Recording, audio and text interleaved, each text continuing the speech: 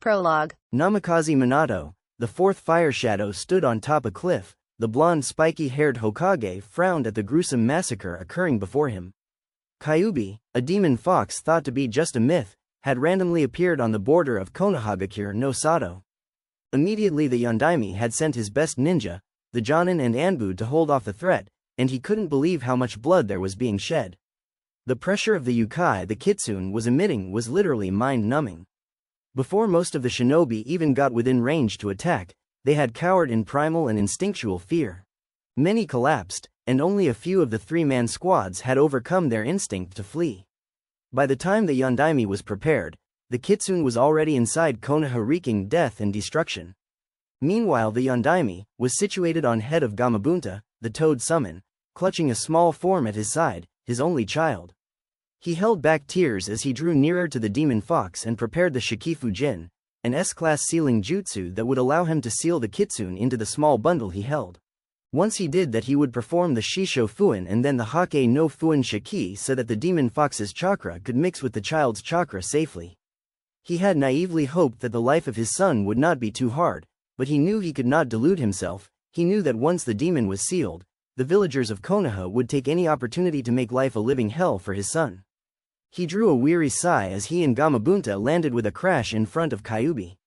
The Fox Lord stared full of menace at the yellow-haired ninja standing before him.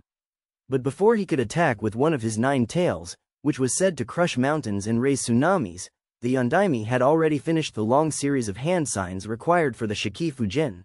With a flash of light, the Shinigami appeared behind the Yondaime and stretched its pale hands toward the demon fox. As much as Kyuubi flailed and struggled, he was dragged into the seal placed on the infant. Minato knew he had triumphed, but before he had his own soul taken away from him for sacrifice, he quickly rushed through the Shisho Fuin and the Hake no Fuin Shiki so that the Kitsune would remain in Naruto safely. With his last few breaths, the fourth fire shadow, Yondaime Hokage, prayed that his son would forgive him of what he had done. Forgive me, Naruto. Chapter 1. Enter Uzumaki Naruto. Malnutrition is the lack of sufficient nutrients to maintain a healthy body. It's caused by an improper or insufficient diet. People who are malnourished lack the nutrients needed for proper health and development.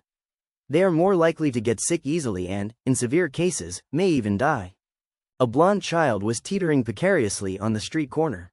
He was presently suffering from mild malnutrition, and his feet barely had the energy to support him. Even though the Sandame tried to get him fed, every time he left him with someone to feed him, he would immediately find himself on the streets. When the Sandame turned his eye to the running of the village, the person responsible for him would immediately neglect him. Consequently, he had spent most of the last year fending for himself. That's why he was currently staring hungrily at a fried dango stall across the street. When the delicious smell of the dango wafted into his nostril, his stomach growled voraciously. He had to have some food or he would faint from hunger. The blonde looked pathetically hungry as he gazed intensely at the fat vendor selling the fried food. He's so fat, he won't miss one stick of dango. Peering back over at the enticing sticks of fried dough, sticky with sugary icing, he almost fainted from the sight. The starving child steeled himself and banished any guilt trying to make surface in his conscience. He crept over to the stall next to the fried dango. The relative peace and silence in Konoha was shattered with a shout. Get back here, you thief! The 8-year-old had silently stolen the dango wrapped in large leaves off the vendor's stall. He would have gotten away with it too, if some weird-looking ninja hadn't started randomly yelling about the unyouthfulness of stealing. The shabbily dressed blonde quickly glanced at the bowl-cut hair and ridiculous eyebrows, said ninja sported, and dashed for a hiding place. Sure, he was weak with hunger, but that same hunger gave him a desperate energy at the sight of dango. His teetering body gave up all the energy it had at the chance to eat some food. He quickly dodged through the crowd outpacing the furious vendor, and stopped to eat his meal for the day. The vendor had been so ignorant he hadn't noticed his missing dango until it was gone. And he had done it in plain sight too. The blonde chuckled, stupid fat ass. Suddenly out of nowhere, the bowl-cut ninja he saw at the stall appeared right in front of him. Holy shit! The young thief yelled as he scrambled back. Usually no one but top-leveled ninja could sneak up on him. Including influence from the Kitsune housed within him, years of stealing from villagers and sneaking away from ninja had already given him exceptional senses. But the bowl-cut shinobi's booming voice soon made him regret his good hearing. Such foul language, it is so unyouthful. The blonde's sweat dropped as he gaped at the ninja standing before him. Aren't ninja supposed to be masters of silence and stealth? He shrugged off that thought and immediately tried to get the loud ninja to shut up. Oi, quiet down, what do you want? He said, glaring at the ridiculous-looking shinobi. You have to return those fried dango or your flames of youth will smolder. My flames of youth, what the hell? I don't know where you got flames of youth from, but I'm not returning anything. I stole these dango fair and square, and if some stupid villager can't keep track of his food, then that's his fault. He flinched. Okay, that came out wrong. Since when do you steal something fair and square? You can't steal fairly, that is unyouthful. The bowl-cut ninja loudly boomed. The blonde just grimaced at how loud the ninja was. Yash, if you return the dango and stoke the fires of your youth, I will buy you anything. He immediately perked up at this. Oi, super brows, is there a limit on the amount? No, because I am so youthful and my flames of youth burn brightly, there is no limit. A foxy, mischievous grin appeared on the 8-year-old's face. He knew exactly where he was going to eat. When they arrived at Ichiraku Ramen, if you didn't guess then you don't deserve to be called a Naruto fan. The blonde asked for the ninja's name. With an eerily bright smile and a thumb up, the ninja boomed out. Yash, my name is Maida Guy, and I am the beautiful green beast of Konoha. Do you have to be so loud? Hi, for I have. Before Guy could finish, the blonde interrupted sarcastically, let me guess, a bright passionate flame of youth? Guy just gaped, and answered in an odd and quiet voice, you read my mind. The 8-year-old gaped at Guy with his shockingly blue eyes and shook his head. Is this guy for real? Whatever, I get a free meal, heh heh. He looked over the counter at the two people running the stall. He had met old man Ichiraku and his daughter Ayame-chan a few months ago. And whenever he filched enough money, either from the Hyuga or Uchiha, he always came to Ichiraku's to eat what he considered Kami's gift to man, ramen. Oi, Ayame-chan, give me 10 miso, 10 chicken, and 10 beef ramen. Naruto decided he would really stuff himself. Who knew when his next good meal would come? Comin' right up, Naruto, Ayame said cheerfully. When Guy heard how much the kid was going to order, he started to weep. How was he to know that with anything concerning ramen the blonde had the biggest and brightest fires of youth?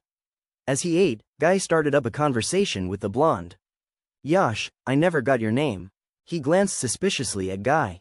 Why do you care? Just as Guy was going to loudly answer, the blonde hastily replied with wide eyes. Don't answer. My name is Uzumaki Naruto. Chapter 2. The beginning of a new life. Last chapter. Yash, I never got your name. Guy declared. Naruto glanced suspiciously at Guy. Why do you care? Just as Guy was going to loudly answer, Naruto hastily replied with wide eyes, don't answer. My name is Uzumaki Naruto. Guy's eyes widened, he had quickly realized who Naruto really was. The Kyuubi vessel, but he calmed himself down. He knew that Naruto couldn't be dangerous. Most of the villagers saw him as the Kyuubi reincarnated, but all he saw was just a malnourished and abused child. He decided that he would get to know Naruto before he judged him. So Naruto, how old are you? Guy asked as Naruto busily inhaled his beef ramen. Naruto gazed at Guy, as if trying to see something in the oddly dressed ninja. He was still suspicious of Maida Guy, even though he had bought him ramen. No one displayed this much interest in him, except for Oji-san, the Sandame Hokage. What can possibly happen if I tell him? I'll be 9 this October. Naruto replied warily. Yash, then you go to the Ninja Academy, right? Naruto stared at Guy reproachfully. I thought ninja had good sight. Guy obviously hadn't noticed how shabbily Naruto was dressed. His shirt looked as if it had gone through a meat grinder from all the beatings the villagers gave him, and his pants weren't much better. Do I look like I go to the academy? What kind of shinobi are you? Naruto was irritated. Yash, I am the taijutsu master, the prideful green beast of Konoha. I shouldn't have asked him that.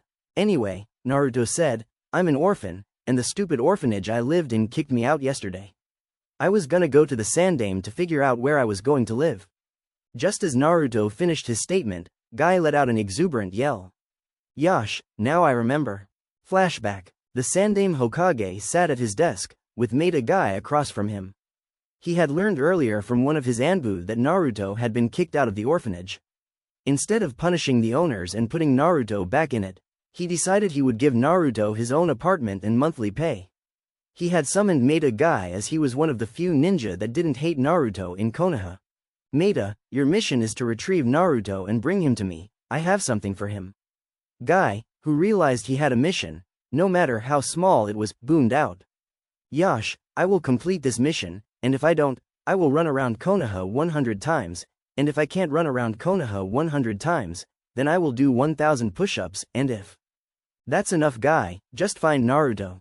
Sarutobi sighed and rubbed his head as Guy bounded out of the office still shouting. Remember what? Naruto said. The Hokage wants to see you, Guy said matter-of-factly. Naruto jumped out of his seat in angry annoyance. How do you forget a mission from the Sandaime? What? How the hell did you forget that?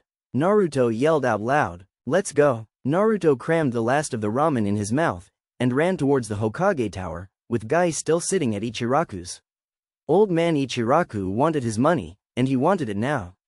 Guy wept as he handed over most of his paycheck for the week. Naruto had ducked around the secretary who tried to catch him as he ran by. He pushed past the big door to the Hokage's office and stepped into the room. Oops. Naruto had interrupted a conversation. The Sandaime was with a man with a shaggy mane of long white hair, dressed in red and green clothing, and red markings on his face.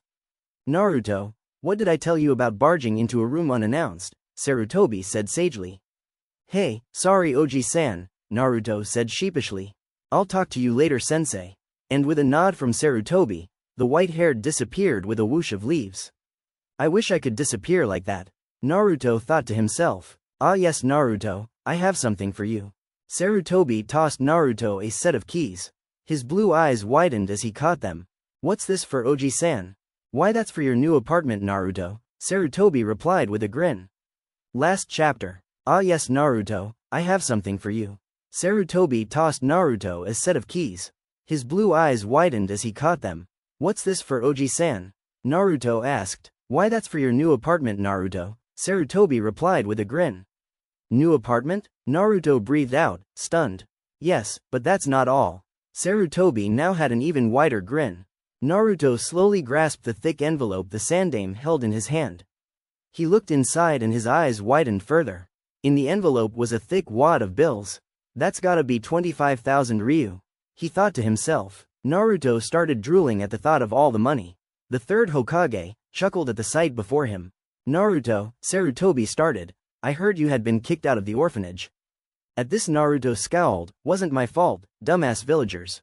The Sandaime sighed. He was tired of all the hate Naruto received. Even though they weren't related, he might as well have.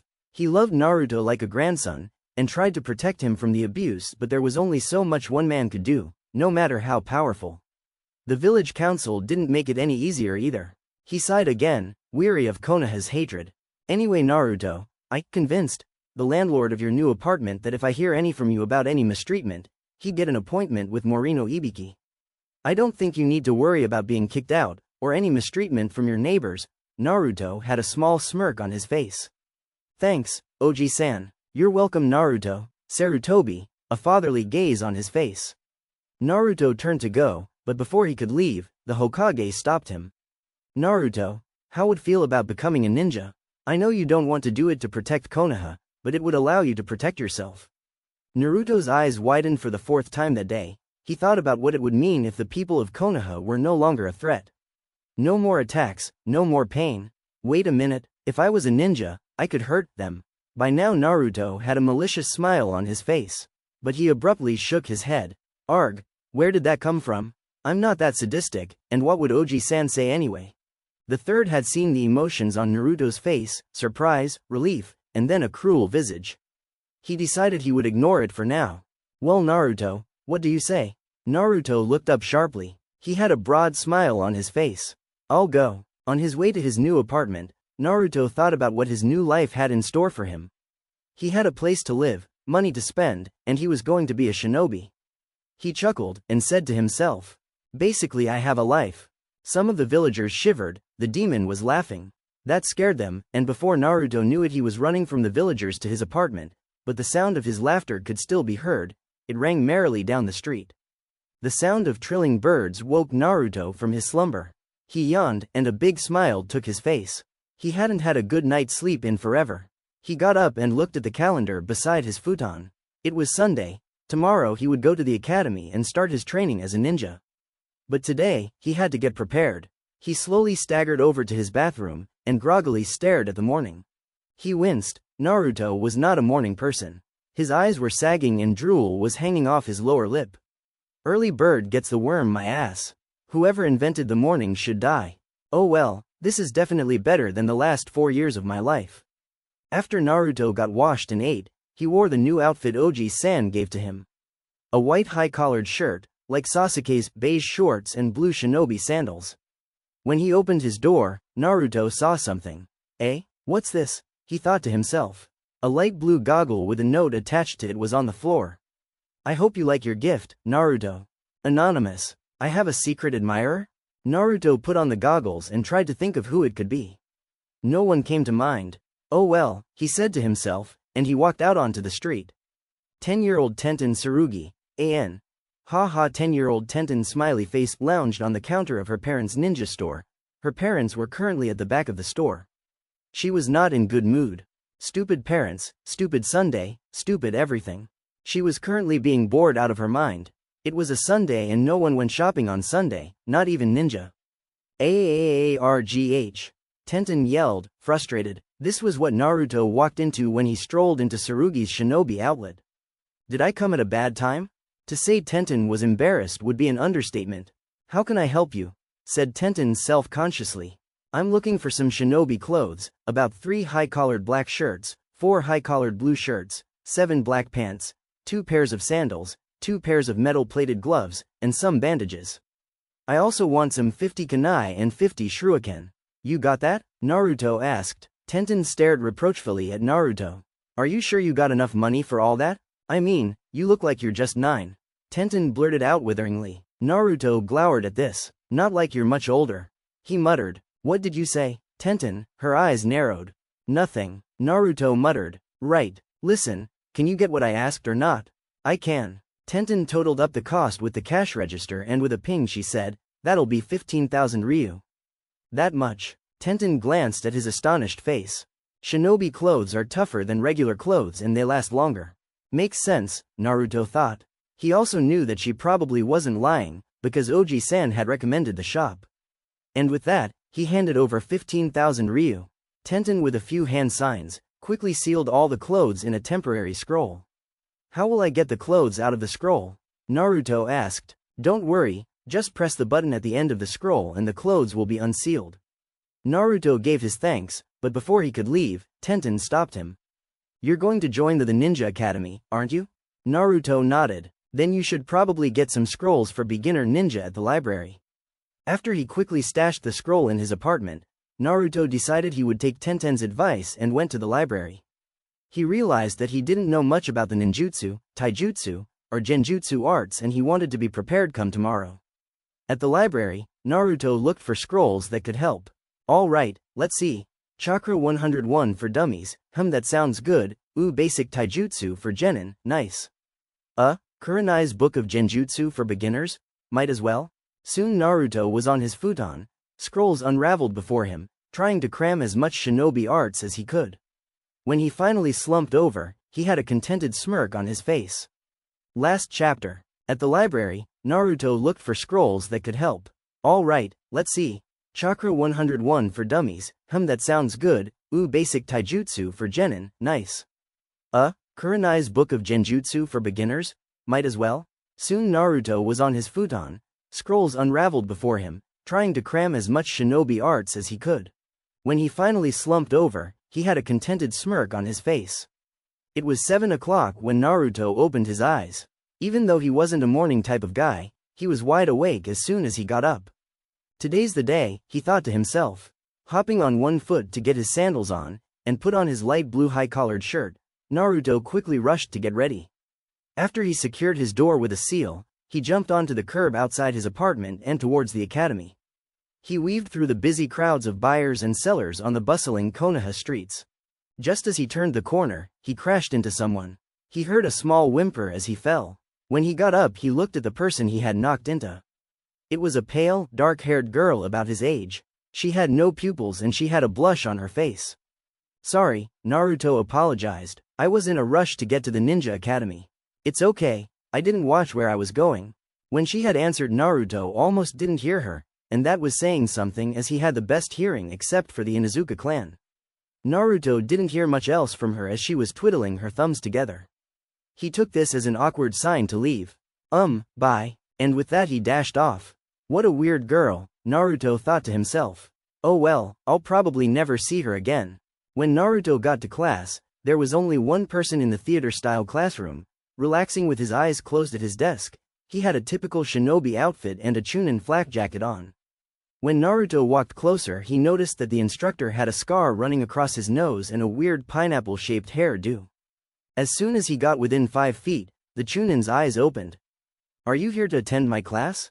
He questioned. Naruto wordlessly nodded, and then handed over the note that Oji-san had given him to give to the pineapple-haired instructor. The Chunin skimmed the paper over and silently motioned for Naruto to choose a seat. Right after Naruto had situated himself at the end of the middle row of bleachers, another kid walked into the room. He had dark black hair and a neutral on his face. He also sported a blue high-collared shirt like Naruto's. Naruto glanced at the other kid as he took a seat on the row below his. He looked serious, he thought. 5 minutes later, a group of 4 boys walked into class. One had dark brown hair, red markings running down his cheek with a feral expression on his face. He wore a gray ski coat on with the white furred hood pulled up, but what really caught Naruto's attention was the white dog parked right on his head. Pets are allowed? Naruto asked himself, surprised. He looked at the Chunin instructor who did nothing, and just shrugged. Whatever. The other kid was also wearing a coat, but you couldn't see anything except for his glasses and dark hair. The third was fat with swirls on his cheek and chomping on some chips. The last boy was frowning and had a bored look on his face, as if he would rather not be here. He also had a pineapple-shaped hair-do like the Chunin instructor. Following the 4 boys were 3 girls, a blonde and a pink-haired girl with a huge forehead, but the last girl was the one that caught his attention. It was the girl he had bumped into earlier. They all sat together in the first row of bleachers. As the last group of kids strolled in, the Chunin slid the doors closed, went to the front of the class and introduced himself. My name, he said in a strict but kind voice, is Amino Iruka, and I will your sensei for 4 years in Konoha's Ninja Academy. When Naruto had dreamed about the academy the night before, he dreamt of practical skills and learning about the shinobi arts physically. But right after everyone in the class introduced themselves, Iruka started the class with lectures about the proper usage of shinobi skills and blah blah blah blah blah. He listened, but he couldn't help but groan when he realized the practical physical stuff would only come later when they were 10. Hinata, the name of the girl in the row below him, giggled shyly at his antics. At least there's a lunch break and recess, he thought to himself, as he ate alone under the tree. The other kids immediately had gathered in groups as soon as recess had started. He and the emo, whose name he found out was Sasuke, were the only ones that ate alone. Naruto was inwardly jealous as he watched the other kids playing at the playground. But he just schooled his expression into a neutral one. Hinata saw Naruto sitting alone at the tree. She had been the one who had sent him the light blue goggles he wore now, and was trying to muster up the courage to talk to him now. But she failed and sadly watched him as he ate his lunch alone. I'm sorry, Naruto-kun. At the end of class, Naruto watched as all the kids were picked up by their parents. He couldn't control his emotions anymore and scowled with envy at the happy sounds the others made as they were carried off by their parents. Iruka noticed Naruto's expression. He had been an orphan all his life because of the Kyuubi rampage 8 years ago, knew what Naruto was feeling despite his neutral expression. He sat down next to Naruto. It hurts, doesn't it? He said gradually. Naruto started quickly. He hadn't noticed Iruka in the midst of his feelings. Naruto looked at his sensei distrustfully. How would you know? He said softly. Iruka knew the pain of being alone, because he had lived without his parents for years. He could recognize the same thing in Naruto's eyes. I would know, he started. Because I lived alone without any family, they were killed trying to defend the village from the Kyuubi. I can see that pain within you, because I had it for a long time, and still do actually. Naruto sighed as he stared at the ground. How do you deal with it? He asked. Iruka smiled. He knew he had broken through Naruto's distrust, albeit slightly. At first, he said, I became the class clown, always seeking attention no matter what type it was. I would do anything to have someone acknowledge me. I'm surprised you didn't do the same. Naruto's eyes narrowed. He stated, I'm too angry at the villagers to want their attention. Why's that? Iruka asked. Looking down at the ground, Naruto informed Iruka about Konoha's mistreatment. For some reason the villagers always glare at me and beat me, and I wish I knew why. Iruka's eyes widened, looking at the 3 whisker marks on Naruto's cheeks. How could he have not realized that he was looking at the Kyuubi's vessel? But he quickly squashed the expression on his face. He knew from the Sandaime that Naruto was only a container, but he decided he would befriend Naruto and see for himself. He had an idea. Naruto, do you want to come to Ichiraku Ramen with me? Naruto hesitated to answer. He was still apprehensive about trusting his sensei, but he didn't want to be alone anymore and decided he would take the leap of faith. Sure. Last chapter. Iruka's eyes widened, looking at the 3 whisker marks on Naruto's cheeks. How could he have not realized that he was looking at the Kyuubi's vessel? But he quickly squashed the expression on his face. He knew from the Sandaime that Naruto was only a container, but he decided he would befriend Naruto and see for himself. He had an idea. Naruto, do you want to come to Ichiraku Ramen with me? Naruto hesitated to answer. He was still apprehensive about trusting his sensei, but he didn't want to be alone anymore and decided he would take the leap of faith. Sure. A month had passed since Naruto chosen to trust Iruka, and he didn't regret his choice. Between the hours in class, at the training fields in Iruka's missions, Naruto and Iruka could be seen slurping noodles together at Ichiraku Ramen. They had developed a sort of father-son relationship and Naruto couldn't be happier. Naruto's friendship had also changed his attitude too. He wasn't as uncaring as he was before, but he was still hesitant to start conversations or talk to people. In fact, the only real friend he had made at the academy was pineapple-haired Nara Shikamaru. He was on a first-name basis with most of the boys, but Shikamaru was the only part of the group of 4 boys he confided his thoughts with. Naruto chuckled as he thought of the Nara. Shikamaru had to be the laziest S.O.B. he had ever met. His idea of a pastime would be lying sprawled on the grass watching clouds. Even though he was so lazy, he and Naruto shared similar traits. They both barely talked except when they had to or when spoken to, and more importantly they both loved shogi, even though the Nara was way better than Naruto. Currently, Naruto was going to Training Field 7 to practice his taijutsu. Usually he would go to class, spend some time with Iruka-sensei, then he would play shogi with Shikamaru and his friends and then practice his chakra control and some taijutsu. But today neither Iruka nor Shikamaru were available, so he decided to train in some basic academy taijutsu routines. When arrived at the field he saw the bowl-cut shinobi he had met the month before. Except this time he had company. The other ninja had silver hair that splayed sideways across the top of his head. Oddly, his head or forehead protector concealed his right eye. He had on typical shinobi clothes with a Jonin flak jacket and a half-face mask on. Presently Guy and the silver-haired ninja were really going at each other with taijutsu. Naruto was amazed. The speeds at which they were hitting and blocking were so swift that Naruto couldn't hope to follow with his eyes. Their limbs looked like blurs as they exchanged hits. Naruto kept watching, enjoying the show. Hatake Kakashi detected Naruto before Guy did. He motioned for Guy to stop. Guy, we have company. Yash, our flame of youth has attracted an audience. Kakashi rolled his left eye at his rival's antics, made a hand seal, and promptly reappeared behind Naruto. To Naruto, it looked like the silver-haired ninja had vanished off the face of the earth. What do you want? Kakashi breathed out behind Naruto. Startled Naruto turned around sharply with wide eyes. How do you do that? Was all Naruto managed to say. That's for me to know and you to find out. Naruto could tell the ninja was amused by the shape of his eyes. They were both closed and crinkled with mirth. Guy interrupted the pair's conversation with a bang. Naruto, what brings your youthful fire to the training fields of Konoha?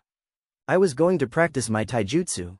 As soon as he saw the look of rapture on Guy's face he knew he should have kept his mouth shut. In the background Kakashi snickered. As Guy's self-proclaimed rival he knew how much Guy loved anything to do with taijutsu. Naruto was lying on his futon trying to bear the fact that his whole body felt like one big ache. The instant Guy had learned that Naruto was interested in taijutsu, he immediately set out to teach him about the finer workings of the art. When he saw how bad the blonde's form was, he made it his life goal to raise Naruto up to his standards.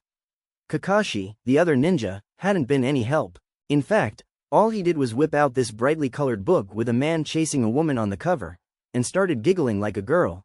It would have been comical to watch if he hadn't been busy with Guy. Naruto recalled the session with Guy painfully. Naruto got into his regular stance and began his taijutsu routine. Guy immediately stopped him with yell. Naruto, your taijutsu is so unyoutful, but do not be ashamed. I, the prideful green beast of Konoha, will help you. Oh, that's okay, really, you don't have to. Naruto said anxiously. He wasn't excited about having Guy for a taijutsu instructor. He's too eccentric, yeah, that's the word. Naruto thought. Nonsense, Guy wouldn't hear of it. Put this gravity belt on and I, the taijutsu master of Konoha, will teach you the art of the Taikyokuken, Grand Ultimate Fist, and the Shirai Fai-to, Lightning Strike Foot. I made up the Shirai Ashi, but the Taikyokuken is an actual style. Whether Naruto wanted to or not, he found himself learning the two martial art styles. At the end of the 5-hour session, Guy sent Naruto off with his gravity belt. Guy energetically explained how the gravity belt was really how he became a taijutsu master. Naruto, this gravity belt is my ultimate fountain of youth. If you wear it and become my student in the way of the Taikyokuken and the Shirai Fai-to, your flame will burn brightly with youth. The only reason Naruto had agreed to become Guy's unofficial student and wear the belt was because he had seen how fast Guy was, and because Guy wouldn't shut up about how bad his taijutsu was. The way Guy fought was powerful yet swift, resilient yet agile. If he could accomplish Guy's level of proficiency when he was older, he'd be one of the best shinobi around. And it's all thanks to the gravity belt. Naruto struggled to look down at his waist and examine the gravity belt Guy had made for him. It was nothing special at first glance, just an ordinary blue cloth belt with attachments where a forehead protector could be placed. But when examined further, he could see an elaborate seal with chakra veins running through the belt. The belt utilized the chakra of the user to weight them down, surrounding them in a coat of dense chakra. The amount of chakra pumped into the belt equaled the power the belt had on the gravity surrounding the user. Right now the belt was at 2 times normal gravity and Naruto felt like shit. What did I get myself into? He had no idea. When Naruto woke up the next day, he felt good, really good. Looks like I got used to the extra gravity. Naruto went through his morning routine, put on his light blue goggles and went out the door. On his way to the academy, he saw Kakashi lying on a tree limb sleeping and chuckled. When he entered the classroom, he was greeted with a nod by Shikamaru and the kid with the feral visage whose name was Inuzuka Kiba. He took a seat next Shikamaru, and they both slept the class away. During the lunch break, recess, he met up with Shikamaru, played some shogi. It was one of the few times he had a remote chance of whining and he had a look of total concentration on his face. Shikamaru sat looking bored across from him and it annoyed him to no end. You're so troublesome, Naruto, you know as well as I do that you can't win this game. Be quiet, Shika. Shikamaru just smirked. After the game, which he lost, he went to train with Guy. But when he arrived there was another kid with him. Who's this super brow sensei? Yash, Naruto is here. Lee, meet Naruto. Naruto, meet Lee. Guy answered. Naruto looked at Lee. He had bushy eyebrows like Guy and eyes like Guy too. In fact, Guy and Lee looked similar enough to be related. Are you two related? I wish that were so, but no, Lee is not related. At this statement Lee was touched. Guy-sensei, you really wish that we were related? Yes, Lee. Guy-sensei. Lee. Guy-sensei. Lee. A sunset with crashing surfs on a rocky beach suddenly appeared behind them. They cried and embraced each other.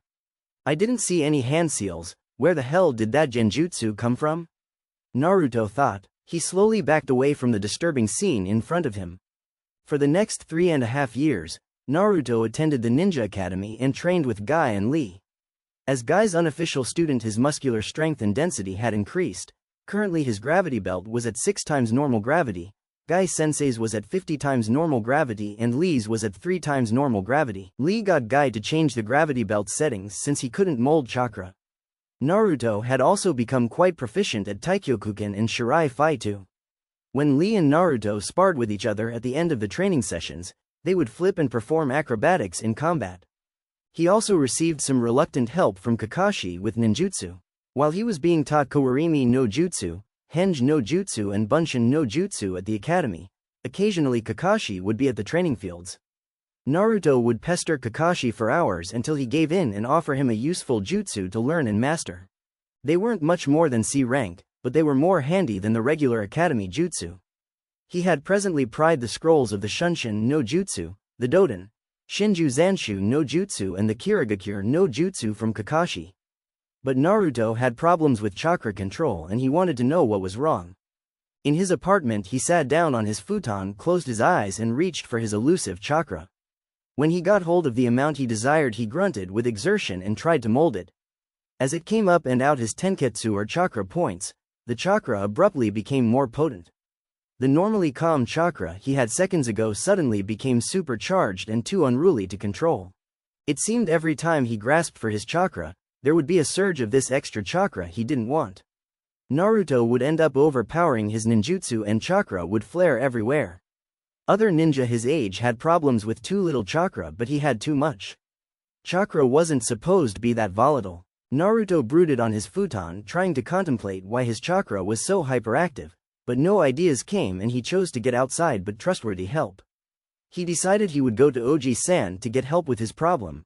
Iruka-sensei was out on a mission. Naruto leapt across the rooftops, towards the Hokage tower. He knew if anyone could help him with his chakra system it would be Oji-san. He weaved past the Chunin secretary and bust through the door. Like many times before, when Naruto busted through the big doors to the Hokage's office, he interrupted a conversation. The Sandaime was with the Jiraiya, the same man he had seen years before. He still possessed a shaggy mane of long white hair, and the red and green clothing, with red markings on his face. Naruto, what did I tell you about barging into a room unannounced? Hey, sorry Oji-san, Naruto said sheepishly. Whoa, déjà vu, Naruto recalled this same scene 4 years ago. Sensei, does this happen all the time? Jiraiya had spoken up in a deep mocking voice. Sarutobi chuckled, only with Naruto. Oji-san, Naruto started, there's something wrong with my chakra. The Sandaime and Jiraiya both tensed at this. What's wrong Naruto? Anytime I reach into my chakra coils for chakra, I get more than I need. It feels as if my chakra is too powerful to control. Jiraiya and Sarutobi glanced nervously at each other. Jiraiya swore silently to himself. I knew this day would come. Last time, Oji-san, Naruto started, there's something wrong with my chakra. The Sandaime and Jiraiya both tensed at this. What's wrong Naruto? Anytime I reach into my chakra coils for chakra, I get more than I need. It feels as if my chakra is too powerful to control. Jiraiya and Sarutobi glanced nervously at each other. I knew this day would come. Jiraiya muttered, Konohagakure no Sado, the village hidden in the leaves, is one of the 5 great ninja villages. Although Konoha has been peaceful for the past decade, it continues to be one of the most powerful villages in existence, with an overall ninja population much greater than that of any other village, and therefore has vast military power and prestige. As such, it is one of 5 villages with a Kage as its leader. Konoha's Kage is known as the Hokage. On a rock mountain overlooking the villages, the faces of every Hokage are carved into the precipice. Konoha has had 5 Hokages since the Shodem Hokage founded the village 60 years before Naruto was born. The Hokages are the strongest shinobi of Konoha, and they also act as the leaders of the village. Of Konoha's Hokage, the Sandaime Hokage was one of the most skillful in terms of ninjutsu. The third was called, the Professor, due to his vast knowledge of ninjutsu, reported to knowing all the jutsu within Konoha. Due to the long life he has lived, the third serves as a fount of wisdom for all, passing on the experience he has learned to the next generation. As Hokage he has also acquired a habit of attempting to end things peacefully, and does what he can to avoid bloodshed amongst his allies and his enemies. The third is one of the few people who see Naruto Uzumaki as more than the container of the demon fox, and as such becomes someone that Naruto truly admires. At the present, all of that seemed useless to Sarutobi. Even though the Sandaime was overflowing with knowledge and experience, he struggled to find way to tell Naruto what was in his mind. With a methodical and drawn-out start he explained to Naruto why his chakra control was problematic. After he sealed the sound to stay within the office, he started with a description of the Kyuubi no Kitsune. Throughout the history of the hidden shinobi villages, nothing struck more terror or panic as the 9 elemental Biju. The 9 Biju or tailed beasts are massive demons, each of which was of similar size to Gamabunta, who has a height of at least 100 meters. They each have a different number of tails, with 1 being the weakest, 9 being the strongest, and each is a different type of creature. Compared to humans, the tailed beasts possess a massive amount of chakra, and with their chakra alone they could kill. The weakest of Biju, Shukaku, the one-tailed tanuki, possessed a chakra level several times that of any human. But one Biju had the most. In fact, this being had more chakra than the 8 under it combined. The 9-tailed fox's chakra was practically limitless. With its colossal killing intent, it put fear in both humans and demons alike. No one in the elementals was as powerful or dreaded as the Kyubi no Kitsune. The 9-tailed demon fox was a truly powerful beast. A single swipe of one of its 9 tails could raise tsunamis and crush mountains. One day the demon fox attacked Konohagakure. No one in the village knew why it attacked our peaceful village. But our ninja knew only one thing: their home and families were being threatened, and they rushed to protect the village. It was all for naught, however. The demon had near immeasurable chakra and incredible strength. Most of the shinobi who defended the village against the fox were annihilated. But there was still hope. The Yondaime Hokage, Konoha's yellow flash, had a plan. The 4th defeated the demon away, saving Konoha from imminent destruction. But such heroics weren't without a price, and the Yondaime sacrificed his own life to do so. Naruto looked at the Sandaime, very confused. I don't understand, Oji-san. I've already heard this from Iruka-sensei. I know you have, Naruto. I was the one who made that story up. Made it up? What do you mean, Oji-san? Exactly what I said, Naruto. The tale you know now is a fabrication, a lie. A lie? Yes, Naruto. Do you really think a demon like the Kyubi no Kitsune, one with almost limitless chakra and godly strength, could be conquered by one man, no matter how strong? Well, not really. Naruto started. But why would you lie, Oji-san? I lied for a certain someone, a Jinchuriki. Sarutobi paused at this statement, looking hard at Naruto. Hey? Naruto balked. What's a Jinchuriki? Jiraiya chose to interrupt their dialogue with a rumbling but kind voice. Those within whom a tailed beast has been sealed within are called Jinchuriki, or simply hosts, and they demonstrate exceptional powers. During the Great Shinobi Wars, each country's hidden village tried to make use of the tailed beasts for military purposes, and competed for them. However, no one was ever able to truly bring the tailed beasts under control, with the Jinchuriki being only a marginal success. Naruto exchanged glances between Jiraiya and the Sandaime. Why are you telling me all this? What does it have to do with my chakra? It has almost everything to do with your chakra, said Jiraiya. Jiraiya gazed intently into Naruto's eyes.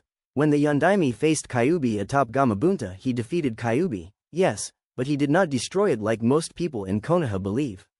He instead did the only thing he could. He sealed the demon away in a host, a newborn child. At first Naruto had wanted to ask who that child was, but he already knew the answer.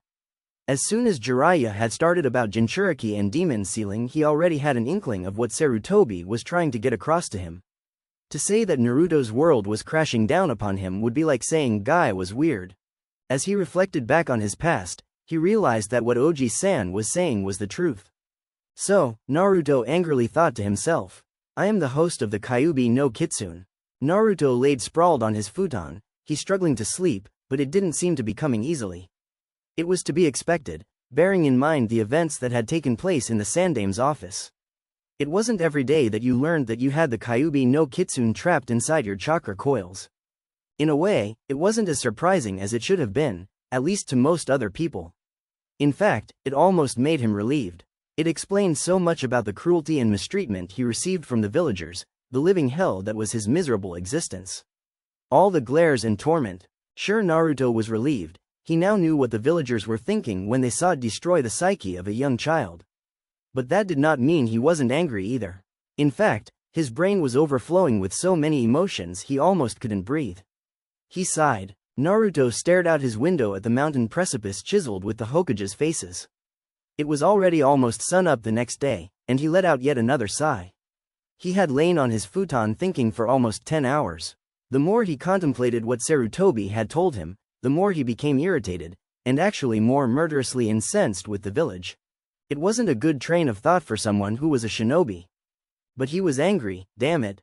Seething, fuming, and gnashing his teeth, so angry. He couldn't believe the village knew that he was the Kyubi's vessel. They knew that the Kyubi was sealed into Naruto, that he wasn't the Kitsune reincarnated. Yet they still treated him like trash. No, they treated him worse than trash. When people take out the garbage, they wrap it up and process it, and sometimes it's recycled. What Konoha did was worse. They would spit on him as they hammered him to the ground. Thrusting away that train of thought, Naruto focused on the conversation he had with Oji-san. The meeting with Sarutobi and Jiraiya hadn't been all that bad, at least after he had grudgingly accepted what they told him. Flashback. Jiraiya and the Sandaime stared long and hard at Naruto. Sarutobi walked up and gave Naruto a hug. It seemed like the best thing to do when he saw Naruto's eyes filling up. Oji-san, Naruto sobbed out. Is it true? Am I really a Jinchuriki? Yes, Naruto. But know one thing, me, Iruka and Jiraiya see you as Uzumaki Naruto of Konohagakure no Sato, the village hidden in the leaves. And don't you ever forget that. Sarutobi looked down at Naruto. Do you understand? Naruto's damp eyes widened. He hadn't realized that Iruka-sensei was an adult and therefore knew the truth about Kyuubi. But then, an emotional smile graced his face. Iruka-sensei knew but didn't care. Sarutobi saw that his consoling had worked. Naruto, you said you had a problem with your chakra. I want you to meet Jiraiya at Training Field 7 tomorrow morning at 8:30. He'll know how to best fix you up. Naruto looked up at his Oji-san. Can I trust Jiraiya-san? Jiraiya had a smile on his face. Am I trustworthy? Gaki, I'm one of the old man's students. When Naruto looked questioningly at the Hokage, Sarutobi nodded reassuringly. I would trust him with both our lives. Naruto sighed again. The more and more he thought about it, the fewer reasons there were for him to even be in Konoha, let alone being a shinobi, except for what Oji-san had reminded him of. But he knew he wouldn't leave even if he hadn't been reminded. First of all, he couldn't leave Iruka-sensei. His bond with the pineapple-headed Chunin was almost relational. What's more, his training with Guy was too good to pass up, even if Guy was strange. Although he wouldn't leave the village and would remain a ninja, that didn't necessarily mean that he would fight to protect the village though. There was no real reason for him to protect anyone older than 18 in Konoha. No, instead he would become a ninja to protect his precious people or kids of his generation. His precious people included the Sandaime, followed closely by old man Ichiraku and his daughter, Iruka, and followed very, very distantly by Guy and Lee. They were just too strange. Naruto glanced at his alarm clock. It was almost 5 in the morning now, and in 3.5 hours he would be with Jiraiya at the training fields. He needed sleep, and he needed it badly. He had to be clear-headed enough to mold his chakra for Jiraiya when he asked. Naruto thought about the meeting he would have with the Sannin later. He tried to think of what Jiraiya would ask him to do and how he'd fix him up, but drew blank. He also tried to sleep again, but that didn't work either. Naruto remembered once something Iruka-sensei had said about meditating at Ichiraku Ramen. I find that if I can't sleep, meditating usually does the trick. If he couldn't find sleep, then maybe meditation would. He sat up and positioned himself with his legs tucked into each other. He shut his eyelids and began to breathe in and out. All he knew was that you had to close your eyes and do something like centering yourself, or calming yourself, or whatever. Naruto had absolutely no idea what the hell that meant. Iruka-sensei hadn't really explained meditation well. For about 30 minutes Naruto sat there trying to find his center. He tried humming, he had seen monks do the same on TV. But he ended up just feeling like an idiot. Then Naruto had an idea. Maybe he could push his chakra through his tenketsu, not mold it but circulate it through his coils. As he felt the chakra flow through his system, he started to feel calmer and his turmoiled mind became more tranquil. His train of thought was interrupted with a flash of red chakra coming from his stomach. Before he could even shout out in surprise, a burst of pain like he had never felt before erupted from his brain. And Naruto was used to pain, either from the villagers or Guy. But it felt like someone had implanted a magnet in his brain and thousands of searing hot metal senbon needles were trying to penetrate it. With a whimper, Naruto passed out on his futon and into blessed comatose. Chapter 7. The Kyuubi no Kitsune. Last chapter. His train of thought was interrupted with a flash of red chakra coming from his stomach. Before he could even shout out in surprise, a burst of pain like he had never felt before erupted from his brain, and Naruto was used to pain, either from the villagers or Guy. But it felt like some had implanted a magnet in his brain and thousands of searing hot metal senbon needles were trying to penetrate through his brain. With a whimper, Naruto passed out on his futon and into blessed comatose. When Naruto came to, the first thing that came to his mind was how wet he was. In fact, his whole body was soaked. Why the hell am I drenched? Naruto opened his eyes and gazed wearily at his surroundings. The after effects of the pain he had felt made his body ache with soreness. He was currently lying on a rock smoothed by the sea foam, with waves colliding in front of him. When he realized where he was, his face was gob-smacked. He was lying on a beach. He flinched as the spray from the surf crashed onto his face. Naruto slowly got up with a grunt. He looked around trying to get his bearings. I'm definitely not in Konoha. Naruto was right, in fact too right. Although he didn't know it, he wasn't even in the same dimension. Naruto leapt off the slick wet boulder and fell as he attempted to land on his own feet. Naruto lay on the sand, hot from the sweltering sun, cursing his tired limbs. He decided he would wait for a bit. When he deemed himself ready, he tried to get up. It was hard, but he finally teetered to his feet. Naruto turned to face the large body of water behind him. He gazed at the ocean and saw that it went all the way around and behind his line of sight. It looked as if the place was surrounded by ocean, so he guessed that it was an island. Both wonder and confusion racked his mind. He had been meditating on his futon and now he was on an island in what looked like the middle of nowhere. Suddenly a deep cavernous voice echoed in his head. It sounded ancient and arcane, resonant with years of experience, but it also sounded amused, as if Naruto's presence was humorous. It called to Naruto, beckoning. Come my little Jinchuriki, follow my voice to the center of this island, and you shall find what you seek. Find what I seek? By now Naruto was very perplexed.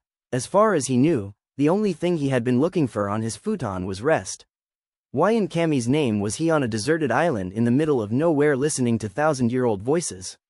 The one had heard sure wasn't young and it didn't come from a human either. Even though the language was human, its tone was feral and the ambience was bestial. It made him want to cower and hide, not draw closer. Naruto's head perked up. He had heard the voice again, and this time it wasn't as amused as before. Follow my voice, human? Alright, I'm coming. Naruto yelled out loud. No need to be so irritable, he muttered. I heard that, human. Naruto just rolled his eyes and set off towards the tropical forest in center of the small island. When Naruto stepped towards the undergrowth, he peered at the thick foliage. It looked impassable. The plants grew so close together, he didn't see how he could get through. Just as he was about to complain to the voice in his head, Lol. Naruto is crazy. The foliage separated. An earthy path emerged from the ground and led inside the dense rainforest. Tally-ho, Naruto said to himself, and with that he stepped onto the trail and towards the center of the forest. Naruto was sweating buckets by the time 5 minutes had passed. Even though it wasn't much warmer than Fire Country, it was so humid. He could see the steam rising off the green ferns and the vibrant petals on the ground. Naruto trudged on, wary of animals that might attack, but they seemed to be keeping their distance. Naruto raised his head and looked up at the sky, or not. He couldn't even see the sky, it was blocked by the broad tree leaves. Naruto moved on. After an hour of walking, there was finally a clearing in his sight. Naruto was surprised when he saw what was in the clearing. It was a cave, or at least the opening. Enter, Uzumaki. It was the voice again. This was getting absurd to Naruto. He was listening to who knows what in his head. Oji-san had told him to never listen to strangers, and the voice in his head definitely went into the category of strange things. Why am I doing this? The voice answered back, and instead of his head it came from the cave. You have no choice, Uzumaki. If you don't do what I say you will not find your way home. Yeah, I hear you. Naruto had to admit that the voice was right. With a grudging sigh, he stepped into the dark cavern. The water off stalactites dripped around Naruto as he strolled through the cool, dank cavern. Even though the cave was pretty large, it only led in one direction. Naruto peered at the ground. There was a peculiar mist swirling around his legs. That was another thing to add to his long list of odd stuff. Naruto just shook his head and moved on. The mist started to rise and get thicker and thicker. He swished his arms, trying to see in front of him. When the mist finally parted, what he saw nearly made him faint. An enormous fox was staring intently at him. It had shimmering red fur the color of blood. When he looked at its mouth, Naruto couldn't tell whether it was grinning or just growling at him. He could see the glaringly white teeth in neat rows along the fox's jaw. Naruto just stood there. His mind was telling him to run as fast as he could, but his muscles were frozen with fear. The kitsune's malicious smile widened. Naruto gazed at his red eyes and then shuddered, afraid and bewitched by the demon's eyes at the same time. After what seemed a lifetime of the two just staring, the frightening visage broke the stalemate and began laughing. It was a deep, bellowing laugh that was utterly the most malevolent thing Naruto had ever heard, and yet it suggested a mischievous and jesting tone to it that was quite hard to ignore. Naruto was petrified, to say the least. He was about to voice his bewilderment to the giant kitsune, when the fox interrupted. Its voice was deep and it shook the foundations of the cave. The look on your face was absolutely priceless, kid. I haven't seen a look like that on anyone's face for a long time. Naruto was even more puzzled, if that was possible, and was about to speak up, when he was interrupted, for the second time. The fox had no mirth in his voice this time, however, and its tone was now all business. So, we finally meet Uzumaki. No doubt you're wondering just where the hell you are, WHOIAM, and why you are here. I will answer your questions and more. I am the Kyuubi no Kitsune, the nine-tailed fox, and the island and the surrounding ocean is the physical representation of your mind. Here, the fox halted briefly in reflection. Naruto waited for quite some time and allowed the first bit of information to sink in. He was talking to the Kyuubi no Kitsune. What's more, he was somehow physically within his own mind. It didn't make a tremendous amount of sense, but he couldn't really chalk it up to being some sort of nightmare or anything, so, for the moment, he accepted, the fox said. Naruto waited for the fox to begin again, but when it seemed as though no explanation was forthcoming, he decided to take the initiative, and this time, he was not going to be interrupted. Well, aren't you going to explain further? How the hell is my mind an island? Naruto gave the fox his best withering glare, but against something that stunk of malevolence like this, it didn't really do much. Not to mention the fact that the fox looked even more amused than he did before. Impatient, aren't we? Then again, when you have the non-existent life of a human, I suppose that you would be. I would not worry, Uzumaki. Although you're talking to me in here, the time that is passing out there in the real world is going significantly more slowly than it is in here. After all, even though you may be a stupid human, the mind does move faster than the body. Simply put, now that you actually know of my existence, it's time that both you and I attempt to make the best of our parasitic relationship. After a few moments of pondering what the Kyuubi just said, Naruto's eyes widened. Hey, who the hell are you calling a parasite? You think I chose to be a... Before Naruto could finish, Kyuubi bellowed with a rumbling boom. You would do well to not interrupt me, Uzumaki. Naruto gulped. The Kyuubi's voice was resonant with killing intent, and it washed over him like a tsunami. After a moment of tension, the Kyuubi continued with a relatively much gentler tone. I know that you are a Jinchuriki. I know you did not choose to be one either, but when you speak to me, it shall be with respect. Do you understand me, Uzumaki? With wide, fearful eyes, Naruto just nodded. Now where was I? Ah, yes, the matter of your mind. You see, Uzumaki, my chakra, unlike yours, has many uses other than sustaining life or destroying it. No, my chakra, as unruly as it is, can make its own dimensions. While in your mind, I realized I could shape and fashion it however I pleased. As long as I did not add or take away from it, your mind was mine to tinker with. At this, Naruto was very alarmed. A demon was tinkering with his mind. What the hell did you do to my mind? Your mind is the same as it has always been, but its physical representation in this dimension can be changed. I did not change the way you think or how you act. You are anxious for nothing, Uzumaki. Even with the reassurance from Kyuubi, Naruto did not like that his mind was being tampered with. Damn it, his mind was his to do with. He bristled at the thought that an ancient demon was manipulating it. But he decided he would hold his tongue for now. If there were any side effects, he would undo it, with respect or with insolence. After Naruto thought about what Kyuubi had explained, he spoke up. Why exactly am I here? Simply put, I brought you here because your control of chakra is pathetic. You are a disgrace to shinobi, and more importantly, you are a disgrace to me as a host. I will not have my Jinchuriki be killed because of his incompetence. You may have acceptable taijutsu, but without my standard of chakra control, you are a sad excuse for a ninja. In all his 12 years, Naruto had never been so shot down in his life. Sure, the villagers abused him, but that was because they hated him. The Kyuubi didn't hate him, at least he didn't think so, and that made the insults so much more painful. No one who didn't hate him completely had verbally abused him like the Kyuubi had done. Naruto's raging emotions then changed from pain to anger. What did the demon fox know about him and his life? From birth, his life had been a living hell, and only up until the last 4 years had it gradually gotten better. In his foolish but righteous fury, Naruto looked defiantly at Kyuubi and with a breath of air started a retort. But before a word came out, The Kyuubi interrupted him for the 5th time.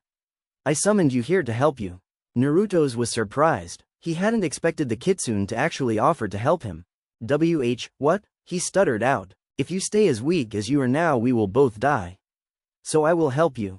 By the time I am done with you, you will be up to my standards. Naruto stood there struggling to decide what he should do. Other than Oji-san's warning, something told him if he accepted the kitsune's off, his life would be changed beyond his imagination. It was nerve-wracking, really. He had 2 choices, either accept help from Kyuubi or remain a mediocre shinobi. With determined look at Kyuubi, he answered, What do I have to do? You have made a wise choice, Uzumaki, but for now you do nothing. For the first half of your assistance from me, I will actually change the makeup of your DNA. I will change your blood from 100% human to 80% human and 20% demon. Naruto's sore eyes widened for what seemed like the 100th time. Kyuubi just kept dishing out these surprises. When he had accepted help from Kyuubi, he didn't know it would be at the molecular scale. He would become part demon. Seeing Naruto's reluctance, Kyuubi explained what would happen to him. Do not be fearful, Uzumaki. Even though part of your blood shall be demonic in nature, your overall personality and psyche will be mostly human. You will receive many benefits if you accept my help and no foreseeable liabilities. Your senses will increase 10-fold, your strength will increase 2-fold, your reflexes and reaction time will increase too. The only physical change that will occur will be minimal and no one will notice them. But the most important side effect of the transformation will be increased chakra control. All the things Kyuubi had said intrigued Naruto, but he had been waiting to get to this part. How exactly will changing my blood give me better chakra control? You start to see sense, Uzumaki. My chakra is inside you, yes? Yes. The seal the Yondaime placed on you leaks my chakra into yours. You have bad control of your chakra because it is infused with mine. First of all, it is hard to control 2 chakra at once, and if the second is demonic in nature, it is all but impossible for a human. This is where I come in, Uzumaki. I will take your skeletal structure and instead of it producing normal blood, I will infuse my chakra into the bone marrow, which will make your bones slightly demonic. Therefore, instead of making regular human blood, your bones will make the 20% demonic blood that will be diluted through your system. Your slightly demonic chakra will then recognize that you are part demon and it will obey you. Huh? Was all Naruto could say. Are all humans this clueless? Simply put, Uzumaki, I will make your bones slightly demonic so that instead of producing normal blood, they will produce some my blood. Because you have my blood, your chakra control will increase. Naruto reeled at the implications of what Kyuubi had just said. Super strength, super senses and reflexes were what most shinobi could only dream of. But the best of all would be that his chakra would actually do what he wanted. Just as he was about to accept the kitsune's deal, a scary thought crashed into his brain. The Kyuubi said that his bones would produce some of his blood, and some of that blood would be coursing through his veins. If he accepted the deal, he would literally become the Kyuubi no Kitsune's great-grandson. I see you have found the subtle repercussion of your transformation. Is it really that bad, Uzumaki? Or are you just afraid? Without this help you shall remain mediocre or at best become like your freakish taijutsu instructor. Naruto shuddered at the thought of becoming anything like Guy in the future. He decided that he would accept the Kyuubi's help. I accept your help, Kyuubi. You have chosen well, Uzumaki, we will meet again. Then the Kyuubi simply sat back and let forth a booming chuckle within the cave as Naruto exited the Kyuubi's chamber and blacked out, until sleep claimed him once again. You are in for the biggest surprise of your life, my little Jinchuriki. Kyuubi let loose another chuckle and proceeded to work on Naruto's body. As Naruto slept, he did not notice the faint but shimmering red glow around his body. He did not notice that the flickering red chakra was shaping and lengthening his body, and he especially did not notice the workings of the Kyuubi on his blood. In his sleep, he did not sense the red masses of chakra burgeoning from the seal on his stomach to all the bones in his body. The red mass surrounded his skeleton and started to suck the human chakra out of them like a leech. After the red mass was done, it quivered and then started to infuse into the bones, suffusing it with demonic power. By the time the process was done, the bones in Naruto, instead of pumping out blue human blood, they pumped out red demonic blood. This demonic blood rushed through Naruto's circulatory system, changing the nature of his body. His organs became durable and resilient, his muscles expanded and became stronger, denser. When the demonic blood rushed into Naruto's head, his eyes, nose and ears changed. His eyes became slightly enlarged, The two orbs gently shuddered, not used to the demonic blood they were receiving. His eardrums also became slightly larger to catch more sound, his nose more sensitive. When Naruto woke up, he'd be in for quite a shock. Last chapter. As Naruto slept, he did not notice the faint but shimmering red glow around his body. He did not notice that the flickering red chakra was shaping and lengthening his body, and he especially did not notice the workings of the Kyuubi on his blood. In his sleep, he did not sense the red masses of chakra burgeoning from the seal on his stomach to his arms and feet. The red mass surrounded those bones and started to suck the human chakra out of them like a leech. After the red mass was done, it quivered and then started to infuse into the bones, suffusing it with demonic power. By the time the process was done, the bones in Naruto, instead of pumping out blue human blood, they pumped out red demonic blood. This demonic blood rushed through Naruto's circulatory system, changing the nature of his body. His organs became durable and resilient, his muscles expanded and became stronger, denser. When the demonic blood rushed into Naruto's head, his eyes, nose and ears changed. His eyes became slightly enlarged, the two orbs gently shuddered, not used to the demonic blood they were receiving. His eardrums also became slightly larger to catch more sound, his nose more sensitive. When Naruto woke up, he'd be in for quite a shock. When Naruto woke up the next day, it wasn't his loud alarm clock that woke him up. Funnily enough, it was gravity. With a thump, he rolled off his futon and smack into his hard wooden floor. With groan, he got up and looked around, and he actually fell again doing it. Everything was so sharp and focused. It felt like his eyes were on high definition. Before, when he looked at the floor, all he saw was, well, wood. But now he could see each and every single grain that made up the planks of oak. He closed his eyelids and shook his head, not believing his eyes. Naruto sat up and went about his normal daily ritual in his room. He gathered the things he needed for his shower and started to walk towards his bathroom, but then stopped again. When he glanced at the ground, he noticed that it was farther away. He had definitely gotten taller. Naruto had always been short, but now he could see he had grown several inches. He was now above average height. It wasn't a big difference, maybe 4.5 inches in total, but it was noticeable, especially in one night. This made him feel giddy. At the academy, he had always been the topic of jokes about height, but now he was as tall as Shikamaru. A grin appeared on his face. A guy could get used to this. As he finally trudged up to his mirror to brush his teeth, he did a double take. There was something wrong with his appearance.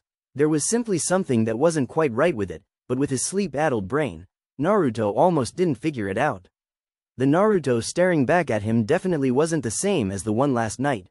To start off with, his eyes were different. It was a subtle change, but to Naruto it was unmistakable. Instead of the babyish sky-blue eyes he'd always had, it was distinctive. The color of his iris was still blue, but it was tinged with a violent purple that swam around his eyes. It made his eyes appear colder with an icy hard edge. Naruto liked it, it made him look tougher. But when he stared at the rest of his face, he almost choked. The whisker marks he'd had as long as he could remember on his cheeks were fading. They were still there, but they were definitely not as prominent as they were before. They now looked like scars that were slowly healing. After he got over the fact that his whisker marks were going away, Naruto decided that he didn't mind. The marks had always made the villagers angrier, if anything. Naruto stepped into the shower and undressed, but then he noticed his muscles. They definitely weren't that big yesterday. He wasn't burly or anything like that, but his muscles now felt as dense as steel. He was now more than awake at this. He shook his head while stepping out of the shower and quickly dried himself off, and then positioned himself in front of the sink to brush his teeth and examine his face for any more surprises. Compared to the other changes, these were minor. His ears were slightly pointier, but nothing noticeable by others. His canines were bigger and more feral and, wait. Naruto tilted his head to his side. What was that incessant noise? He perked his ears and tried to make something of the sound. It sounded like swishing water and knocking pipes. It was his plumbing. Naruto just chuckled. That's just great, I can hear my plumbing, he thought ruefully. Naruto just sighed and finished his morning ritual of brushing his teeth. Just as he was about to go out the door, the memory of what he was supposed to be doing had come crashing into his brain. Naruto anxiously looked at the clock next to his door and his eyes widened. Crap, it's almost 8:25 a.m. I need to be there in like 5 minutes? Oh man. Naruto hurriedly went to fish his attire out of his drawer of clean clothing, when, with a groan, he realized that his normal clothes were not going to fit him. They were already almost too short for him as it was, and with this newest growth spurt, it would be like putting on a damned wetsuit. He threw open his drawers and closet, desperately looking for something, anything that would fit him. When he opened his drawer, he realized how lucky it was that the Sandame had decided to get clothes a size too large for his last birthday.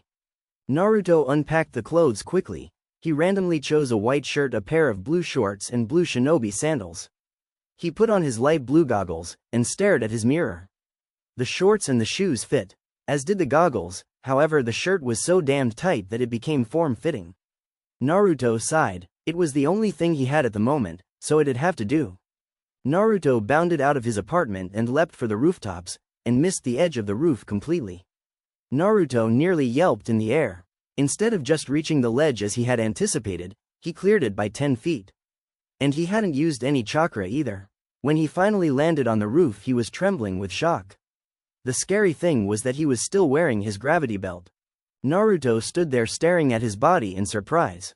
What the hell was that? I have super muscles now? When Naruto realized how incredibly useful his newfound power was, he almost leapt for joy, but stopped himself. He didn't want to be 25 feet in the air again. Naruto took a deep breath, and then released it. He stared ahead at the rooftops ahead of him. His face portrayed how determined he was to control himself. With eyes furrowed, he put his right foot in front of him, tensed his muscles, and with dizzying speed leapt off his rooftop to the next. This is crazy. That was the only word Naruto could describe his movements. Everything he saw was so crisp and focused when he leapt from building to building. He hardly needed to take a step to balance himself after jumping. With one touch on a roof, his leg muscles would contract and rocket him to the next. His leaps were long but precise. He could now clear 2 buildings without chakra. The new and improved Uzumaki Naruto bounded from rooftop to rooftop, utterly oblivious to the stares of hatred from the villagers. Today, the glares of hatred could not bring him down. He felt like true a shinobi. He was able to move more easily, think more clearly, and he felt alive. The exhilaration alone nearly made him high. Life could not get any better. Naruto had made record time to the training fields. From his home to the academy grounds, it took him the necessary 5 minutes at a hard pace to reach his destination. But he would have never been able to make it without his new improvements. He landed deftly on the edge of the training fields, and began a leisurely pace towards training ground 7. Jiraiya was one of the legendary Sannin. In his prime, the only other people as strong as him were his 2 other teammates. Because of the 3's exemplary skills, they are known as the legendary 3 ninja, or simply the Sannin, while Jiraiya himself was known as the Toad Hermit.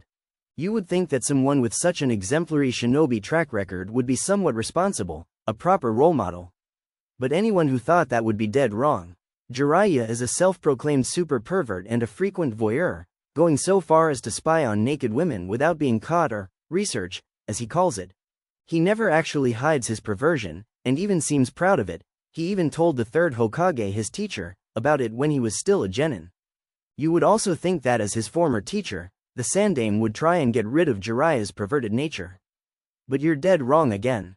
That's right, the professor, the 3rd Hokage of Konohagakure no Sato, is a pervert too.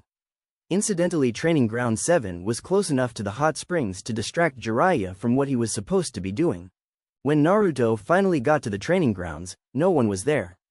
He looked all around him, he sniffed at the air, but got nothing. Naruto stood there feeling like an idiot for being stood up. But wait, Naruto heard giggling sounds a few yards away. He stalked closer to it, trying desperately not to alert anyone. What he saw when he got close enough annoyed him to no end. Jiraiya, a legendary Sannin, was crouched next a small hole just big enough for one eye to peep at the female side of the hot springs, and he was giggling.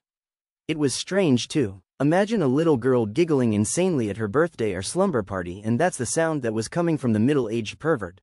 And Jiraiya was muttering to himself too. The whole scene in front of Naruto was not flattering. But then a wicked and fiendish idea struck Naruto. He crept over to the tree behind Jiraiya, using the trunk as cover. He pushed his back closer to the tree trunk and peered behind him. Good, the pervert is still preoccupied, Naruto thought to himself. Naruto took a deep breath, and let out a big yell. Why are you a pervert, Ero Sannin? To Jiraiya's displeasure, all the females in the springs immediately fled, and he was left weeping where he crouched. Jiraiya looked up at Naruto, his eyes narrowed. What did you have to interrupt my research for? Research? Research? What you're doing isn't research, you're peeping at naked women. Aren't you supposed to be teaching me chakra control? Naruto glared at the Sannin, by now he was very annoyed.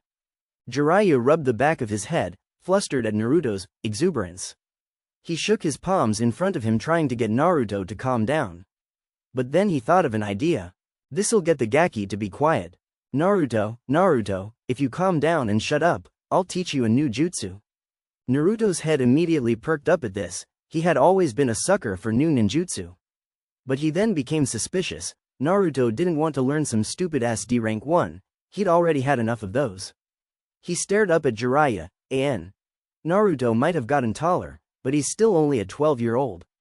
It has to be C rank, he said. Jiraiya only snorted, I thought you had bad chakra control, you won't be able to handle a C rank jutsu, whatever, it's your loss if you can't learn it. With that Jiraiya leapt into the treetops, back towards the training grounds. Naruto leapt after him, making sure he was in step with the Sannin. When Jiraiya looked back at Naruto, he frowned. While he hadn't been going at full speed, he'd went fast enough that no genin should be able to do the same, let alone keep up like Naruto was doing now.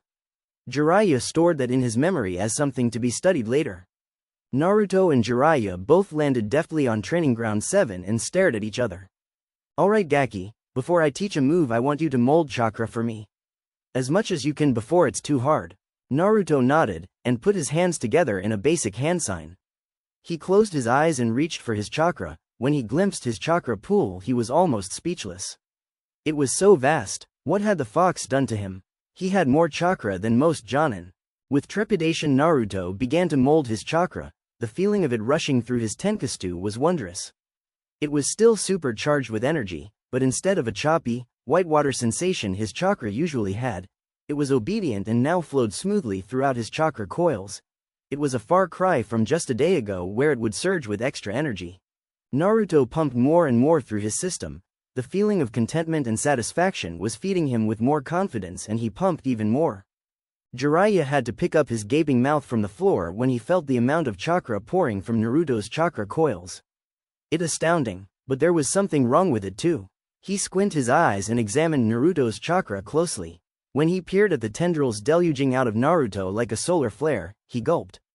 Kyuubi's chakra was mixed with Naruto's. Instead of the usual sky blue of a human's chakra, Naruto's was a cold razor blue flickering with a violet flare, blazing at the edge. And the killer intent, it didn't make you want to jump off a cliff by any means, but it was more than most chunin could muster. Jiraiya glared at the purplish chakra Naruto was still pumping. If this was the amount he had when he was untrained, think of the amount after training by a Jonin sensei, he shuddered. That's enough Naruto, Jiraiya called out. I don't see a problem with your chakra control, in fact you have potential. With an energetic jump for joy Naruto yelled into the sky. He couldn't believe that his control didn't suck anymore. No one could ridicule him at the academy for being only half a ninja.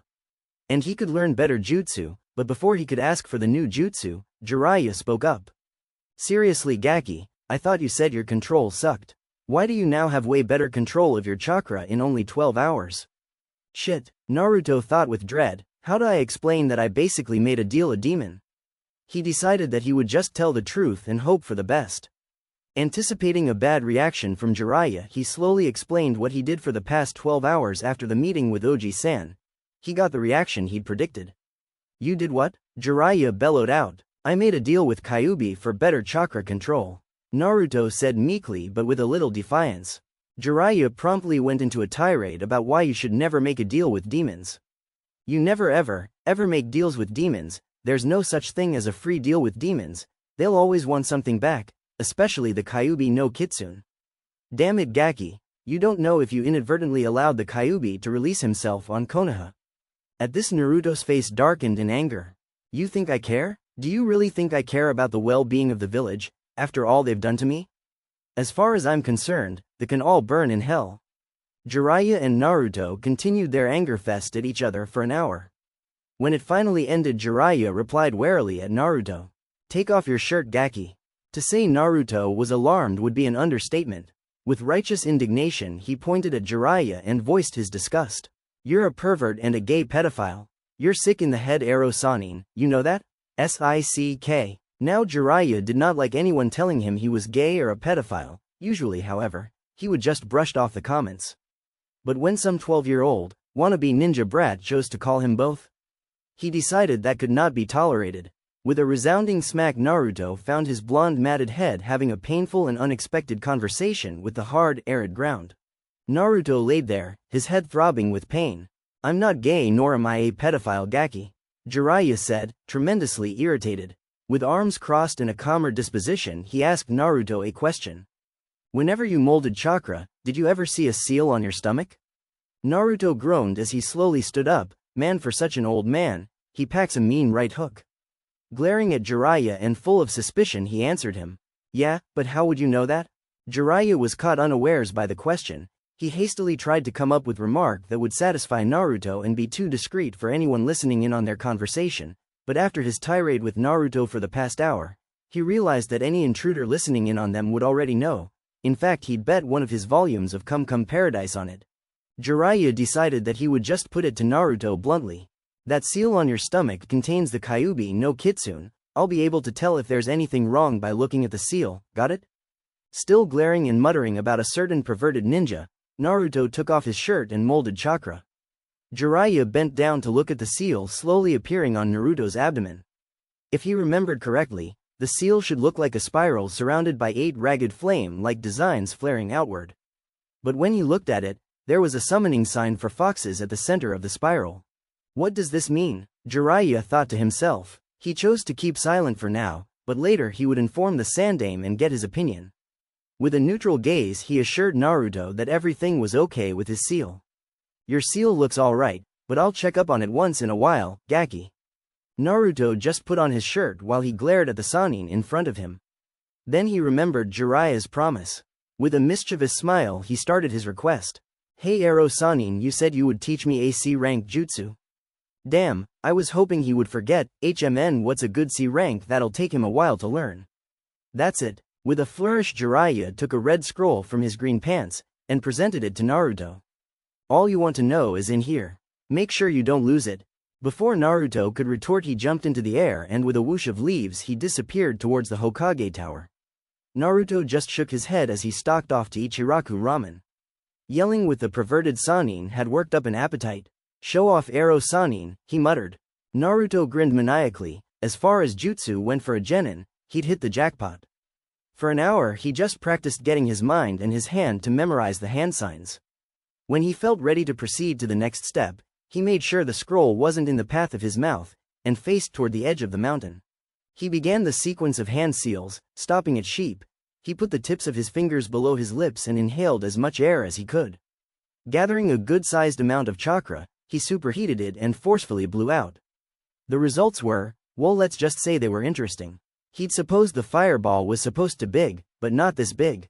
The behemoth that came out of his mouth was ball in shape, yes, but it was the size of a tool shed. To say that Naruto was surprised would be an understatement. That's why when he performed the jutsu, he badly singed his tongue. Naruto crouched on the ground. If he hadn't been so used to pain, he would have cried. Oh, www. He thought painfully. He imagined he had third-degree burns inside his mouth. But bit by bit his tongue started to feel better. In 5 minutes, his mouth was completely healed. Naruto mentally grinned. It looked like his tenant was finally paying his rent. He shook his head and drew up his nerve. He wanted to get this technique down pat. All through the night, the people close to the Hokage mountain could hear sounds of whooshing fire and a screaming Naruto. Hot hot hot, arg. The Hyuga clan is considered to be one of the oldest and most powerful clans in Konohagakure. Its Kekkei Genkai is the main cause of their strength. The only other clan with similar strength and prestige was the Uchiha clan. It is rumored that the Uchiha clan descended from the Hyuga clan, and that the Kekkei Genkai of the former is descended from the latter's. All Hyuga clan members are born with the Byakugan, the inherited Kekkei Genkai of the clan. Protection of the Byakugan ability is very important to the Hyuga clan, and has led to the development of an elaborate family hierarchy. The Hyuga clan is divided into 2 houses, the main house and the branch house. The branch house's main purpose is to protect the main house and the secrets of the Byakugan. Branch house members' abilities and freedom are restricted through the means of a cursed seal that is placed on every branch house member's forehead. Through the means of a special technique that only main house members know, the seal can be activated, destroying the brain cells of the person branded with the seal. This allows the main house to make the branch house subordinate to its wishes. In addition, whenever a branch house member dies, the cursed seal will also seal the Byakugan ability so that enemies will not be able to discover the secrets of the bloodline limit if Konoha's hunter Nin are unable to find and dispose the body before the enemy finds it. The clan revolves around the Byakugan and is separated into two parts, the main and the branch house, a creation that protects the secrets of the Byakugan from outsiders. There is a great deal of bitterness between members of the main and branch houses, most likely due to the fact that no matter how powerful branch members become, they exist solely to protect the Hyuga secrets. Members of the clan are instructed in the use of the gentle fist style, which uses the Byakugan to view the opponent's chakra circulatory system and deal precise blows to disable and impede the flow of chakra. Due to training in this style, Hyuga clan members tend to have excellent chakra control. This is emphasized in jutsu that utilize this chakra control, as well as the nuances of the gentle fist style. 8 trigrams 64 palms uses the gentle fist style to strike 64 chakra points on the opponent's body, effectively halting the flow of chakra. 8 trigrams palms heavenly spin is the clan's defensive technique, with the user releasing an enormous amount of chakra, and then whirling to use the chakra as a shield to deflect their opponent's attacks. As a member of such a powerful and prestigious clan, you would think its heir would be an arrogant and cocky S.O.B. But Hyuga Hinata was the farthest thing from that. She used to be confident, she used to be self-assured. But with one stupid event, that wasn't her fault, she might add, her world had come crashing down with her self-belief. Hinata sat on her futon, the memories of that event swimming through her mind. Flashback. It was the dead of night and the moon was shimmering brightly upon the grounds of the Hyuga clan. In the tree branches hanging over the grounds, an intruder crouched looking at the Hyuga mansion. As the branches swayed in the breeze, the moonlight revealed more of the intruder's visage. The shinobi's face was concealed behind a porcelain face mask that was carved in the shape of a snake. The only thing one could see on his head was unusually long black hair that glimmered in the moon. He wore his Hite 8 unlike most shinobi did, on his bicep. The metal plate had the design of a cloud engraved on it, marking him as a shinobi of Kumogakure, the village hidden in the clouds. The ninja reached down to his thigh and grasped a kunai from his weapon holster. With a silent ring of metal, he also unsheathed his ninjakin. He didn't draw these weapons to actually use them, hopefully if his mission succeeded he wouldn't have to, but better to be safe than sorry. Freeing his hands for a moment, he made a few hand signs and quietly said to himself, Kinjutsu. Koikuri Maido no Jutsu.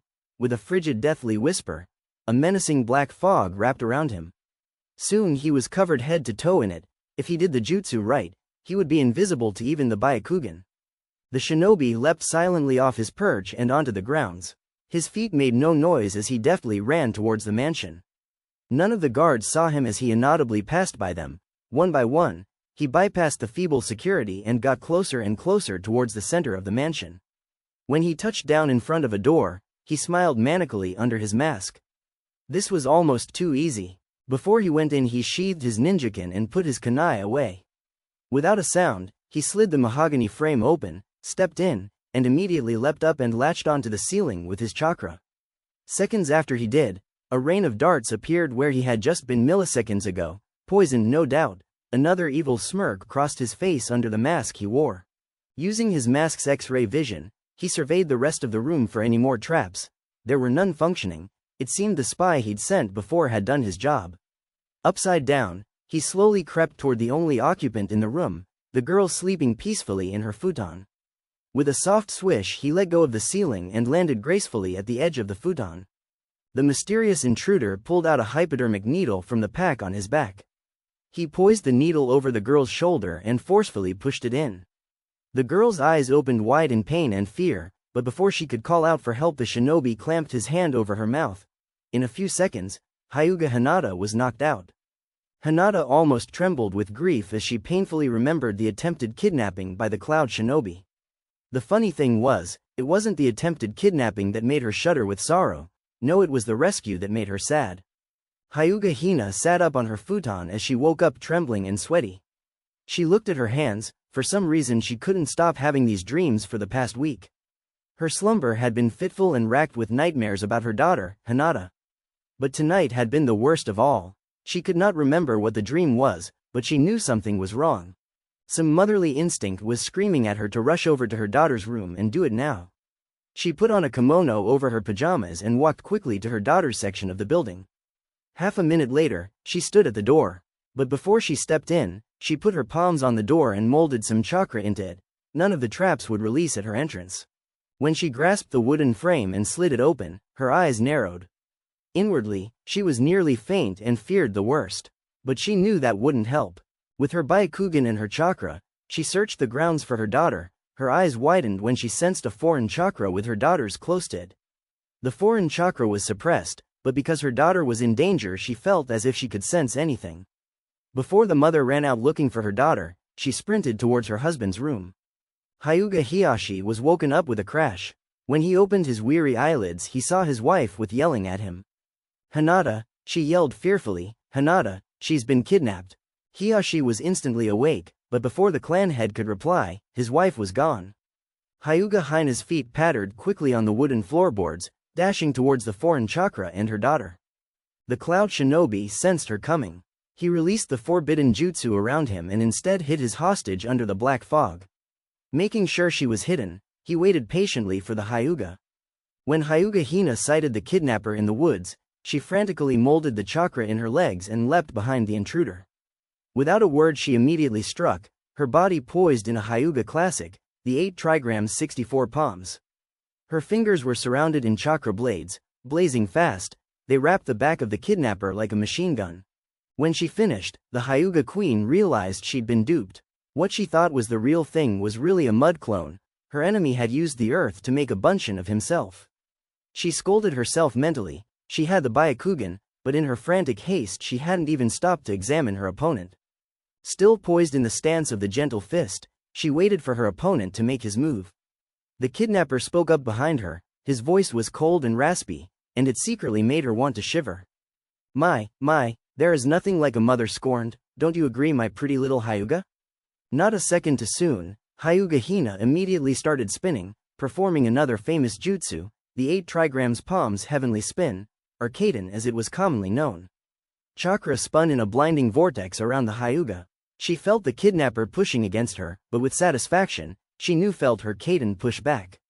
When she stopped rotating, she looked around with her Byakugan, and hesitated. Now instead of mud clones, there were a battalion of cage bunshins. Unlike mud clones, these would be trickier to defeat. Cage bunshin no jutsu split the user's chakra evenly among the shadow clones. She wouldn't be able to tell which one was real. Her eyes narrowed even further. If she had to push herself this far for her daughter, so be it. Hyuga Hina and the clones stood there as if waiting for a cue to start the free-for-all. At the hoot of an owl, the brawl started. 1, 2, and then 3 clones started their attack. In an impressive display of acrobatics and flexibility, Hyuga Hina twisted her body like a contortionist, striking the clones with chakra. Instead of the stiff and unbending form most Hyuga used, hers was lithe and supple. She had made this style because the original was unsuited to a lady's body. As the numerous clones surrounding her attacked, she flowed around them like water, striking them with her chakra-infused fingers. A neck here, an arm there, smoke from the dissipating clones surrounded her as she fought to keep the clones back. She heard the ninja taunting her as she fought. "Aren't you the impressive little kunoichi?" Hyuga Hina's anger rose up a notch. This shinobi was good, really good. She was being toyed with, and if she didn't do something she would be dead. After the last of the clones were defeated, she leapt towards the ninja. "Where is my daughter?" Even in her anger her voice still sounded soft, but there was a menace to it that gave it strength. The shinobi was obviously still amused because all he said was, "Tut tut, let's not get too hasty, yes? I'll show you hasty." With that thought she blasted towards the shinobi in righteous fury. The ninja's eyes widened. He hadn't expected the level of speed she was dishing out. He hastily put up his defense and tried to deflect the Hyuga's onslaught. Instead, he paid for his overconfidence. By the end of the barrage both his arms were paralyzed. Damn his cockiness. He realized his mission to capture the Hyuga heiress was a failure. But he still had an ace up his sleeve, or rather his mouth. Hyuga Hina stopped to survey her work. She had closed off the tenketsu of the shinobi's arms and legs. She stooped over the shinobi who was on the ground and repeated herself. "Where is my daughter?" The shinobi started to laugh. It was evil yet teasing, and it mocked Hyuga Hina's love for her daughter. But before she could retort, a sword flashed out of the shinobi's mouth. Her eyes widened in shock. Before the Hyuga knew it, the sword had pierced through her chest and out her back. Rivulets of blood gushed out from her back and crimson stains splattered on the soft green grass. She started to cough up blood. She fell as it dribbled down her lips and onto her clothes. Her eyes were wide in shock and pain. The last thing Hinata's mother saw was her husband landing next to her and the mysterious shinobi escaping through the undergrowth of the forest. After that one event, Hinata's faith in her life had been crushed. Her father hadn't made it easier either. Ever since his wife had died, he seemed to blame Hinata for what happened. With a small whimper, Hinata started to cry. She tried not to, but it didn't help that her father had emotionally abused her during their training sessions. Hinata laid down, wrapped her blanket around her body and cried herself to sleep. Naruto was ecstatic. He was sure he was going to graduate and become genin. In one night he had learned the Gokakyu. He hadn't mastered it by any stretch of the imagination, but he was proficient enough to not burn his tongue like he had the first 50 times. At sunup the next day Naruto lay exhausted on his futon. Even though he had more chakra than most jonin, he had used it all up. He imagined his training spot would have been burnt to a crisp if he hadn't pointed his mouth at the edge of the cliff. Naruto glanced at his alarm clock and gave a sigh of relief. Phew, it's only 1 o'clock, I still have 5 hours until the start of the graduation exam. With that thought Naruto promptly fell into a deep slumber. When Naruto came to, he was soaked. Not again. Glaring at the waves crashing upon him, Naruto quickly scrambled off his rocky perch and onto dry land. Waking up to find himself soaked to the bone was really starting to annoy Naruto. He wondered what the Kyuubi wanted this time. "I want you to come over here, Uzumaki." Naruto turned around in the direction of the voice. He had expected it to be like last time, but it seemed like Kyuubi had other plans. What he saw when he turned around surprised him a lot. Kyuubi was standing in front of him, and instead of his menacing, and not to mention gigantic fox form, Kyuubi was in the shape of a man. He had a mane of crimson hair that flowed down to his waist. His outfit was an intimidating combination of red and black. The hakama pants he wore were jet black, almost as if it sucked in the light around it, and the haori he wore was the color of blood. Naruto glanced at Kyuubi's neck and saw something strange. It was a black leather band with the kanjis for Death Seal engraved on it. The band looked pretty restrictive too. Before Naruto could question the Kyuubi, he was broken off with a command. "Follow me." And for half an hour that was all Naruto did. It looked like Kyuubi had changed the direction of his place, because instead of going through the tropical rainforest, they went around it. They arrived at a cliff jutting out into the ocean, and situated right on top of it was an old and traditional Japanese-style house. It was made of wooden frames and the walls were made of a tough paper-like material. Kyuubi slid the door open and Naruto followed him inside. They both sat down in what he supposed was the living room. When Kyuubi turned to face him, he didn't even say anything. He just kept staring at Naruto with his slitted red eyes. For what seemed an hour to Naruto, they sat there looking at each other. It was starting to unnerve him. When Kyuubi finally spoke up, it was with a voice almost as deep as the one in his previous form. Naruto was almost startled. He had grown used to the silence. "Why do you think you are here, Uzumaki?" "How am I supposed to know that?" thought a bewildered Naruto. Seeing his confusion, the Lord of all Kitsune spoke again. "Think, Uzumaki, what did I tell you the last time we met?" Naruto's eyes widened. He remembered now. Kyuubi was going to talk to him about the second part of his help. "I gather you recall what I said, yes?" The blonde just nodded in reply. "The last time I made a deal with you, only you gained from it." Naruto gulped in apprehension. It looked like the pervert had been right all along. You don't accept help from a demon and not expect to give something back. Kyuubi wanted his due. "To put it bluntly, it's my turn, Uzumaki, I want out." Naruto bugged out. "Hell no, even if I don't like the villagers, I promised Oji-san I wouldn't let you go free. I will set myself free, my little Jinchuriki, with or without your help. You might as well agree so it will be easier for both of us. And don't worry, your precious village won't be attacked." Naruto stared hard at Kyuubi's eyes. He wanted to see if he could call Kyuubi's bluff. But what he saw immediately disproved that line of thinking. Kyuubi's right eye was raised as if daring him to not believe. It was intimidating to say the least. But he knew that the fox was serious. And anyway, what he really wanted to know was how the Kyuubi was going to free itself. Hadn't the Yondaime made his seal foolproof? Hadn't he made sure that the demon would never be able to escape? But then Naruto stopped himself. The Yondaime was only one man, and no matter how strong a ninja he was nothing to the Lord of all Kitsune. You want to know how I'm going to do it, don't you? I planned this from the very beginning, Uzumaki. Since the day I was sealed, I searched for a way to get out, make a jailbreak as you humans put it. And it came to me in a stroke of genius. Why not use a demonic summoning seal? Your pathetic excuse for a leader couldn't possibly know of them, and therefore he would not be able to counteract them. So for the first 5 to 10 years of your life, I made a special summoning seal that would free me. I slowly but surely put one together, one that would counteract the Yondaime. Look at your abdomen, Uzumaki, and you shall see it.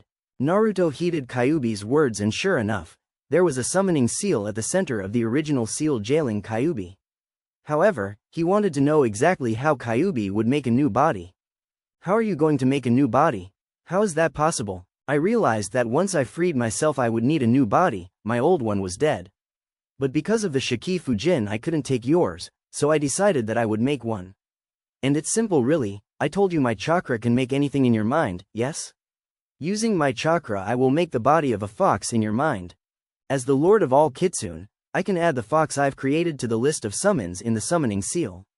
Once the fox is added, either you or I can summon it to the real world, but it will be easier for the both of us if you do it.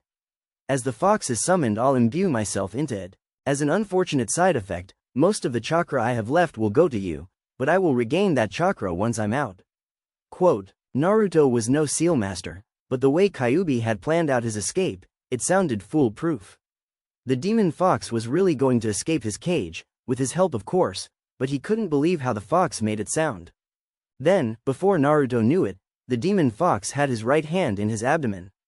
And even though it was his mind's body, it still hurt like hell. Strangely enough, no blood was pouring out of the wound. Shocked, Naruto stared with wide eyes at Kitsune. What are you doing? He gasped out amid the pain. Kyuubi stared back at him with a strange expression on his face. It was full of amusement and anticipation at the same time.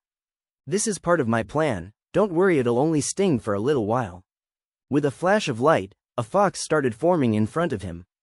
The bones appeared, then slowly but surely muscles started to wrap around the bones. Soon the thing was covered in red fur, and a fox the size of a lion was staring back at him. The fox's eyes were eerie, for there was no life in them, just an empty shell. Naruto shuddered at the sight. The Kitsune gave out an amused chuckle. Mold chakra towards the summoning seal on your stomach, Uzumaki. I am anxious for freedom. Naruto hesitated apprehensively. He could still do the right thing, but then he decided the right thing could screw itself, it never helped him before. He decisively molded chakra at his navel. With that action, the expressionless fox and Kyuubi started to swirl into a red vortex. Picking up speed, the twister spun towards Naruto's navel where the summon seal was located. Sayonara for now, Uzumaki Naruto. With another flash of light, Kyuubi and the fox were gone. Hyuga Hiyashi sat in his office, doing nothing really. He was supposed to be filling out paperwork, but he decided he would take a break from the pile that was in front of him. What he was really doing was thinking about today. Today was the start of the graduation exam at Konoha's Ninja Academy, but it was also the anniversary of his wife's death. His hands clenched tightly, he thought about what happened. It seemed the events that day had been a blur, at least up until he saw his love's corpse on the forest floor.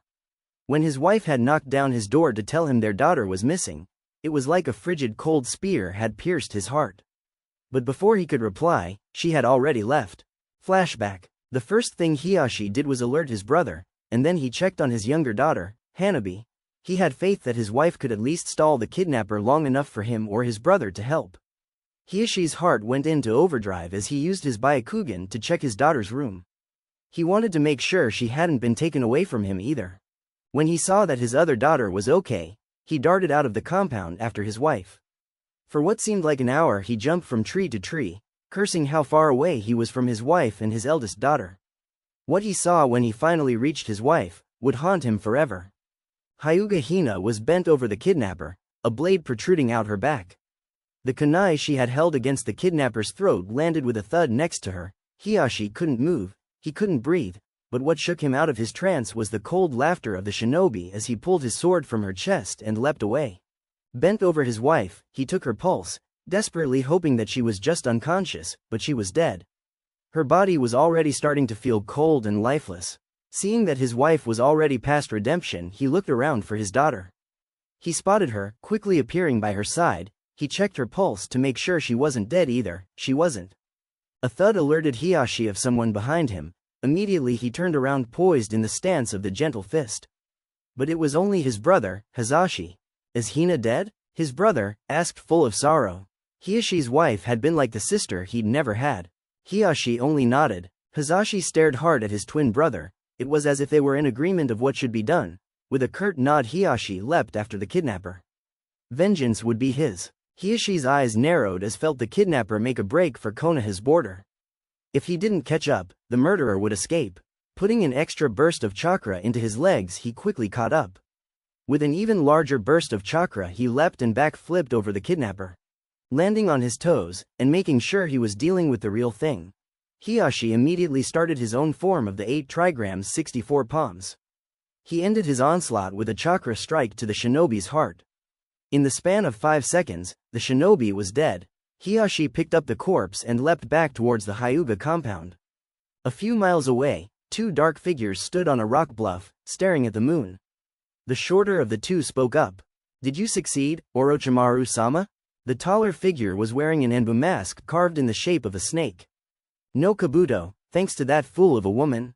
But no matter, I gained some valuable information from the Hyuga compound that I can use in the future. Did our disguised cloud shinobi fool the clan head? The shorter figure, Kabuto, had glasses, and he adjusted them as he answered his cohort. Yes, Orochimaru-sama, those foolish Hyuga and Konoha will never suspect a thing. With a malicious smile on both their faces, the 2 figures disappeared in a whoosh of leaves. That event had nearly crushed Hiyashi's will to be clan head. He had even considered giving his position to his brother, but what happened later ruined any chance of that. The death of the Cloud Shinobi had occurred in the most inopportune time. For a few years Konoha had been at war with Kumogakure, but recently both sides had called for a ceasefire, a truce of sorts. But as soon as the village hidden in the clouds learned of what happened to one of their shinobi, Kumogakure demanded that the body of Hiyashi be delivered to them as compensation as directed in the terms of the treaty they had both signed. At the time, both sides had lost a lot of ninja, and Konoha did not want to start another war. So they did the only thing they could do. A certain someone from the Hyuga clan would have to be given up as a sacrifice. The Hyuga clan clamored for a different solution. They did not want to give away the secrets of the Byakugan, but Konoha was backed into a corner. They had just recovered from Kyuubi's rampage, and if they didn't give in to Kumo's demands, their village would become a pathetic shadow of its former glory. Hiyashi's brother, Hazashi, volunteered to be killed instead of Hiyashi, thus saving his life. Hiyashi was absolutely opposed to the idea of his brother taking his place and leaving his young son, Neji, but before he could prevent his brother from doing so, Hazashi disabled him in one blow. Hazashi told his brother that he was not doing it to serve the main house, but because they were brothers and doing so was his way of going against his fate. In the span of 1 month, Hyuga Hiyashi had lost a wife and a sibling. You would think that someone who lost his loved ones would be grateful for the remaining little he has, but that was not the case. Hiyashi's daughter, Hinata, was the mirror image of his wife. Every time he gazed at his daughter, he would see his wife, bent over with a sword coming out of her back. It almost made him go crazy. So in his frustration, he did the only thing he thought he could do. He did not want to lose either of his daughters, so he decided he would make them stronger than himself. He would work them to the ground if it was necessary. In their training sessions he would train both his daughters to exhaustion, but only Hanabi would get back up. Hinata, so painfully like her mother, would hold back or never pull through. Every time he saw Hinata fall in exhaustion in their training sessions, he would yell at her to get up, because anytime she showed weakness, he would see his wife covered in blood with a sword impaled at her chest, and it reminded him of his own weakness. This went on for years, and Hinata only got worse. Unlike her sister, she had no apparent strength or pride, she only had weakness. But today Hiyashi would find out if his eldest daughter had the strength to become a ninja. After 4 years of attending Konoha's Ninja Academy, Hinata would hopefully graduate, because the graduation exam would commence in exactly 1 hour. Last chapter. Every time he saw Hinata fall in exhaustion in their training sessions, he would yell at her to get up, because anytime she showed weakness, he would see his wife covered in blood with a sword impaled at her chest, and it reminded him of his own weakness. This went on for years, and Hinata only got worse. Unlike her sister, she had no apparent strength or pride, she only had weakness. But today Hiyashi would find out if his eldest daughter had the strength to become a ninja. After 4 years of attending Konoha's Ninja Academy, Hinata would hopefully graduate, because the graduation exam would commence in exactly 1 hour. Naruto nearly shit himself when he woke up. The first thing most people expect to wake up to is their bedroom ceiling. What he woke up to was giant blood-red fox crouched over his head. With a pathetic yelp he jumped back, and landed smack onto the cold hard floor. Ow! Kyuubi started to guffaw at the sight in front of him. Ha, ha, ha, ha. Naruto was bent over, lying with his head mashed into the wooden floor, his rear end raised in a comical position. He looked like he had tried to wrestle his blanket, and lost. It was a funny scene to say the least, and it was made even funnier with a giant red fox laughing his head off. While desperately trying to get the choking white blanket wrapped around him off, Naruto stared grumpily at the fox, who was still laughing at him too. Alright, you scared the hell out of me, you happy now? For now, yes. With his head tilted curiously, Naruto gazed at Kyuubi. Aren't you supposed to be gone? I mean, you don't like me that much, do you? In a flash, Kyuubi went from amused and cheeky, to serious and humorless. I can't. Naruto's blue eyes widened, he did not want to be seen with the Lord of all Kitsune at his side. That meant death by villagers for sure. At least, not as gone as I want to be. What do you mean by that? Naruto questioned. It seems your stupid Yondaime was smarter than I gave him credit for. I'm free in the sense that I'm no longer jailed within you, but the 3 seals the Yondaime chose are tying me to you. A really long leash of sorts. You see Uzumaki, the Shiki Fujin ties our 2 souls together. As long as you are alive, I'm still tied to you. Naruto just shook his head, a gobsmacked expression on his face. That's not good, is it? No shit, Uzumaki, but at least I won't die when you do. So even if you do something stupid and kill yourself on a mission, I'll still live. My intervention has given me that at least. The blonde-haired Jinchuriki just stood there looking at the floor. This would not do, it would not do at all. The villagers were already murderous at his existence. If he was seen with a giant red fox, he was screwed. But then a light of hope showed through Naruto's grim thoughts. How long exactly can we be apart? We can be half a mile away from each other. But I've decided even that's too close to any human. So I've decided to grant you a summoning contract with the Kitsune. Why? Naruto knew he should have been somewhat grateful, but he didn't want anything to do with foxes. They had ruined his life as far as he was concerned. Don't give me that crap, Uzumaki. I don't want to have anything to do with you either, but your kami awful Yondaime has made sure of that. So, this is what we are going to do. I'm going to go back to my world, Makai. Naruto interrupted, something didn't add up. Wait, I thought you said we were stuck together. I thought so too, but while you were sleeping I came up with a solution. I made myself a summon, right? Right, Naruto answered back. That means if you accept the summoning contract of the Kitsune and become a summoner, you can release me back to my world. It's a win-win situation.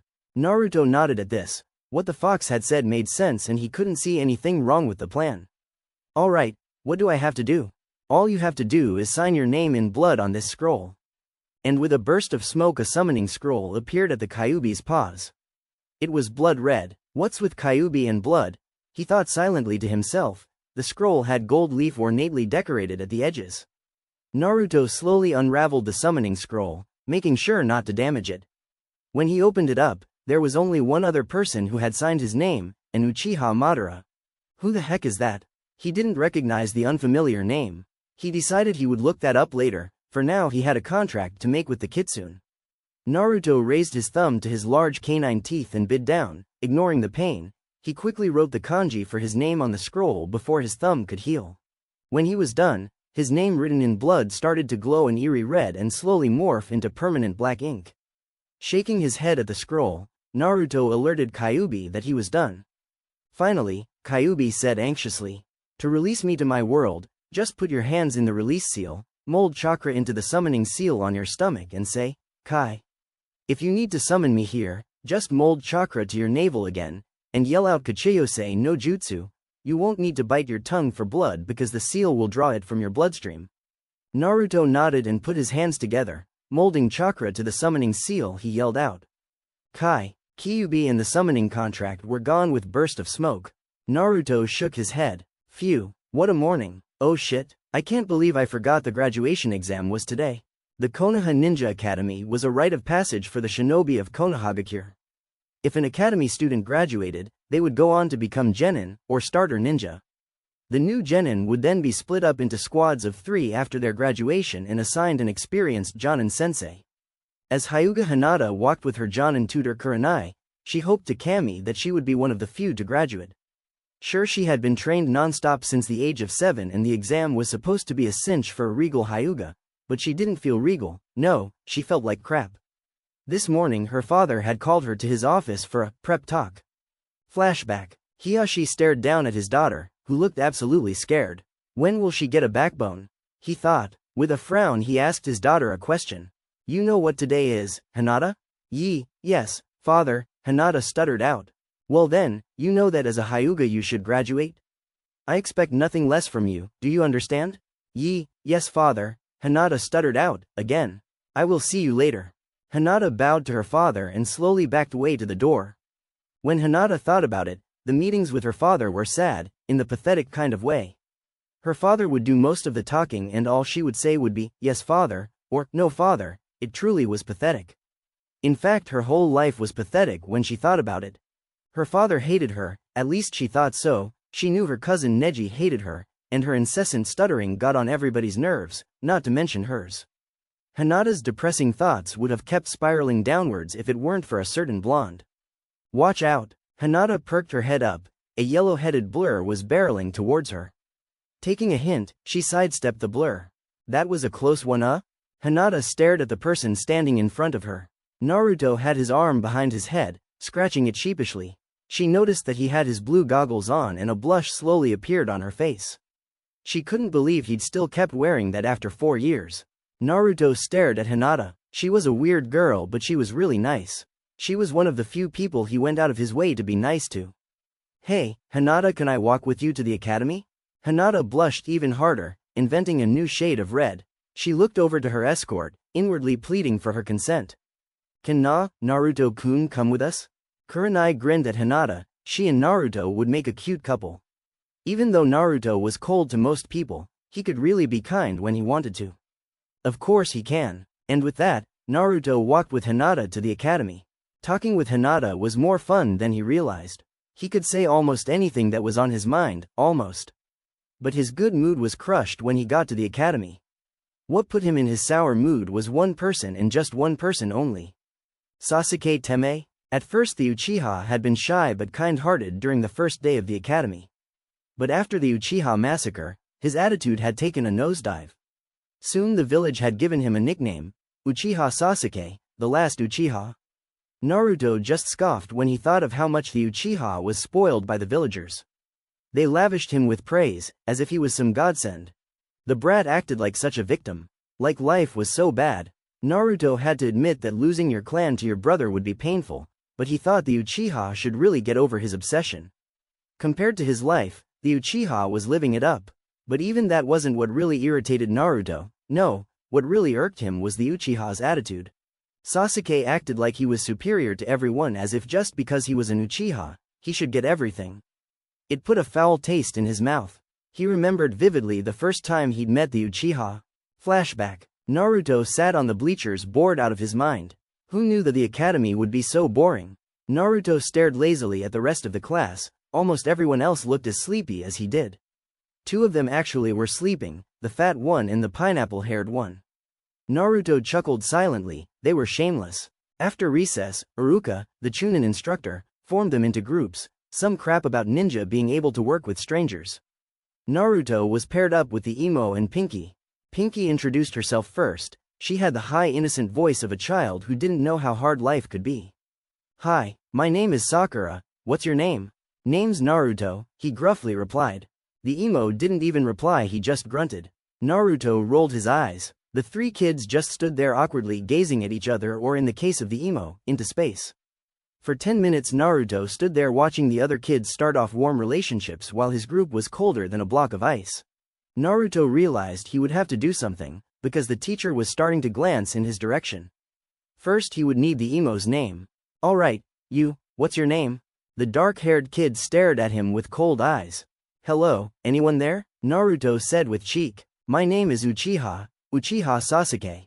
Unlike Sakura, his voice was grave and solemn. Naruto raised his right eye. He guessed right, Sasuke was definitely an emo. Sakura decided to speak up. Ooh, you're the last Uchiha, aren't you? Sasuke just stared into space, totally ignoring Sakura. That was the nicest Sasuke had ever acted with him and one of his most awkward moments at the academy. Now, it had only gotten worse. Sakura had become Sasuke's fangirl. Naruto shuddered at the thought. In all of ninja kind there is nothing more annoying and humiliating than a fangirl. The screaming banshees loved to worship the objects of their affection. And just because the person doesn't reciprocate doesn't mean they'll stop. If anything, it just encourages them. Naruto's thoughts were interrupted by his Shikamaru. Now he was one person he was grateful for. Unlike the rest of the kids, he hadn't inherited the villagers' leftover hate for him. Oi, Naruto, what are you looking at? Naruto stared over at the Nara and smiled. Don't worry, Shika, it's nothing. He and Shika sat down with the others too, Kiba, Shino, and Choji. Iruka-sensei called for the class to calm down so he could begin the graduation exam. Ahem, everyone please be quiet and sit down. No one was listening. Iruka decided that Mr. Nice Guy was going to take a break. Sit down and shut up, you brats. In my fanfic I'm gonna have Iruka be a bit more, shall we say meaner? I think he's to pansy in the anime. The kids will still like him cause instead of nice he'll be cool. The change won't be big, just noticeable. Immediately everyone clammed up and sat down. Iruka rarely shouted, but when he did, he got results. In a much calmer tone he continued. Alright, today is the graduation exam. And as all of you know, or should know. At this he glared at some of the class. Anyways, he continued, the exam will consist of 2 branches, the written test and the practical test. The practical will in turn have 3 subdivisions which are required of a good ninja: the taijutsu exam, the ninjutsu exam, and the genjutsu exam. In order to graduate, one must either pass all of the practical testing or pass the written test and score 2 out of the 3 subdivisions of the practical test.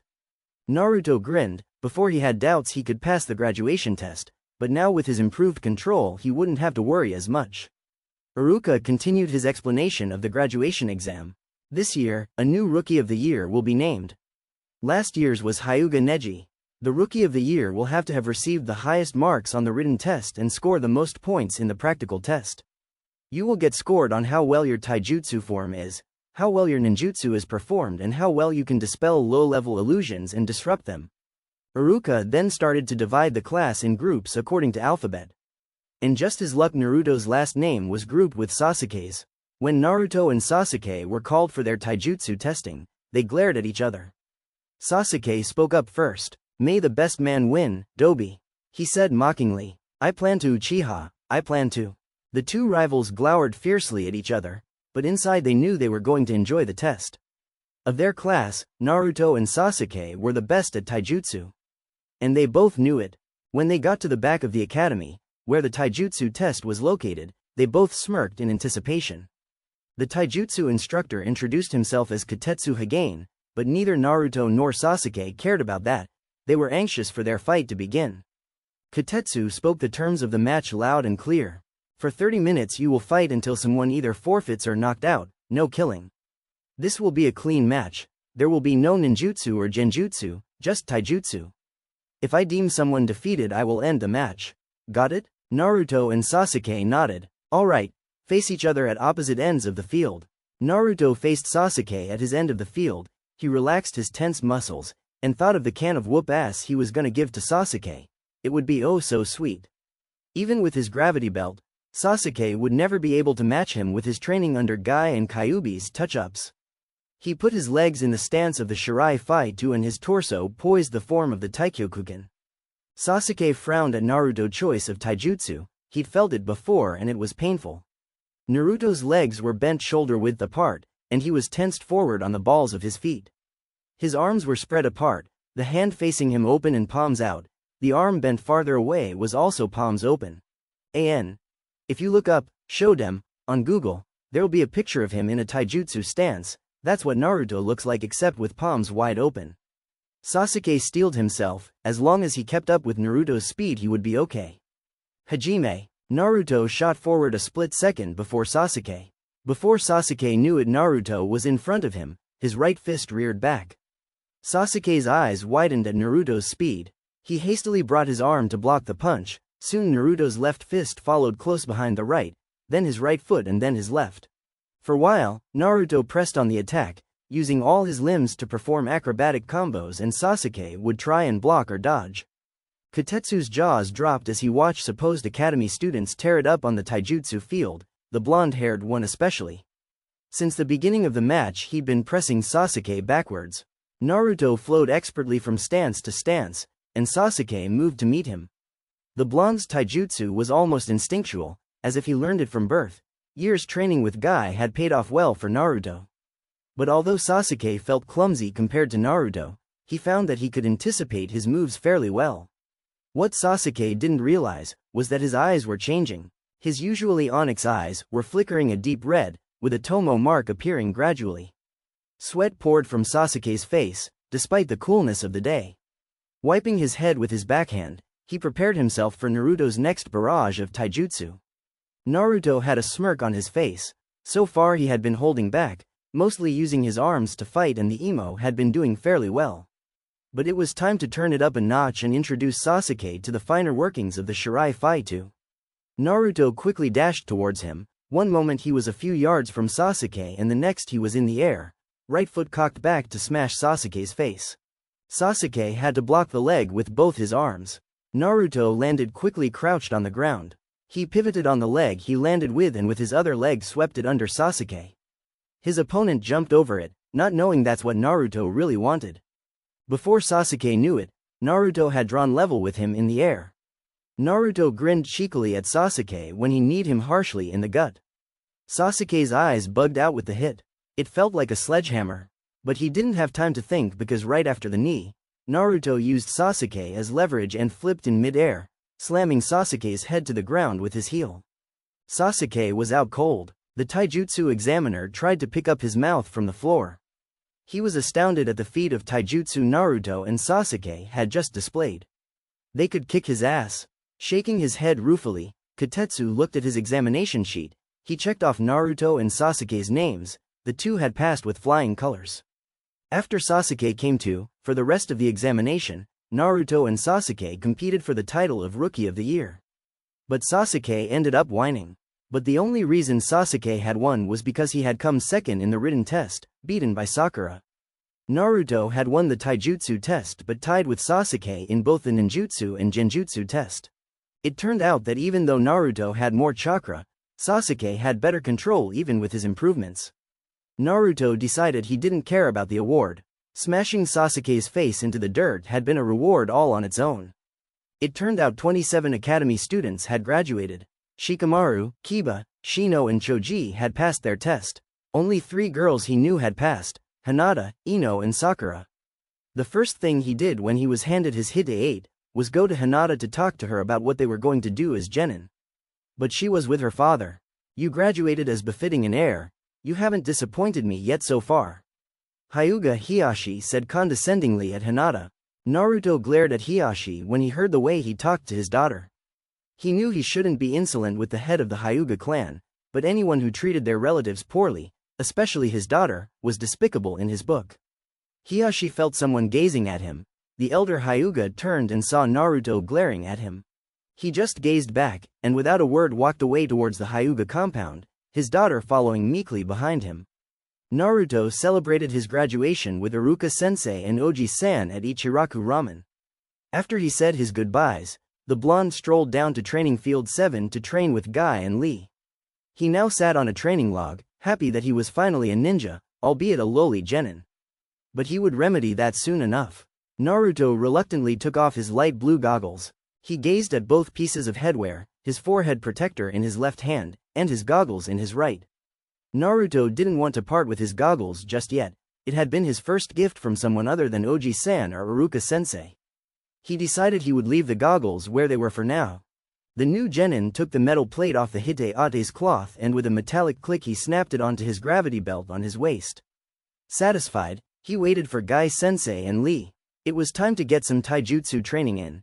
It had been a week since the last time he'd practiced with Guy and Lee. Naruto got up as he saw Guy and Lee jump into the clearing. Guy was in his usual odd style with the bowl cut and gigantic eyebrows. But Lee was actually dressed different. Before Guy could influence Lee too much, Naruto had intervened. His hair was the same style as it was back then, but thankfully Naruto had convinced Lee to trim his eyebrow. And he was dressed pretty well too. Lee had on a black t-shirt and a maroon vest jacket. His shorts were also black. Although Naruto had prevented Lee from dressing up like Guy, he couldn't prevent him from acting like Guy. Yash Naruto, I rejoice in the sight of your new Hitai-8. Your flames of youth are blazing. Thanks, Naruto replied sheepishly. For some strange reason Guy had started crying. Naruto stared at the weeping Jonin. What's wrong, Naruto? This is the last time I can train you. My genin team is starting to take harder missions and I will be busy. It was already hard enough before, but now it'll be all but impossible. My flame of youth isn't up to the task, you see. This will be our last taijutsu training session. Naruto was shocked at the statement, and even more surprised at what he was feeling. Sad? He hadn't realized it, but he had actually looked forward to the training sessions. Sure, bowl cut ninja was weird, but his training methods were effective, and he always praised Naruto for his accomplishments. But Guy had good news too. Yash, even if I can't train you, I can still spar with you once a week. Anyways, with almost 5 years of tutoring from me, you've practically mastered the Taikyokuken and the Shirai Fai too. Your flames of youth will still burn brightly. Lee spoke up. Naruto supposed he should be grateful for Guy's teaching, and it wasn't like he would never see him again either. He decided he would thank Guy for what he did. Thanks Superbrow Sensei, for everything. Guy smiled at Naruto. You're welcome. Come, our last training session will be the best one, a bonfire of youth. Stifling a chuckle, Naruto joined Guy and Lee in an all-out, three-way taijutsu spar. Mizuki chuckled nastily as he sped through the treetops. He couldn't believe how effortless it had been to steal the forbidden scroll of seals. Once he'd asked for an appointment to the Hokage, it had been easy pickings from there. All he did was simply knock the perverted cage out with a bunchen of a naked girl. He knew by the time Konoha's military police started their search for him he would be already a quarter of a mile away from Konoha. While making his getaway, he decided he wouldn't look at the scroll yet. He needed to make sure the officer Nin couldn't find him. Iruka burst into the Hokage's office. Is it true, he said angrily. Did Mizuki really steal the forbidden scroll of seals? Yes, Iruka, but you should.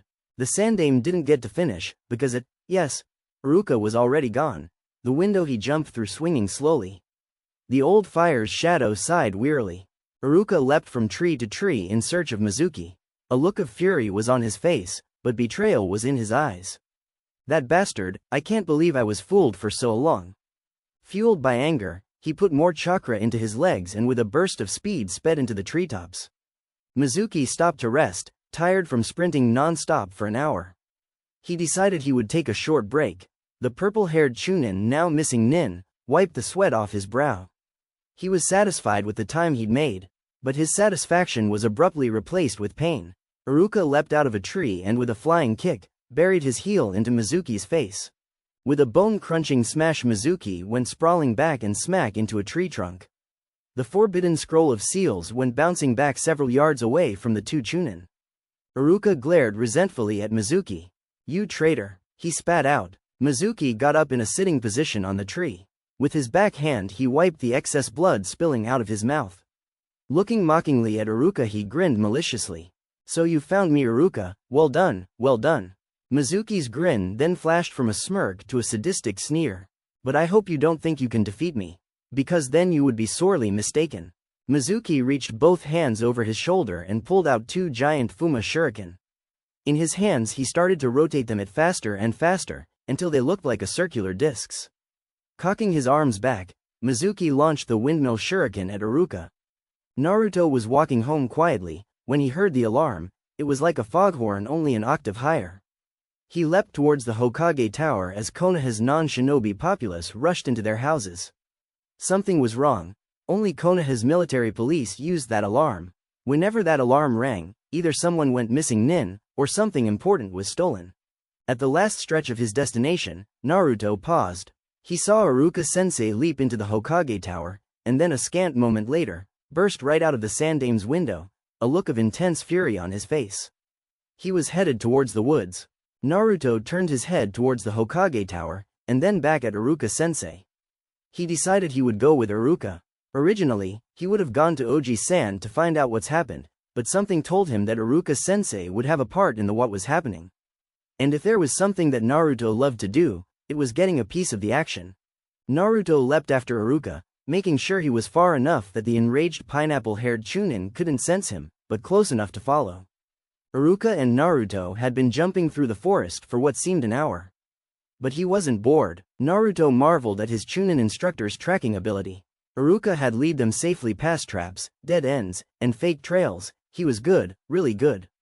Naruto shook his head, just when you think you know a person. Then Iruka stopped abruptly and disappeared into the undergrowth. There was a clearing up ahead. Naruto quickly leapt behind a thick tree trunk and suppressed his chakra. Turning his head sideways, he peered behind the trunk and at the clearing. Naruto's eyes widened when he saw Iruka launch himself from a tree and flying kick Mizuki-sensei in the face. Why is Iruka-sensei attacking Mizuki-sensei? It doesn't make sense, unless Naruto's deduction was cemented when he heard the dialogue between the two shinobi. Even though he was at least 20 yards from the action and surrounded by thick woods, his improved ears could still pick up the sound. Mizuki-sensei is a traitor, I knew it.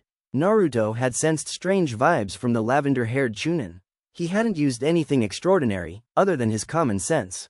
But something about Mizuki's aura had just wreaked malice to Naruto. And now his thoughts about Mizuki were confirmed. Naruto crept closer to the action so he could actually see what was going on. Iruka's eyes widened at the speed of the two shuriken. He leapt into the treetops just as the two windmill shuriken were upon him. Iruka pulled out a 2-foot ninjakin from the sheath on his back. Just as he was about to leap after Mizuki, the sound of wood being sawn reached his ears. He looked down and saw the windmill shuriken sawing up his tree. The huge shuriken could follow him.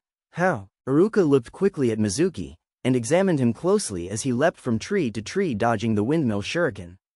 Mizuki had his hands raised, moving his fingers in what seemed a random pattern. But Iruka knew better, his opponent was using chakra strings.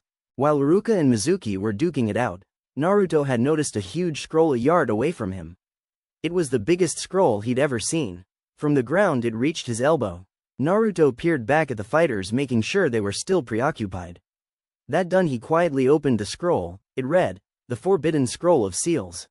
The blonde's eyes widened at the prospect that lay before him. He grinned greedily. In terms of ninjutsu scrolls, he'd hit the mega jackpot. But then he felt a stab of guilt. He should be helping Iruka-sensei, not copying down forbidden jutsu, which was illegal anyway. Naruto stared at the fight between Iruka and Mizuki. Hastily taking out a scroll of his own, he proceeded to copy the first 3 of the ninjutsu. Mizuki sadistically laughed out loud at Iruka's plight. "I see you've figured out how I'm controlling the shuriken, Iruka, but that still won't help you." Iruka just ignored his opponent's taunts and examined the blades as they flew at him. Waiting for both to get closer, he dodged at the last second and analyzed the windmill shuriken as it zoomed by him. The shuriken is spinning at the same speed it was at the beginning of the battle. How? That's not possible, unless... That's it. Mizuki isn't controlling the windmill shuriken by chakra strings. That's too difficult to learn, and Konoha doesn't have a puppet master for him to have been taught. No, Mizuki is using something much simpler. He has his chakra surround his blades and lock in on my chakra signature. That keeps the blades spinning and he doesn't have to worry about focusing on them. If I can imbue my ninjakin with chakra, then when I deflect the shuriken it should cancel out the chakra surrounding them, and the shuriken will stop. Iruka suddenly stopped running away from the windmill shuriken. With eyes narrowed, he waited for the shuriken to arrive. Just as they were upon him, he poured his own chakra into his ninjakin and blocked the 2 shuriken. The chakra from his sword and the 2 Fuma blades grinded against each other, fighting for supremacy. Iruka's eyes widened when he realized how much chakra was in the shuriken. With a bang, a loud explosion rocked the surrounding area. When he heard the explosion, Naruto hastily rolled the Forbidden Scroll of Seals up and tucked away his own scroll. He knew he should have helped Iruka, instead of being greedy. He got up and surveyed the damage. He let out a sigh of relief. Iruka and Mizuki were now directly fighting, Kenjutsu style.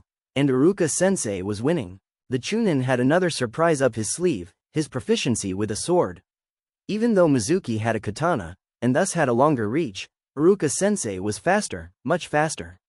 So fast in fact that in a few minutes he disabled Mizuki. Mizuki cried out in pain as Iruka disabled him and chopped off his sword arm. Blood gushed out of the stub that was his right arm. It splattered everywhere, on Mizuki, on Iruka, and on the ground. Mizuki dropped to the floor dizzy with the blood loss. How is you are this strong? He rasped out feebly. Mizuki thought he had known his ex-friend inside and out. What he hadn't known was that Iruka secretly trained in Kenjutsu with Konoha's resident Kenjutsu master, Rishibayai Tsurugi. Iruka stared down at the trembling Mizuki. You of all people should know this, you were a teacher after all. A ninja is a master in the art of deception, and I deceived you into thinking I was weak. I knew something was off about you. You would go away for days and then come back and resume your life as if nothing was wrong. I saw the secret glares you would give to the academy students. I should have never become your friend, I should have done something sooner. But now I will. Iruka raised his sword in the stance of the killing stroke. Naruto's eyes widened. From his angle Iruka couldn't see it, but where he was positioned he could see it clearly. Mizuki had a kunai launcher hidden in his sleeve. Some dark menacing liquid dribbled down the side of the blade, and immediately Naruto knew it was poison. Before Mizuki could press the button that released the catch for the kunai, he lowered his gravity belt all the way, doubling his speed. He used the shunshin to appear right next to Mizuki and spun-kicked him away from Iruka. Before Mizuki could react any further, Naruto's shout rang out through the woods. Iruka stared at Naruto, not believing his eyes. One moment he had his sword raised to kill Mizuki and the next, Naruto had appeared out of nowhere and cremated Mizuki. Comically enough, Naruto had killed Mizuki so fast that Iruka was still in the killing stance, his sword still raised. Iruka slowly lowered his sword and sheathed it, still gazing at Naruto. How? Where? Iruka stuttered out. The fact that Naruto had actually killed someone, and seemingly without remorse, shocked Iruka. Naruto stared sheepishly at Iruka. I followed you. Iruka must have found his voice back, because the next thing that came out of his mouth was a yell. Why? Damn it Naruto, if I'd wanted help I would have asked for it. What the hell were you thinking following me? The guilty blonde didn't get to answer. A squadron of Konoha's MP, military police, appeared one by one surrounding Iruka and Naruto. The squad leader, distinguished by his green arm sash, barked at the two surrounded ninja. Don't move a muscle, and put your hands where I can see them. Where is the forbidden scroll of seals? With wide eyes Iruka and Naruto put their hands up. Iruka looked around frantically, just remembering the reason why he had attacked Mizuki. Naruto pointed to the bushes he'd leapt out of and spoke up. It's over there. The MP's squad leader pointed at one of his team, and ordered him to check it out. When the MP emerged out of the bush with the scroll of seals, the squad leader turned back at Iruka and Naruto. Where's the thief? Iruka pointed at the pile of ash behind him. It was still smoldering with heat and wisps of smoke rose gently from the embers. The squad leader peered over Iruka and grimaced at the embers. People burnt to a crisp were hard to identify. Luckily there were some bones still sitting in the hot pile of ash. If there was any trace of chakra in them they'd find it and be able to identify whose bones they were. He had one of his team place the bones in a sterile plastic bag. Turning around he pointed at Naruto. Why are you here? The Hokage informed us that only he, the squad leader jerked his head at Iruka, would be here. Naruto looked awkwardly at his interrogator. Well I, followed him. The leader looked hard at Naruto. Why? He simply stated. Naruto was getting annoyed. What is this, 20 questions? Look, I know Iruka-sensei, and I followed him to know what he was doing, 'cause he looked pretty pissed. The squad leader looked at Naruto and Iruka for a moment. Then he spoke up. We're going to search you to make sure you don't have copies of the Forbidden Scroll. Asari, search them. Asari nodded and walked up to Naruto and Iruka. He had pale white eyes that marked him as part of the Hyuga clan. The Hyuga activated his and the veins surrounding them bulged, as if extra blood was being pumped there. Asari stared at them, moving his head up and down. When he was done, Asari stepped back into position. They are clean, senpai. The squad leader nodded and motioned Iruka and Naruto to follow. Let's get back to Konoha. It turned out the squad leader didn't trust Naruto and Iruka, because when they got back to Konoha, the first thing he did was take them to Oji-san. When they were finally cleared for release, Naruto and Iruka walked out of the Hokage Tower together. As they strolled down the street, Iruka looked down at Naruto. "Naruto, when and where did you learn the Gokakyu?" Iruka inquired. The blonde in question almost stumbled. He had expected Iruka to keep scolding him. "This pervert old ninja gave me the scroll to learn it. I think his name was Jiraiya." Iruka's eyes widened. He was surprised to say the least. "You received teaching from a Sannin?" Naruto sniggered. "Jiraiya taught me diddly squat. All he did was give me the scroll. I had to learn the jutsu on my own." Iruka shook his head as he thought of what Naruto had done with the jutsu. The blonde had toasted Mizuki with a fireball the size of an elephant. For some reason the thought of 12-year-olds killing people sounded wrong to Iruka. It just wasn't right. "Naruto, you know Mizuki was your first kill?" Naruto wrinkled his nose and just stared ahead. "You want to talk about it? I know I had a rough time with my first kill." "Actually, I don't feel that bad, Iruka-sensei. Mizuki was going to kill you and I couldn't let that happen." Naruto stared at Iruka's puzzled expression. Last time Iruka checked, he was the one standing over Mizuki, with both his arms. "I never told you why I killed Mizuki, did I? The traitor had a poisoned kunai hidden under his sleeve. He would have shot it at you if I hadn't done something." Iruka just shook his. "Well, I'm glad the situation turned out all right. But did you have to kill him?" "I wanted to do that." Naruto and Iruka both laughed. Naruto had fooled the MP big time. Before he'd helped Iruka with Mizuki, he had hidden the scroll under the roots of a marked tree. The scent of the approaching MP had already reached his nose. After Iruka was done scolding him, he went back to retrieve the scroll. Naruto sat on his futon, the scroll with the copied jutsu spread out on the bed sheet. The jutsu he'd copied were Kage Bunshin no Jutsu, Bunshin Daibakuha, Shuriken Kage Bunshin no Jutsu. Naruto read the descriptions of the forbidden jutsu, and smirked as he did so. As jutsu went for genin, he'd gotten a good haul. The Kage Bunshin would allow him to create actual tangible clones of himself. His clones would be even capable of performing jutsu on their own. Naruto's face fell when he read the rest of the description. The clones disperse after 1 or 2 solid blows. Moving on, he read the description of the Bunshin Daibakuha. It works in combination with the Kage Bunshin to create a shadow clone that will explode on command. The blast radius is dependent on the chakra fed to the jutsu, and could potentially kill an attacker engaged in hand-to-hand combat. Nice? After seeing what the first 2 jutsu could do, Naruto hurried on to the next. But was disappointed. All that one did was create multiple copies of the shuriken to make them more powerful. Naruto decided it was still worth his time to learn it. The blonde spent the night learning the jutsu in anticipation of tomorrow, when he'd be assigned his genin team of 3. Haruno Sakura had dreamed of this day since she was a little girl.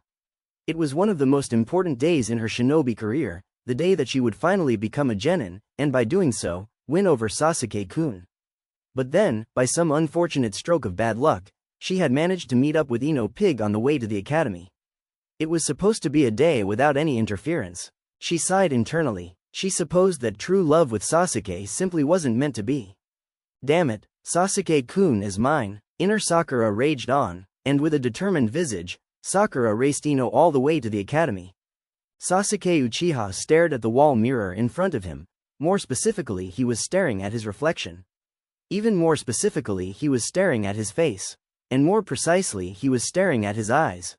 Sasuke stared, and stared, and stared. He had done it. He'd actually done it. He would be one step closer to his life's goal. He, Uchiha Sasuke, had awoken his Sharingan eyes. There was one black tomo in each of his red eyes, the first level of 3. From now on, whenever he fought, he'd be able to know his opponent's moves before they happened. The Sharingan was a rite of passage, of many, for the Uchiha clan. Once someone from the clan attained the special dojutsu, they were considered adults. If Sasuke still had his parents, the clan still alive, there would have been a big celebration in his honor. But thanks to that one person, his brother, Uchiha Itachi, that would never happen. Sasuke remembered that day painfully. Flashback. It was morning in Konoha. The type of morning that makes you wants to step out and take a deep breath, a beautiful morning. The sun shone merrily over the Uchiha compound and a soft breeze caressed the people as they strolled or did their morning chores. An 8-year-old Sasuke woke up to this morning. He lay on his futon, a broad smile on his face as he stared out of his window. The day was going to be perfect, he could tell. Sasuke was jolted from his happy thoughts by the sound of his mother, Uchiha Mitoko. Sasuke, you're going to be late for the academy. He heard his mother walk up the stairs to his room, the muffled padding of her feet as she walked up to his door. The door frame slid open and Uchiha Mitoko stared frustrated at her son, hands on her hips. It's your first day, and you oversleep. Okay, I'm up. Mitoko shook her head at her son.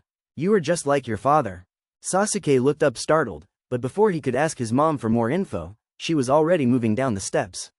He was like his father? He hardly knew Uchiha Fugaku, the man that called himself his father. Sasuke hardly heard any descriptions of him from any of his parents.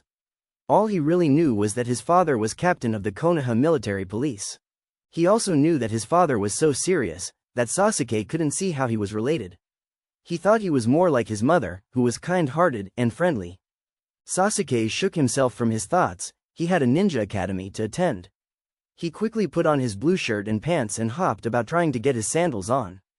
Rushing down the stairs, he gave his mother a quick kiss, bowed to his father and grabbed a piece of toast and the lunch bag waiting for him on the kitchen table. Sasuke, wait, Mitoko yelled after her son. But he was already turning the street corner. Mitoko shook her head as she stared lovingly at her son. Sasuke never did get to know what his mom had called him back for, but did it really matter? More memories of that day swam in his mind. Sasuke kept running, frantically trying to make it in time for school. He said hello to a kind old couple as he ran by them. They spurred him on, knowing today was the first day of the Ninja Academy. It wouldn't do to have the second heir in line to the Uchiha clan be late for the academy. They said with smiles. Sasuke greeted them quickly as he ran by. He had a smile on his face. Ohio, Oji-san. Ohio, Oba-san. But when Sasuke passed them, his smile disappeared. People always did that, even his family. They would describe him as second heir to the Uchiha clan or younger brother of Uchiha Itachi, the genius prodigy. It was never, hello Sasuke. How are you doing? No, it was, you going to be like your brother, Sasuke? You going to make the Uchiha clan proud like your genius brother Sasuke? It got on his nerves, it did. Living in his brother's shadow was really hard, and not to mention annoying. Sasuke's thoughts were interrupted when he smacked into someone. Gomenasai, he started, but he quieted when he saw who it was, his brother, Uchiha Itachi. Sasuke stared at his brother, who had his hand out. You should look at where you are going, foolish brother, said Itachi as he helped his brother up. Sasuke glowered defiantly at his older brother. Oi, I'm not foolish, Aniki. Itachi looked amused as he stared down at his younger brother. I'm sorry, did I say foolish? I meant clumsy. Sasuke pouted as his brother dissed him. Itachi chuckled silently at his brother's face.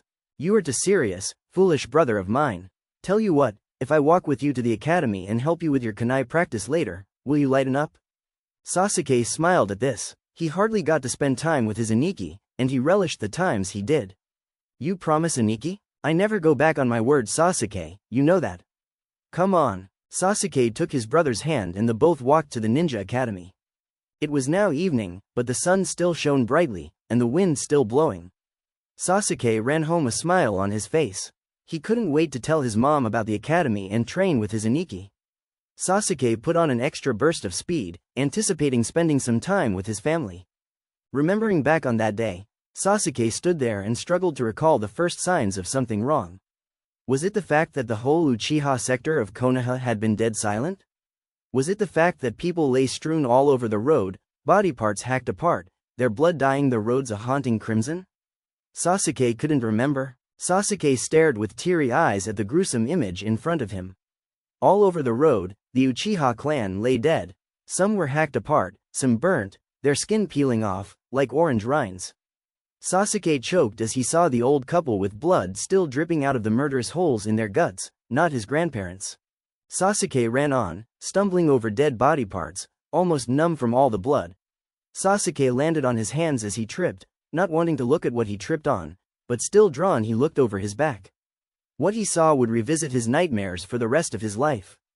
A bloody head lay on its side, unattached from its body. The face of the victim had the look of grisly surprise on it, as if the person hadn't seen the sword that chopped its head off. Sasuke held back a sob as he ran on. As he dashed through the streets he saw a familiar-looking figure standing on the rooftops. A eerie red moon was behind him, bathing the dark figure in red light. Before Sasuke could recognize the person, the mysterious ninja leapt towards his house. Sasuke's distressed eyes widened further. Something told him the person he had seen was responsible for what was happening. The traumatized boy headed to his house. He desperately wanted to make sure his parents were not dead. Sasuke stopped at the front door of his house and burst through it. Looking at his living room, he saw everything was as it should be. But Sasuke's head perked up when he heard noises coming from his parents' room. H dashed towards the stairs, hoping to Kami that what he thought was happening wasn't. He stopped at the door of his parents and heard a wet thwip. Sasuke gasped and trembled as he slowly slid the door open. Sasuke fell to his knees as he gazed before him. The dark figure he'd seen earlier was hidden behind the shadows, a sword dripping with blood in his hands. The hidden figure was standing over his parents. Uchiha Fugaku and his wife Uchiha Mitoko knelt down on the floor, as if waiting for slaughter in a sick assembly line of death. Their eyes were glazed over, they looked unconscious. The figure slowly raised his sword over his parents. In a split second, both his parents' blood-splattered heads were rolling towards Sasuke. Sasuke's wailing scream pierced the evening. "Are you done?" the figure asked. Sasuke started from his violent trembling as he looked at the figure. He knew that voice. Aniki?" he said shakily. The figure slowly stepped out from the shadows, bit by painful bit. More of Uchiha Itachi stepped into the light of the setting sun. "You guessed right, my foolish brother," he said softly. Sasuke's body was convulsing by now. Something in his brain had snapped, and with a sinking feeling, Sasuke knew his sanity was gone. "No. Why Aniki? Why?" Uchiha Itachi, pride of the Uchiha clan, the heir to one of Konoha's most prestigious ninja, shrugged to himself, as he stared at his raised grisly sword. "I was bored, and this clan of mine makes me sick.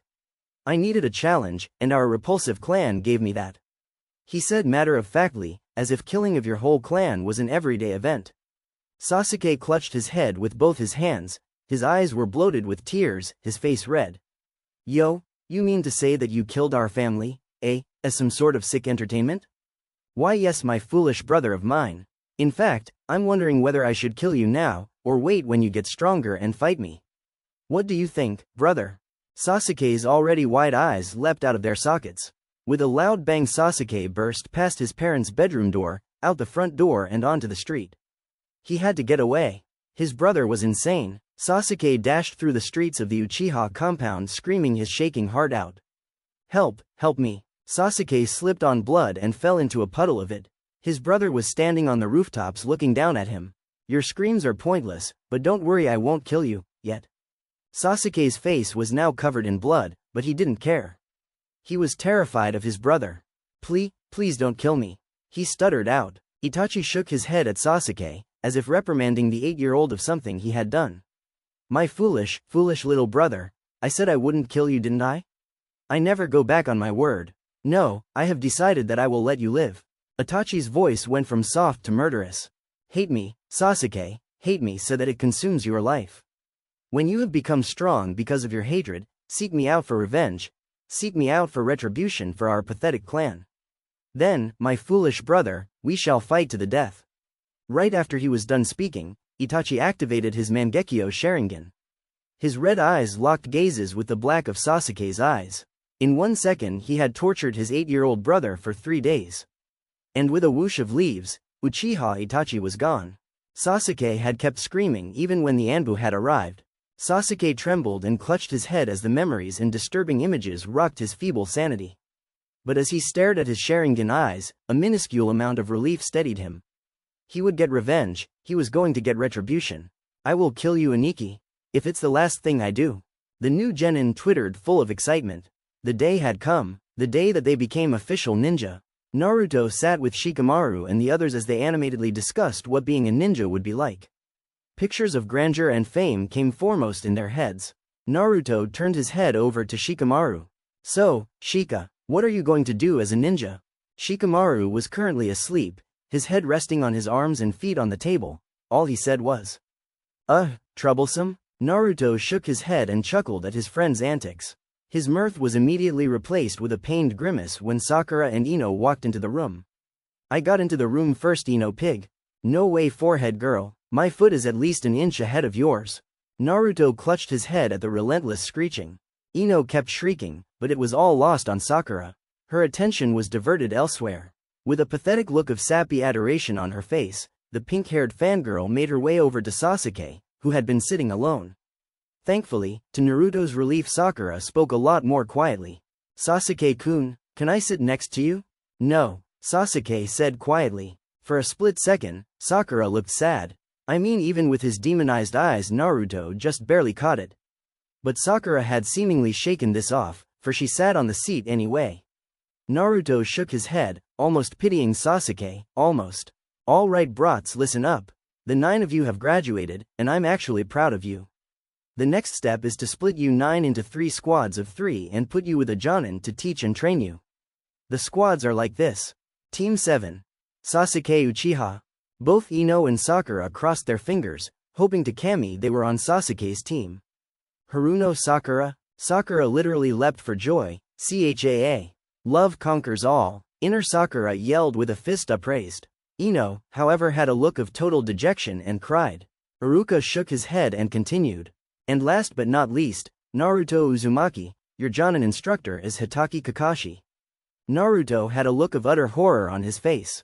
Him? With the emo and fangirl? That would not work. For the rest of the announcements, Naruto sat there frozen, the look of horror still plastered to his face. Iruka continued. Team 8. Hyuga Hinata, Inuzuka Kiba and Aburame Shino, your Jonin instructor is Yuhi Kurenai. Hinata had a smile on her face. Her team wasn't bad and she already knew Kurenai. Below her, Ino was arguing with Shikamaru. What do you see in Sasuke, Ino? He's mean, rude and a spoiled brat. Shikamaru said to Ino. You wouldn't understand, Shikamaru. Ino retorted. A vein ticked on the Nara's head. You're right, I wouldn't understand. I'm not some emo-hungry fangirl. You're jealous, aren't you? When Shikamaru didn't reply, Ino shook her head at Shikamaru's jealousy. Jealousy is such an ugly thing. I hope I'm not on your team. Team 10. Yamanaka Ino, Nara Shikamaru and Akamichi Choji. Your Jonin instructor is Sarutobi Asuma. Shikamaru chuckled at Ino's incredulous face. After everyone had left with their Jonin instructors, Naruto sat on the bleachers, the look of shock still on his face. He was going to be on a Genin squad with Sasuke and Sakura? Of list of things he did not like, those two were ranked 2nd and 3rd under the villagers. And the fact that Kakashi was their Jonin sensei only made it worse. Hitaki was the laziest and tardiest S.O.B. Naruto had ever met, and he always made up unbelievable lies for his excuses. Naruto shook his head when he thought about the eccentric Jonin. For 2 hours Naruto, Sakura, Sasuke, the new Team 7 waited for their Jonin sensei, Hitaki Kakashi. Last chapter. After everyone had left with their Jonin instructors, Naruto sat on the bleachers, the look of shock still on his face.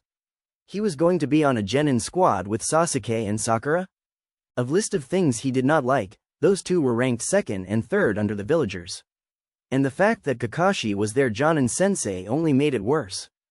Hitaki was the laziest and tardiest S.O.B. Naruto had ever met, and he always made up unbelievable lies for his excuses.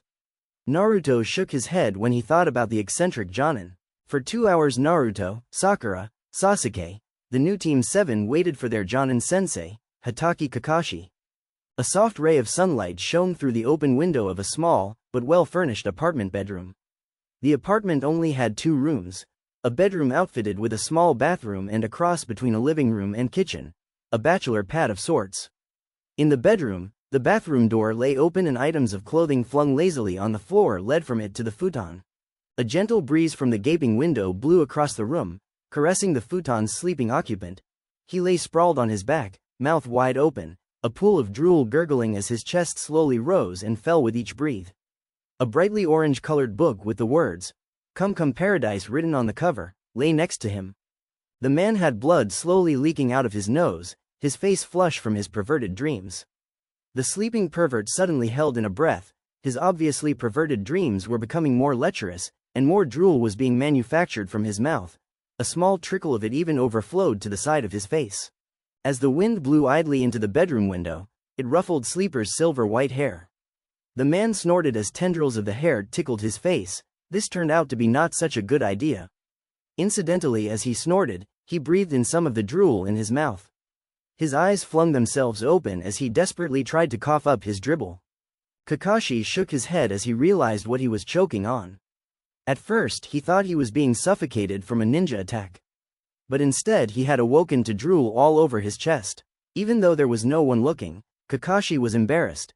Sharingan Kakashi, the copy wheel ninja, had almost been suffocated by his own saliva. His embarrassment turned into utter shame now to mention it. What if he had actually died? He, who had successfully completed over 100 S-class missions, done in by saliva. Kakashi stifled an amused snort and looked at his alarm clock and calendar. His right eyebrow rose as he looked at the date and time, Saturday 10 a.m. I wonder if there are any good Saturday morning cartoons on the tube. Kakashi turned his small TV and turned the channel to Cartoon Network. The Adventures of Tom and Jerry was on. Kakashi smiled and got up to do his daily morning rituals. After he bathed, brushed his teeth and got dressed, he flopped down on his futon and watched Tom the cat try and catch Jerry the mouse. Jerry would always fool Tom, with some clever trick, and even though he was a lot less bigger than Tom, he always won out in the end. Kakashi chuckled as he thought of how many ninja battles he had won just from using ideas from the two's antics. Naruto's mood was going from bad to worse. Not only was he going to be on a team with Sasuke and Sakura, his Jonin sensei was going to be Hitaki Kakashi. Now Naruto had nothing personal against the ninja, in fact he was somewhat grateful. Without Kakashi, he wouldn't have known half the jutsu he did now. But the ninja was way too damn lazy and irresponsible. He stared at the clock. It was 10 a.m. exactly. 1 hour, 42 minutes and 5 seconds had already passed since Iruka had divided them into teams and Team 7 was still waiting. Team 8 and Team 10 had already left with their sensei almost 2 hours ago. Naruto thought about what the tardy Jonin might be doing and a sneer crossed his face. He's probably watching some cartoons. Naruto shook his head and stared at Sasuke and Sakura. The emo was currently sitting on his haunches poised as if he was a monk, while Sakura was lying on her back staring at the ceiling, muttering to herself. To most people, she was quiet, but he heard her loud and clear. 99, 100, 102, 103. Naruto couldn't stop a laugh from bursting out his chest. Sakura had actually been counting the number of tiles on the ceiling. Sakura stopped her muttering and looked at Naruto, puzzled. His eyes, which were staring at her, were full of mirth. What's so funny? Naruto just chuckled. Nothing, really, it's nothing. Sakura shook her head and resumed her counting. Naruto continued to chuckle. While he was eating his breakfast during a commercial break, Kakashi's eyes happened to glance at his calendar again. His eyes widened. The calendar had a bold red note written on the date block for today. New genin are chosen today. Get your ass up and go to the academy now, Kakashi. Kakashi stared incredulously at the calendar. Wah, when did that get there, and how did I not see that when I woke up? Kakashi just shrugged. He put his face mask on and his flak jacket, his favorite book in hand. With a whoosh of leaves, Kakashi was gone. Kurenai rubbed her head in frustration outside Kakashi's window. After she gave her team some training instructions, she had gone back to the academy to check on Team 7. And like she thought, they were still there. So she did what she did every year. She reminded Kakashi of his duty as a Jonin. Last year, she'd actually awoken Kakashi by infiltrating his dreams and performed a genjutsu of every heterosexual man's nightmare. In his dream, she had Kakashi bound by rope and castrated with a dull rusty kunai while being anally raped with a foot-long dildo by Anko Mitarashi. To this day, he had an unnatural fear of rusted kunai, and for 6 months you couldn't get him near the purple-haired Tokubetsu Jonin, not even on missions, no matter how much the Hokage ordered him. It had taken a painful counseling session with Konoha's torturer and interrogator, Morino Ibiki, and then several apologies from Kurenai. But even then, whenever he saw a rusty kunai or Anko, he would sweat horribly and start convulsing in fear. Kakashi was scarred for life. You're positive that it was just a genjutsu? He'd asked. Kurenai chuckled to herself. Before that, Kakashi's irresponsible attitude had got on her nerves and she had decided he needed a wake-up call. But seeing that he had actually been very disturbed by her genjutsu, she decided she would be nicer to the Jonin this year and just remind him gently, with no traumatizing. Kakashi reappeared in front of the steps to the academy. With a sigh, he slid open the doors to the academy and slowly sauntered in. Here we go again, he thought to himself. While Sasuke and Sakura were sleeping, Naruto woke up from his slumber. he'd heard footsteps outside the door. And well, he was still pissed. Narrowing his eyes, he glared at Kakashi as he walked in. 3 hours, 3 fucking hours. I've been waiting for Kakashi for 3 fucking hours. Naruto gnashed his teeth as he thought of the time he'd wasted. Kakashi took a look around the room, as if sizing up exactly what he had walked in on. Sakura and Sasuke were both asleep, however when he saw Naruto glaring at him, the Jonin dropped the orange book he was holding and stared wide-eyed and slack-jawed at Naruto. He knew Naruto, and if there was one thing he knew about the blonde, it was that Naruto had a short temper. And if you happened to make Naruto angry enough, he could make your life hell. And Kakashi knew he'd made the blonde angry. There was enough killing intent pouring from Naruto that he was amazed Sasuke and Sakura weren't awake yet. Kakashi's eyebrows rose. Angry much? A long pause followed Kakashi's surprise, and you could cut the awkwardness and tension in the air with a kunai. But the Jonin seemed to regain his composure because he just smirked at Naruto, and with closed amused eyes, giving the only real indication that he was smiling, he uttered his first words to Team 7. So you're going to be on my team, Naruto? Well whoop-de-fucking-do. Wake up the 2 wannabes and meet me on the roof in 1 minute, or you'll never see me again. Ya nay. With that, Kakashi disappeared with a whoosh of leaves, leaving Naruto to near face fault from what he'd heard. Now Naruto was even more incensed. But he decided he would get his sweet revenge later, and it would be sweet. Naruto made his way towards his team. He grudgingly stared at his teammates and decided when he woke them up, he would hold nothing back. Walking up to Sasuke, he cocked his foot back and gave the sleeping genin a satisfying kick in the ribs. With a painful gasp, Sasuke's eyes flew open and he glared murderously at Naruto. His fist instantly moved to hit in Naruto's direction, but before he could do anything the blonde had already moved on to his next victim. He stooped down on the balls of his feet, his mouth located next to the unsuspecting girl's ear. Filling his lungs with chakra and air, Naruto screamed into the sensitive organ. Wake up Sakura! With a shriek, Sakura started gracelessly. While Sakura started shrieking at him about how rude he was, Naruto just turned his back on the girl. Still glowering he walked up the stairs to the roof, his 2 murderous teammates behind him. Naruto felt great, as he was walking up the stairs, keenly aware of Sakura and Sasuke's attempt to penetrate his skull with their eyes. He realized that he had gotten quite the load off his chest by hitting them. He almost chuckled to himself. The look on Sakura's face had been priceless. Surprise, indignation, anger, all of them had passed on her face as she jumped in fright. Then as the team continued their ascent to the rooftop, a stab of guilt penetrated Naruto's chest. He knew Sasuke and Sakura didn't deserve that type of treatment, well at least he knew Sakura didn't. In the matter of the emo he would wait and see, but he decided he would act more nicely to his teammates. The team finally arrived at the door opening to the roof. Sasuke followed Naruto as they passed through the door, where their goofy-looking Jonin sensei was waiting for them. Naruto managed to sit with Sasuke on his right and Sakura on his left, facing their sensei, who he noticed was giving them strange and an almost calculating eye looks every now and again. As if he was searching for something in Team 7. So, you're Team 7? I'm your Jonin instructor. Let's get acquainted with each other before we start anything else. At this, Sasuke felt a trickle of annoyance. He wanted to get the training started immediately. Screw getting acquainted with his team. You with the pink hair, go first. The silver-haired man simply pointed to the still angry girl sitting to Sasuke's right, and a confused expression graced her face. Nay, sensei, what do you mean? What should we say? Sakura's confusion seemed to amuse Kakashi because she was answered with a lazy chuckle from their sensei, who turned his head upwards to glance at the clouds. You know, your likes, your dislikes, your hobbies, your dreams, that sort of thing. Sakura scrunched her eyes in an expression of thought. She noticed Naruto shaking his head at her and her dormant anger returned back in full force. Oi, Sakura, just tell him about yourself, that's not so hard is it? Sakura's face turned red in anger. Just about she was going to make a retort, Kakashi, lazily but wisely, interrupted her. Ma, we are a team, let's try not to fight each other. Sakura turned her glare from Naruto and her face lit up from what she thought was a clever idea. Why don't you go first? After all, we have no clue who you are. She seemed pleased with herself for thinking up such a bright idea. Kakashi only chuckled slightly at Sakura before glancing at the clouds once more.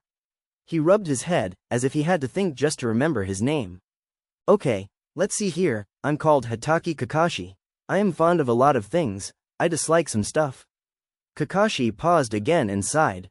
I have many hobbies, as for my dream, I'll tell you when you've earned my respect. Kakashi's gaze stayed upward, he looked as if he was drunk. Sakura whispered to the group, so all we got to know was his name? Naruto nodded his head slightly and the whole Team 7 stared at the lazily Jonin incredulously. If this was going to be their sensei, then they were screwed. So, Pinky, you're up, again. Sakura pouted slightly at being called Pinky, but it was quickly dispelled as she shot a sidelong glance to Sasuke, blushing the whole time. My name is Haruno Sakura, I like. She shot another sidelong glance to Sasuke. Naruto shook his head and revised his earlier thoughts. If this was what just one of his teammates was like, then they were screwed. Sakura continued, my dislikes, definitely Ino Pig, and mean people who shout in people's ears. With that, she threw a glare at Naruto, who smiled sheepishly. My hobbies, she giggled again, and everyone else knew what she had on her mind. My dream, she completely flipped out at this point, losing what little composure she had left, squealing silently to herself and going into a giggle fit of legendary fangirl proportions, after shooting another sidelong glance at Sasuke of course. Kakashi resisted the urge to groan. One of his genin was pathetic fangirl who squeals like a baby pig. Girls of this age are more interested in love than jutsu. Recalling that the girl on his team when he was young was like that, he shook his head in deja vu. Moving on, he gestured to Sasuke. Emo, go. Sasuke glared at Kakashi. It seemed his sensei had joined the short list of people who called him that, and the term was starting to get on his nerves. He paused to think for a moment, his head resting on his hands, before replying in his cold and monotone voice. I am Uchiha Sasuke. I have only a few likes, and I dislike a lot of things. For a split second, Sasuke shifted his eyes at Sakura, only Naruto and Kakashi noticed. I have no hobbies, except for training.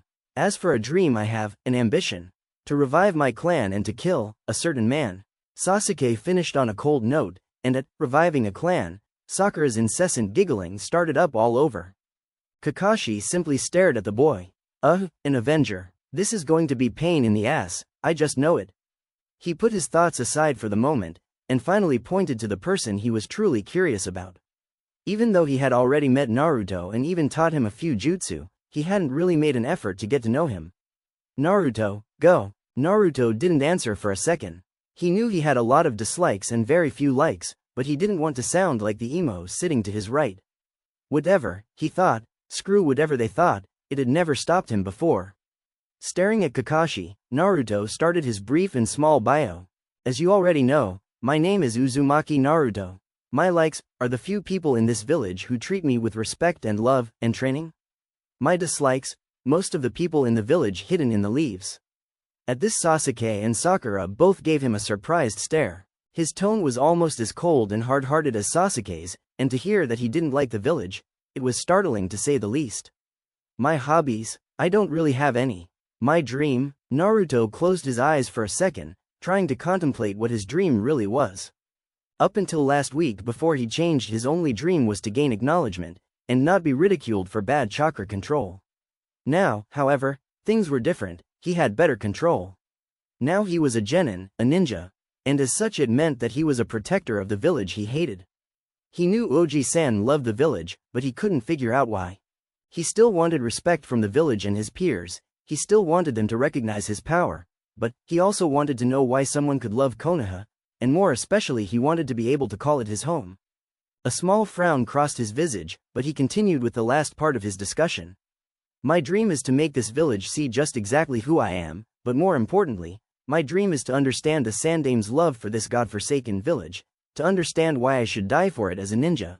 The small frown was still on his face, and he noticed that Kakashi, Sasuke and Sakura were all staring at him. So Naruto dislikes the village that much, well, it should be expected. Kakashi recalled all the times he and other Anbu had to watch Naruto, just so he could cross the street without being killed by the villagers' misplaced anger. After a few moments of tense, awkward silence, Kakashi figured that he should wrap things up, and then talk to Naruto. He suddenly clapped his hands together. Okay, you three, we start our ninja duties tomorrow. At this Sasuke perked his head, up until now being a genin had been boring but now they were going to start some actual training. Naruto also perked his head up. Duties? What kind? Kakashi just tilted his head skyward. We're going to be doing some survival training tomorrow at Training Field 7. Kakashi started chuckling. Sakura stared at Kakashi, confused at his laughter. Survival testing was serious stuff. What's so funny, sensei? You may not have known this, but the true Genin exam lies with the Jonin sensei, not with the academy. This exam has a failure rate of 66.6%. Of the 27 graduates, only 9 will pass to go on being a Genin, the rest will be sent back. I will choose, tomorrow, whether you 3 pass or fail. All 3 of the Genin gave Kakashi their own version of a startled but angry glare. Ma, don't look at me like that, this is what you signed up for. There is a large failure rate in this test, so there is a good chance that 1, 2, or even all 3 of you will be sent back to the academy. Oh, and don't eat breakfast, you'll just throw up. Kakashi gave an amused grin to the now stunned 3, before motioning for Team 7 to leave. They filed out, Sasuke leading with Sakura trailing and Naruto at the end. Naruto, wait, I want to speak to you. Naruto turned his head back at Kakashi, the eyebrow facing him raised in a questioning glance. Just get over here, nay? Naruto broke himself off from the group and walked back to Kakashi. What? He questioned. Kakashi just stared at Naruto for a moment. How was he going to talk with Naruto? He was an S-ranked ninja, not a counselor. But he needed to know Naruto's feelings about being a ninja. He started off with a simple question. Are you okay, Naruto? Naruto stared back at Kakashi, suspicious of what the Jonin had to say. Yeah, why wouldn't I be? Kakashi shrugged sheepishly and rubbed the back of his head. Well, earlier you said you disliked the village, and I wanted to make sure you were alright. Naruto's eyes narrowed. I don't know, am I? Kakashi tilted his head, but before he could reply Naruto was gone in a whoosh of leaves. Kakashi just shook his head as if tired. I have a fangirl, an Avenger and a potential missing nin for a Genin team. This team will need a miracle to pass my exam. Once again he tipped his head towards the clouds and sighed. How troublesome. The next morning, Naruto decided that Kakashi's instructions not to eat could go to hell. After he cleaned himself up and put on boxers, he took out a cup of his favorite instant ramen. To Naruto, the 3-minute wait for the noodles to cook seemed more like an agonizing hour. When he finished with what he considered Kami's gift to mankind, he proceeded to get dressed. Opening his spacious bedroom closet, he peered inside at his selection. He decided that he would wear a light blue shirt with dark blue loose-fitting pants. He then equipped himself with 25 kunai and the same number of shuriken. When he reached for his light blue goggles, he paused. The goggles were now scratched and well worn from 4 years of constant use. It still had sentimental value, not to mention years of good memories, but if he used it any farther it would fall apart. Reluctantly, he placed it next to a picture of him and Iruka-sensei at Ichiraku Ramen. Naruto snapped his Hite 8 from his gravity belt and searched for its original cloth sheath. He found the cloth band in one of his drawers and slid the metal in the cloth slip. The blonde stared at the mirror as he tied the band to his face, not bad in his opinion. Turning away from the mirror, he slipped on his ninja sandals and stepped out his apartment door. Sasuke, Sakura and Naruto met at the training field at the same time. There was an awkward silence when the teammates stared at each other.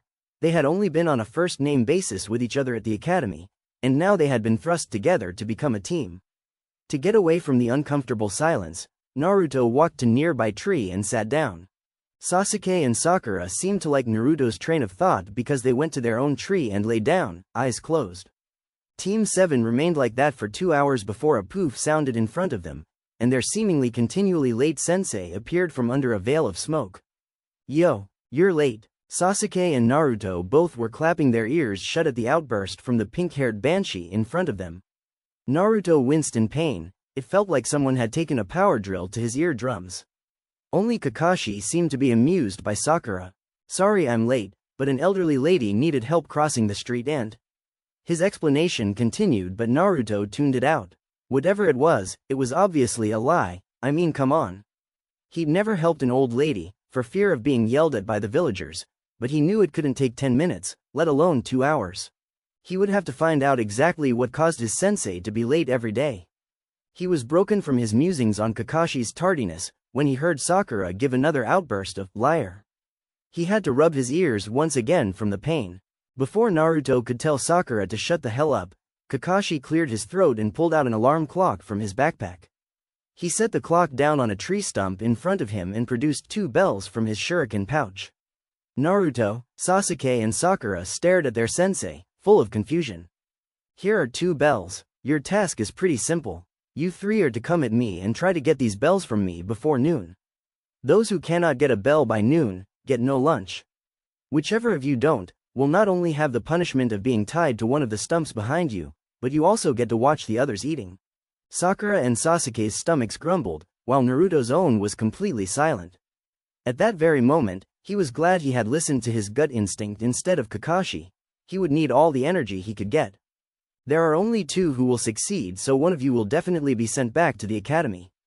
You can even use your weapons, shuriken, kunai, whatever you feel is necessary. You will fail if you don't attack me with the intention to kill. Sakura was the one to break Team 7's silence. But, you'll be in danger and there are only 2 bells. She was basically whining by now. Kakashi simply shrugged and clipped the bells to his waist. That's your problem, and besides, I don't think I need to worry about danger from mere genin. Naruto and Sasuke's eyes narrowed from Kakashi's barb. They set themselves to a determined demeanor. Even Sakura seemed to be determined to pass, even though it was probably more to do with Sasuke than it was with her. Kakashi put his palm on the alarm clock and pushed the large button on top of it for the start of the exam. Okay, let's get going. Ready? Start. As soon as Kakashi had signaled the start of the test, Naruto, Sasuke and Sakura had all hidden themselves. They lay spread out over Training Field 7, staring at their sensei in each of their hiding spots. Kakashi stared around him and nodded in approval. Good, they have all hidden themselves well. The basics of a good shinobi are stealth and concealment. Naruto crouched low in his hiding place in the swaying tree branches, making sure he wasn't visible to Kakashi. While he was hidden, Naruto thought long and hard about the bell test. Something didn't add up. What was the point of putting people into 3-person teams, if individual skill determined whether you would be sent back to the academy? Did Kakashi really expect a genin to be able to beat a jonin? Conceivably he would be holding back, or maybe there was something else going on here. There was something he wasn't thinking of. Too much of this didn't make sense. Naruto put his brain to work on figuring out just what exactly was going on. And then it came to him. While he had kept thinking about the fact that they were teams, the idea had slipped into his mind. A victorious smirk slowly made its way on his lips. Naruto knew for sure what the whole point of the bell test was. He was gone in a whoosh of leaves. Obviously something wasn't right. Sasuke was currently sitting in a tree, suppressing his chakra signature as much as he could. Not that it mattered, his opponent was a jonin. If he wanted to find him, he doubted that there was anything he could do about it. They were being expected to beat Sharingan Kakashi. Not only was he a jonin, he was one feared in all of the elementals. They were genin. Sasuke knew for a fact that his skills were top-notch. He hadn't been named Rookie of the Year for nothing, but that didn't mean he was powerful enough to take on Kakashi.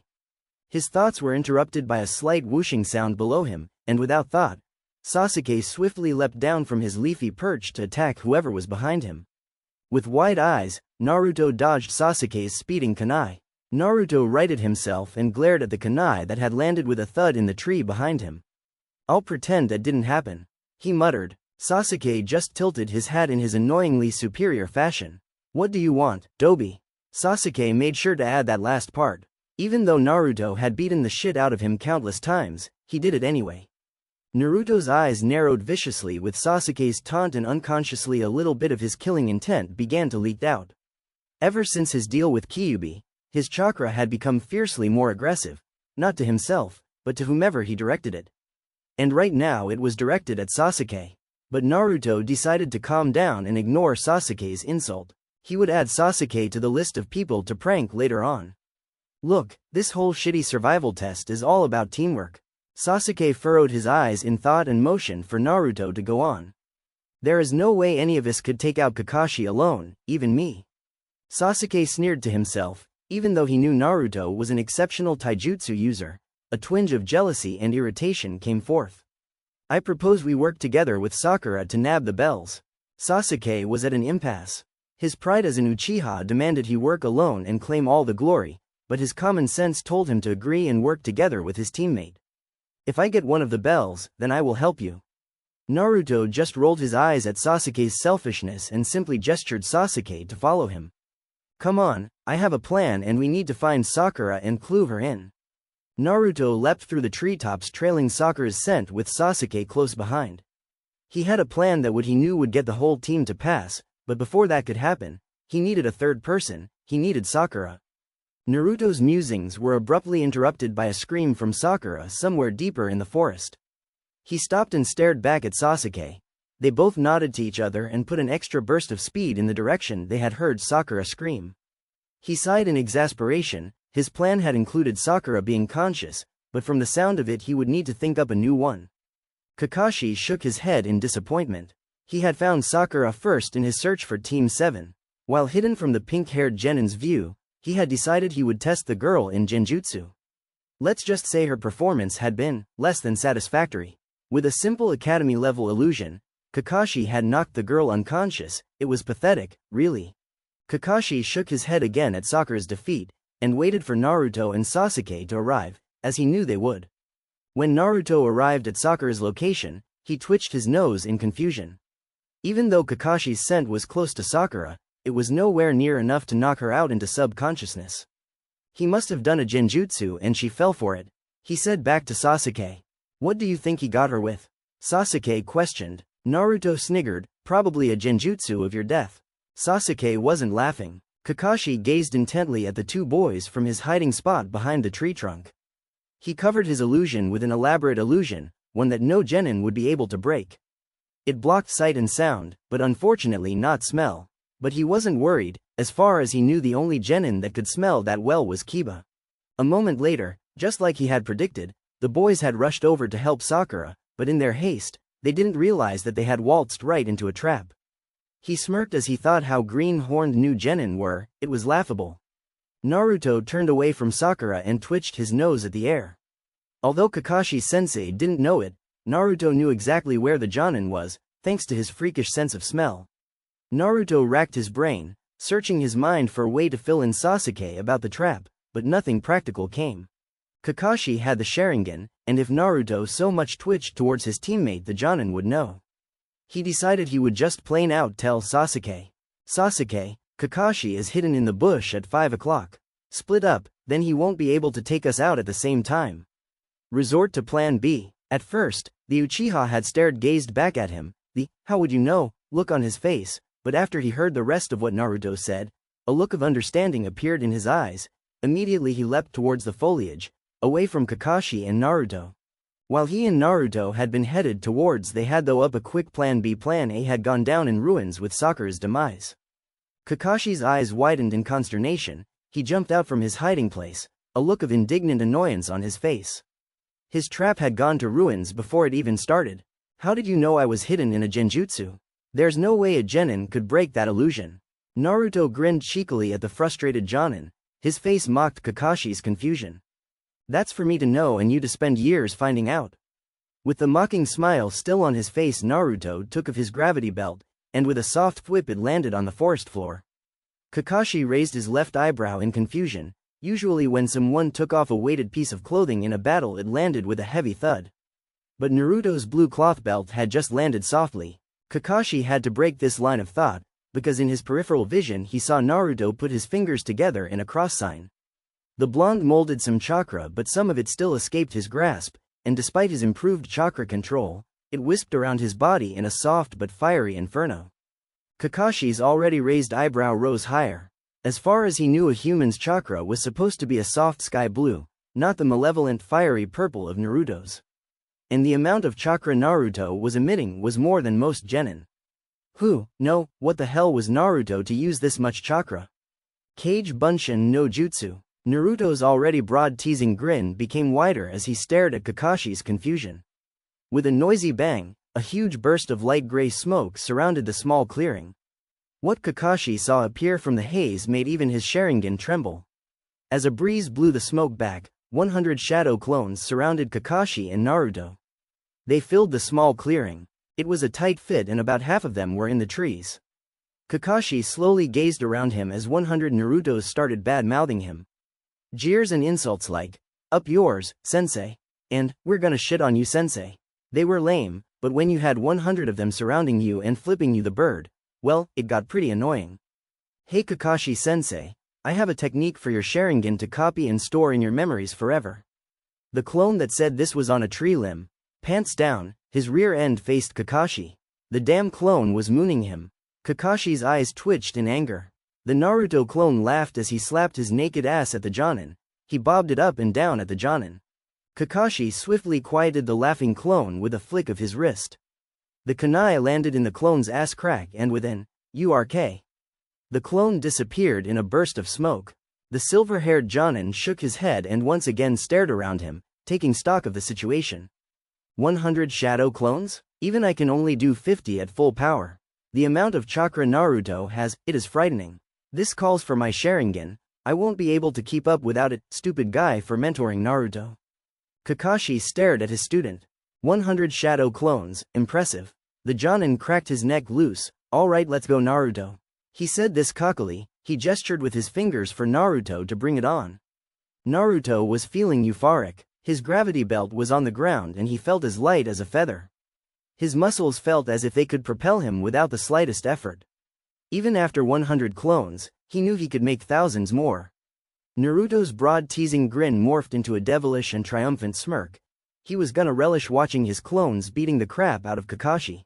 His smirk didn't falter an inch when he saw Kakashi raise his Hite 8 revealing his Sharingan eye.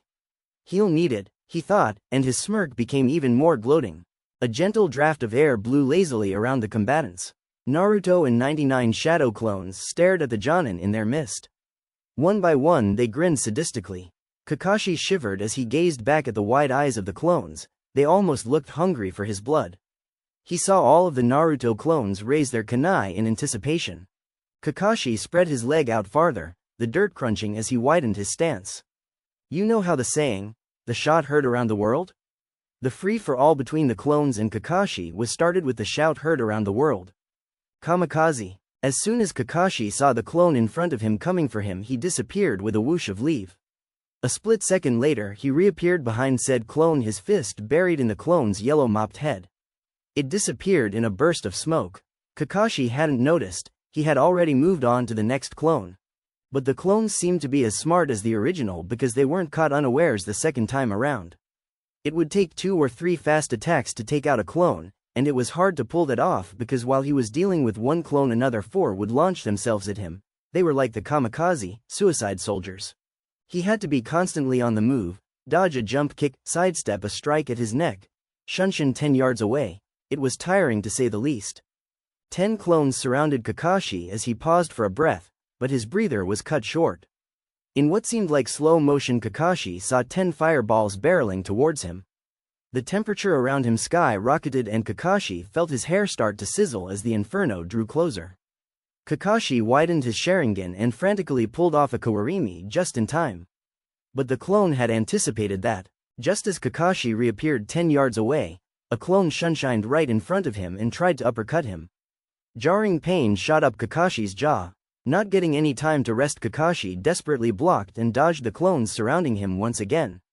The clones were now haphazardly dogpiling him and Kakashi had to pull acrobatic spin kicks in the air to keep the Narutos off him. They would go flying from his counterattacks, bursting into puffs of smoke all around him. In fact, it was getting hard to see. The wind must have decided to calm down because there was a gray fog all around him. He would stand trying to see with his Sharingan, and see a clone dive at him from the blinding murk. His Sharingan was almost useless because of the type of smoke he was handicapped with. The smoke from the defeated clones was actually the dissipating chakra holding the clone together. So even though he could see the chakra signatures of the clones, the chakra smoke mixed with the clones, resulting in a blurry image, like the inside of a swirly saloon. Kakashi had to deal with all this and make sure the 2 bells on his person hadn't been nabbed by the clone army. But he was Hatake Kakashi, once an Anbu captain, it was doable. Naruto nodded in approval at the all-out brawl in front of him. His clones were being beaten one by one, yes, but it was happening slowly and Kakashi had his share of bruises and scrapes on his body. Naruto nodded once again and jumped into the foliage in Sasuke's direction. If their plan succeeded, then this survival exam was in the bag. Kakashi leapt all over the clearing, kicking and punching clones jumping after him at all sides. Just as he was about to leap off a branch, a clone appeared behind him. He immediately dispelled it, but that had been a decoy, because another one drop kicked him from above. Normally Kakashi would have dodged the heel that was currently buried in his temple, but after 77 clones he was tired. With a bone-crunching thud, Kakashi found his face painfully buried in the dirt. As the clone stopped to laugh at his plight, anger flooded Kakashi's brain. This was enough. With an enraged grunt, he spun through a sequence of hand seals and yelled out, "Futon! Senpu Katana no Jutsu!" Large chakra-filled wind blades spun in a deadly vortex around the angered Jonin. The clones close to him were dispelled quickly while the wind decimated the furthest of the clones with an extra burst of energy. In a span of 10 seconds, the remaining 23 clones were dispelled. Kakashi stood hunched over in the middle of the clearing. He panted, his lungs screaming for more air. Even though he wasn't dead tired, his muscles ached with exertion. The Jonin clenched his hands into a fist and smirked. "Sheesh, I'm out of practice." Kakashi took a deep breath, then let it out. With a whoosh of leaves he disappeared. He was going to beat the crap out of Naruto when he found him. There was hell to pay. Naruto and Sasuke lay on a tree trunk, triumphant smiles on their face. Sakura lay next to them, embarrassed out of her mind. She was, at the moment, cursing the fact that she hadn't taken the practical aspects of a ninja seriously. Because of that she had no chance. While her brains and test scores were top of their class, her taijutsu and ninjutsu was lacking, to put it nicely. She knew the 3 academy jutsu, and that was it. Sasuke's taijutsu and other skills, on the other hand, were incredible. If anyone stood even a small chance against Kakashi-sensei, it was him. And Naruto? She had assumed that Naruto was one of the worst ninja she had ever met. Sure, he had phenomenal taijutsu, but that had been it. His chakra control sucked. But when she recalled how she had been taken down by Kakashi, she burned with shame. It had been just a simple academy-level genjutsu. And she had fallen for it. When she had seen a bloody Sasuke limping towards her kunai and shuriken sticking out of him like a porcupine, all she could do was faint. She hadn't even realized that as their Jonin-sensei Kakashi wouldn't bloody his students over a simple bell test. Sakura had later woken up to Naruto and Sasuke, both of them looking down at her. They had asked her the routine question, "Are you okay?" When she had answered yes, they had simply left her and sat down and talked to themselves. Sakura sat down and listened in to their mutterings. Her shame multiplied twofold when she heard of their plan to get the 2 bells. Their plan had worked out beautifully. It was perfect, foolproof in her opinion. They both tensed in anticipation as they heard Kakashi approach. In Sasuke's hand was a bright orange book. With a soft thud, Kakashi landed deftly in front of the mischievous genin. Kakashi stared at them in confusion. What were they so happy about? The exam was almost over, in 5 minutes 2 hours will have passed, and they still hadn't managed to steal the bells from him. "What's so funny?" Kakashi asked warily. "This is," and with a dramatic flourish Sasuke presented the orange book at Kakashi. The silver-haired Jonin bugged out. "The stupid brats have my Come Paradise Volume 30, Jiraiya's Pick Edition." "Ho, how?" Kakashi frantically searched his backpack, desperately hoping that what was in Sasuke's right hand was a fake. To his despair, Sasuke held the real deal. Kakashi stared intently at the perverted book, as if it was a baby kidnapped from him. Naruto spoke up and broke the tense silence. "Oi, Kakashi-sensei, we'll trade the book for the 2 bells." "How does that sound? I want to know how you got the book first." Kakashi answered. "It was easy, really. I was the distraction while Sasuke was hanged as one of the clones. Before you fought, you set your backpack down. Sasuke just crept over to the pack and stole the book while you were getting your ass whooped." At this, Naruto started laughing. He had seen the time when one of his clones had drop-kicked his sensei. Kakashi switched his gaze from the 2 boys to Sakura. "What about her?" he asked. "She was knocked out at the time, so we couldn't use her." Kakashi nodded his head in acceptance. "I see, good job, really." Naruto squinted his eyes suspiciously at the Jonin. Usually when he pulled a prank on someone they didn't congratulate him. What was Kakashi up to? With wide eyes it came to him. He whirled around to try and warn Sasuke. "Sasuke, give me the book," but it was too late. In a flash Kakashi had used the Kawarimi to replace himself with his precious book. With an oof, Kakashi landed gracelessly on top of Sasuke and the book reappeared yards away from them. Before Naruto could dash for their hostage, a clone of Kakashi jumped out of the bush, grabbed the book and leapt away. The real Kakashi immediately leapt after it. And with that, Naruto and Sasuke's foolproof plan had been ruined.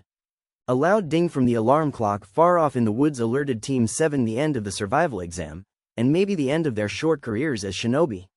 Chapter 14. Survival Test Results. Last chapter. What was Kakashi up to? With wide eyes it came to him, he whirled around to try and warn Sasuke, "Sasuke, give me the book," but it was too late. In a flash Kakashi had used the Kawarimi to replace himself with his precious book. With an oof, Kakashi landed gracelessly on top of Sasuke and the book reappeared yards away from them.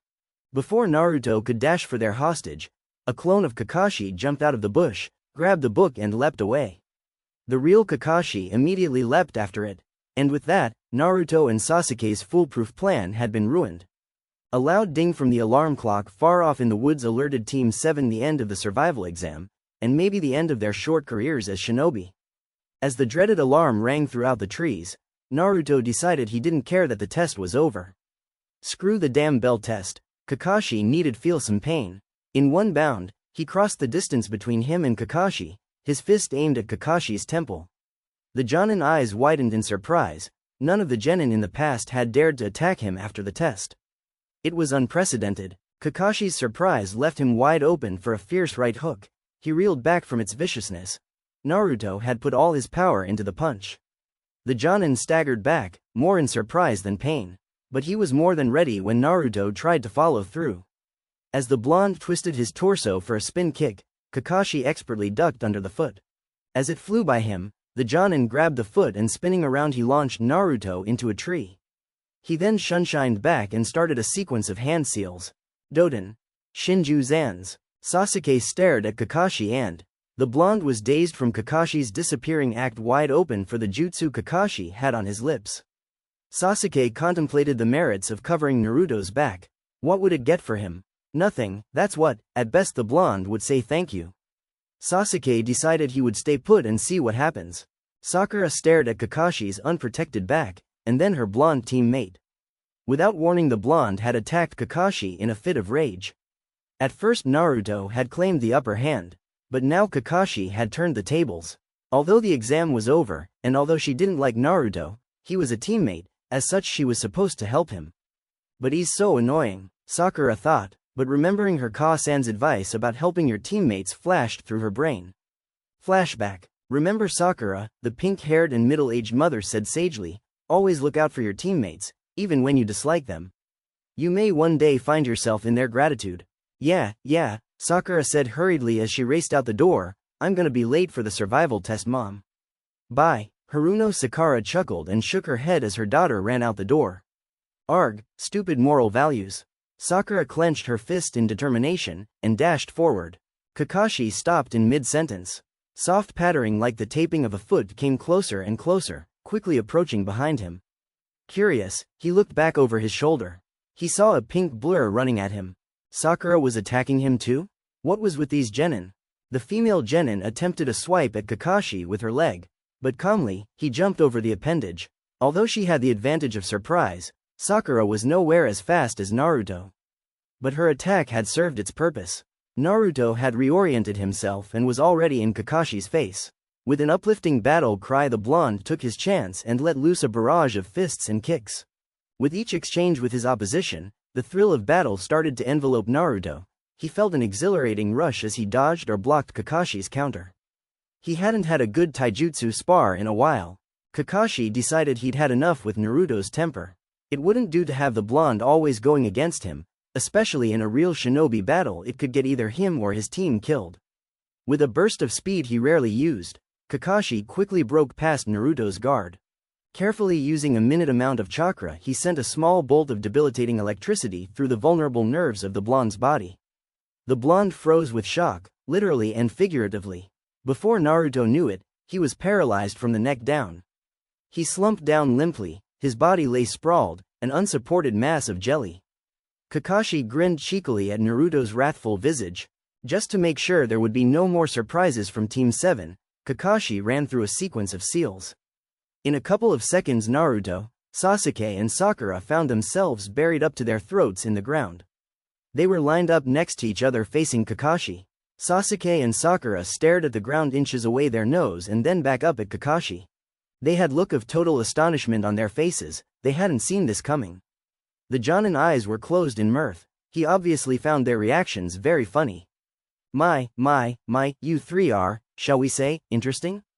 You know, you're the first team that's ever attacked me after the exam. Tut, tut, shame on you. I think you guys need some anger management sessions with Ibiki. Naruto ignored Kakashi's lecture. The Jonin was clearly messing with them, and anyways he had to recover from the paralysis and somehow get out of his earthly tomb. There was still some hell to pay. Naruto tried to access his energetic chakra, but drew blank. It was as if he had no control over his chakra coils. Kakashi stopped talking and moved his eyes over to Naruto. The genin was trembling with the effort of breaking through his paralysis, but he was fighting a lost battle.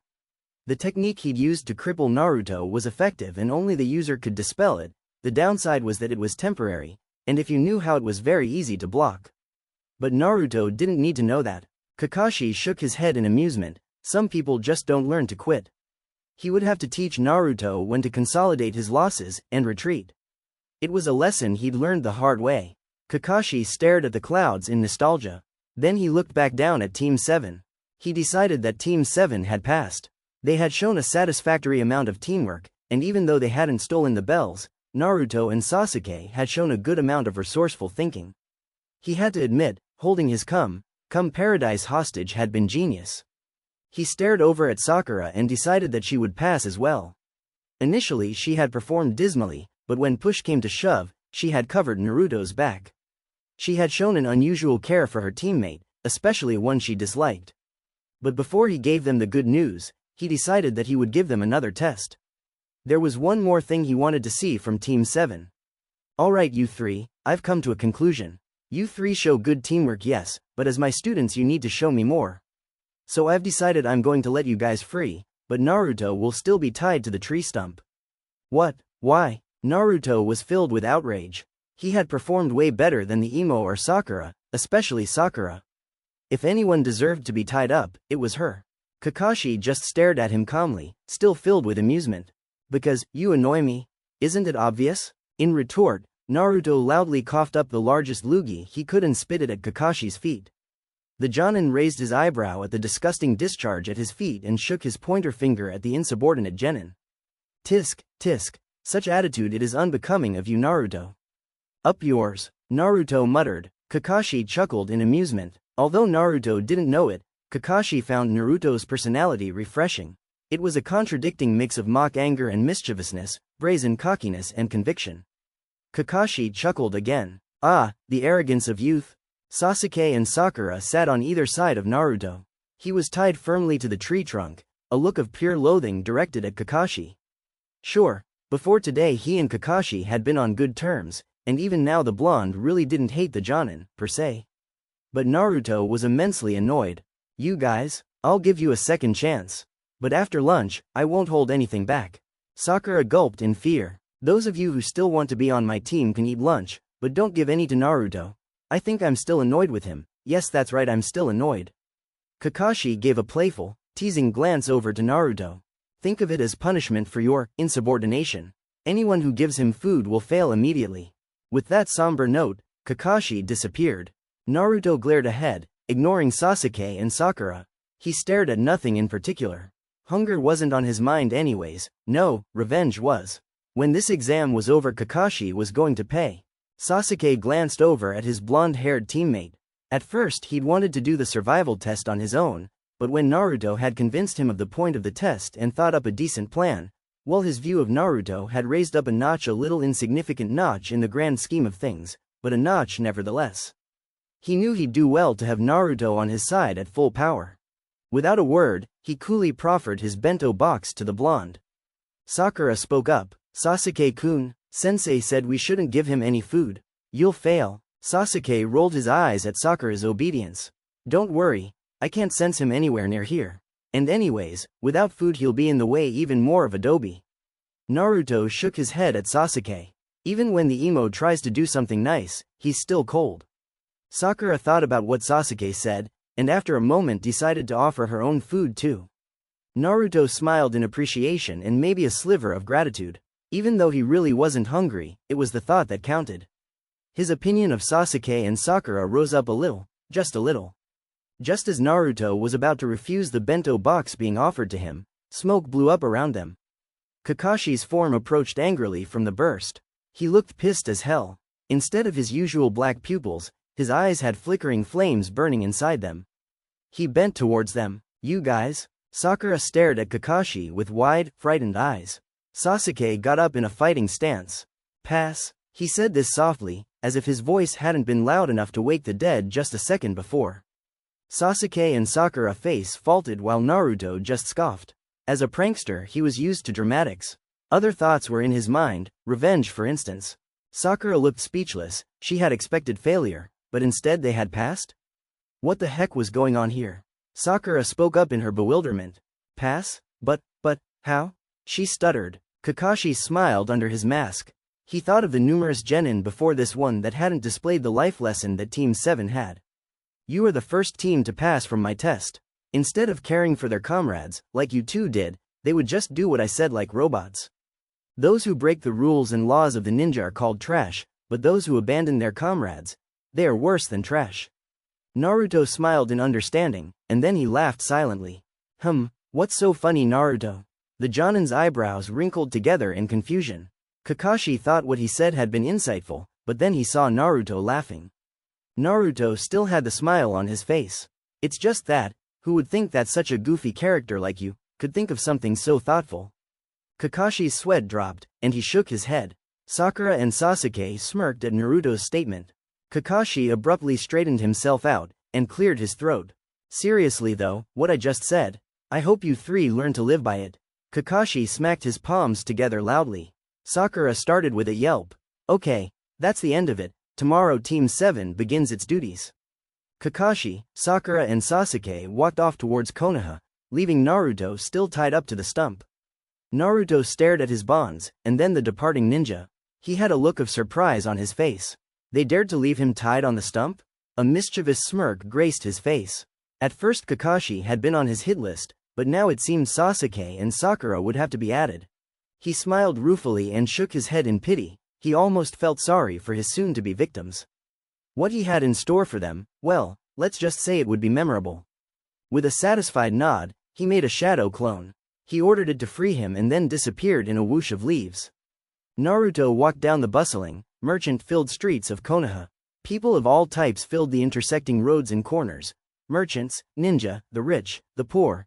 Just his luck that there was a no-rooftop jumping zone in the area. Stupid laws, he thought. But what he was really thinking about was his team. Naruto had misgivings on how well they would perform.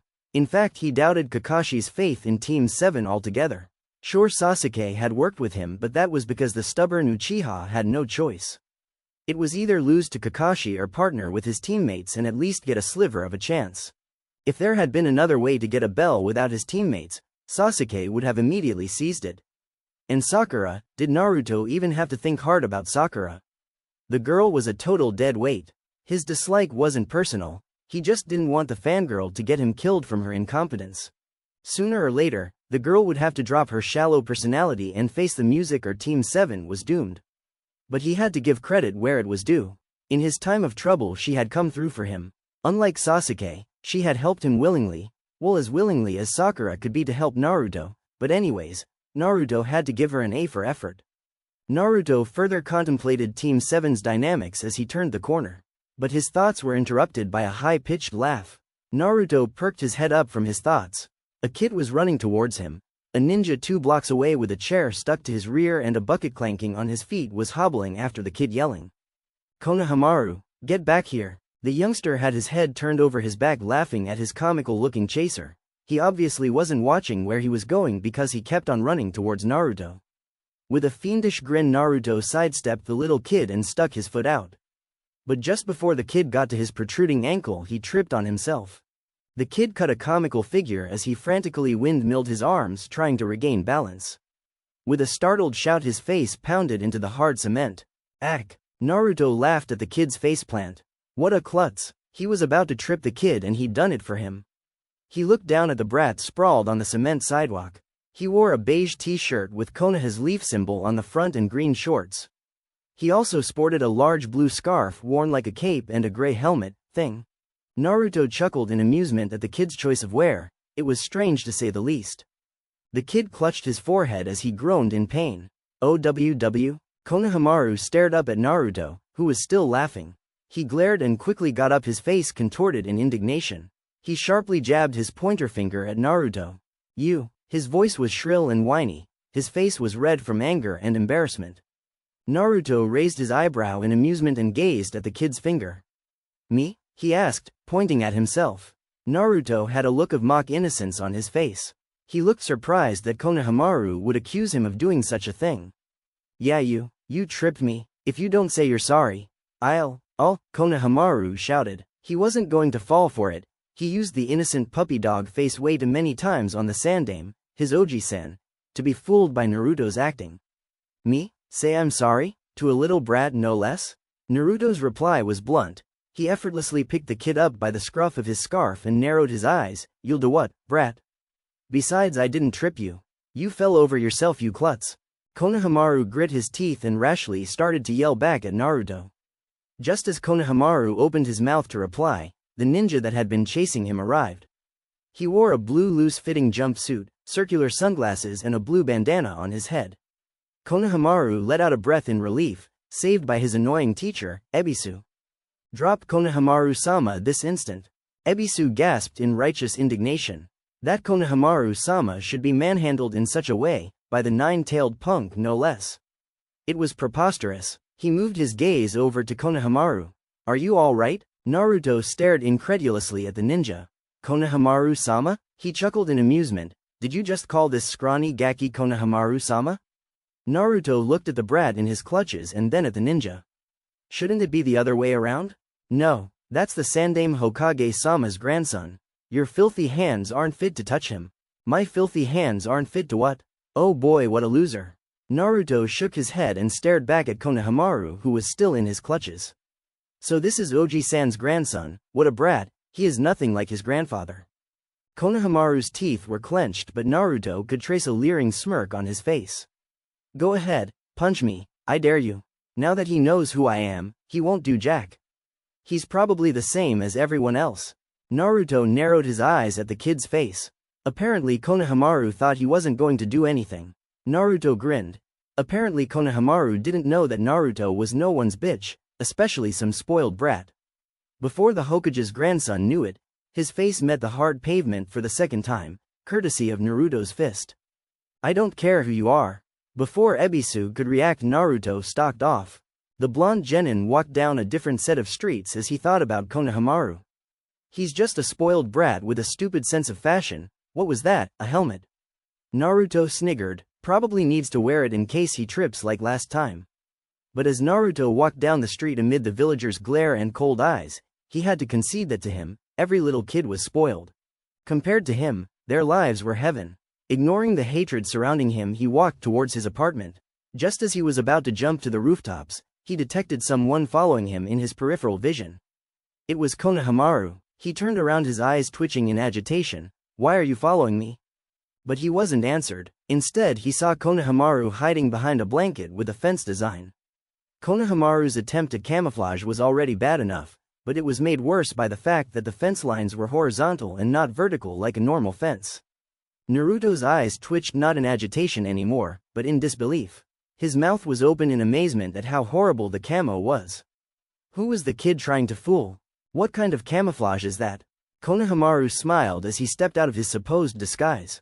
Hee, pretty clever, so what they say about you is true. What they say? Naruto was confused. Huh? Konohamaru jabbed his finger pointedly at Naruto. If I let you be my boss, then teach me how to beat my Oji-san so I can be Hokage. Naruto gazed at the finger. He was starting to get annoyed of the kid's grubby finger in his face. Naruto calmly took Konohamaru's pointer finger and jabbed him in the face. Stop hitting yourself. Hey. Naruto jabbed Konohamaru with his own finger again. Stop hitting yourself. Would you? He did it again. Stop hitting yourself. Stop. You really should stop hitting yourself. Ow. This time Naruto had forcefully shoved Konohamaru's finger up the kid's nostril. He worked the finger like you would a toilet plunger. Stop shoving your finger up your nose. Konohamaru wrenched his hand free and stepped back from Naruto. He rubbed his bruised nose tenderly. He glared at Naruto. You know, you're really mean. Naruto shrugged, just teaching you a lesson. It's rude to point. Besides, if I'm so mean, then stop following me, stupid gaki. By now Konohamaru was desperate. He dropped to his knees, his hands clasped together. Please, I'll do anything, anything. A fiendish smile crossed Naruto's face. Anything? Konohamaru vigorously nodded his head. Anything? Naruto nodded in satisfaction. Alright, meet me tomorrow at Ichiraku Ramen. 9 o'clock should do it. Konohamaru jumped for joy. Alright, I'll be there, boss. But Naruto was already walking away, his hands raised in a farewell. Whatever, brat, just be there. Konohamaru glared at Naruto's back from the insult. He retorted with a loud saliva-filled strawberry. Naruto stopped. Konohamaru's eyes widened and he quickly scampered off in fear. Naruto chuckled to himself and resumed walking home. Stupid brat. The next day Team 7 went down to the Hokage Tower to receive their first mission as genin. Enthusiastically entering the doors, they had been excited, even Sasuke. Leaving, well, when Team 7 realized that most of their days as novices would be filled with D-rank missions, their steps were no longer buoyed with eagerness. Their mission today was the retrieval of a lost cat. A cat. Naruto's time was too precious to him to waste on a stupid, fur-ball-hacking feline. Before they went off to the forest to search for the pet of the Hidaimyo's wife, Naruto made a pit stop in a bathroom. Putting the pointer finger and middle finger together in each hand, he brought his left and right hands together in a cross sign. Kage Bunshin no Jutsu, with a small burst of smoke, an exact clone of Naruto, appeared before him. The original nodded at the clone. You know what to do. The clone smiled and gave a thumbs up before he left the stall. Naruto's gaze followed the clone as it reassembled with the oblivious Team 7. He waited till the team was far away before he left the bathroom. He clapped his hand together in anticipation. While Team 7 was off in a wild cat chase, he would be making plans to sabotage their lives with Konohamaru. Vengeance was at hand. Kakashi tapped his earphone. What's the distance to the target? Sasuke answered with his earphone. 5 meters, I'm ready to go. So am I, Sakura answered. Me too, said the Naruto clone. Okay, go. The Naruto clone, Sasuke and Sakura leapt from their hiding places around the unsuspecting cat. With a rush of movement the trio dog-piled the feline. The Naruto clone held the cat at arm's length as it tried to claw its way free. Are you sure it's the target? Kakashi questioned. Sasuke rolled his eyes. Yeah, we're sure. Alright, Lost Pet Tora mission complete. Team 7 found themselves back at the Hokage Tower. They returned the irate cat to the plump Madame Shijimi. At the sight of her long-lost pet, the fat but jolly woman immediately snuggled tightly with her cat. Emphasis on tightly, the cat was groaning in pain from the shrieking woman's embrace. It sounded like an old hag choking on a piece of food, struggling to swallow it, with a high pitch. Sakura shuddered at the sound. No wonder it ran away.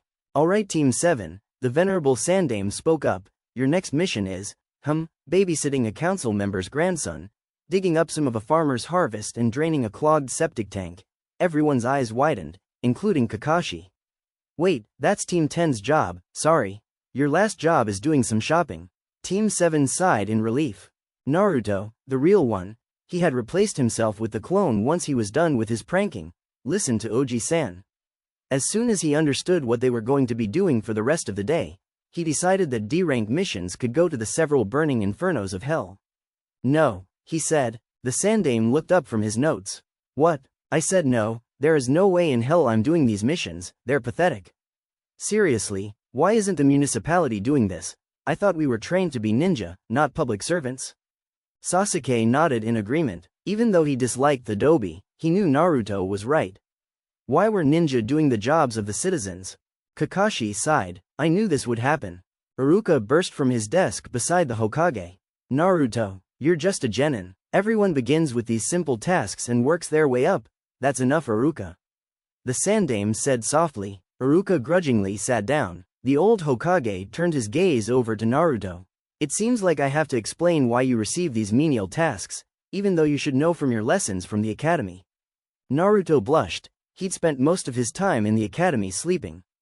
The only thing he would stay awake for is when Iruka taught the class any techniques.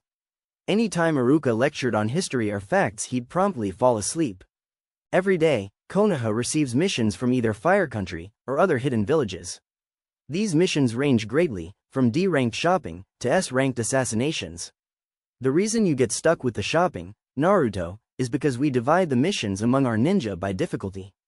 Naruto grumbled. I know that. The Sandame chuckled. Then you should know that the Jonin get the A-rank missions, the Chunin get the B and C-rank missions, and the Genin get the D-rank missions, but... The Sandaime hesitated to get the last part out. Naruto leaned towards the Hokage in anticipation. Yes? The Sandaime sighed, but sometimes they share some C-rank missions with the Chunins. Naruto grinned triumphantly. If that's the case, then I request a C-rank mission. Kakashi bopped Naruto on the head. Quiet you. Naruto glared up at his sensei. Kakashi just gazed at the Hokage amid Naruto's glare. I'm sorry, Hokage-sama. The Sandaime just dismissed the Jonin's apology with a wave. It's quite alright, besides I actually have a C-rank mission for you. Huh? Naruto looked at the Sandaime in surprise. They had actually got a C-rank mission? All three Genin twittered in surprise. Ah, yes, it's an escort mission. The Sandaime spoke up. You can come in now. The door opened slowly. An old man fumbled into the room, as if intoxicated. Naruto detected the scent of alcohol as he stumbled in. What's this? I gotta be protected by a bunch of brats just out of their diapers? The slight stench of alcohol grew stronger as he spoke. The old man had glasses perched precariously on his nose and he was wearing grubby clothing. His pants had patches and his large pack was haphazardly placed on his back. He leaned on the doorway, as if he couldn't support himself, a beer bottle grasped in his left hand. Naruto's mouth was open and his eyebrows raised. This was their escort? The man chuckled to himself. Ha ha. Who's the blonde with the stupid look on his face? He took a large swig of his drink. Naruto's incredulous gaze immediately morphed into a cold, calculating one. His eyes simmered in anger, his killing intent rising up a notch. It was as if he was debating the best way to kill the man. To the guts? Or to the jugular? There were so many choices.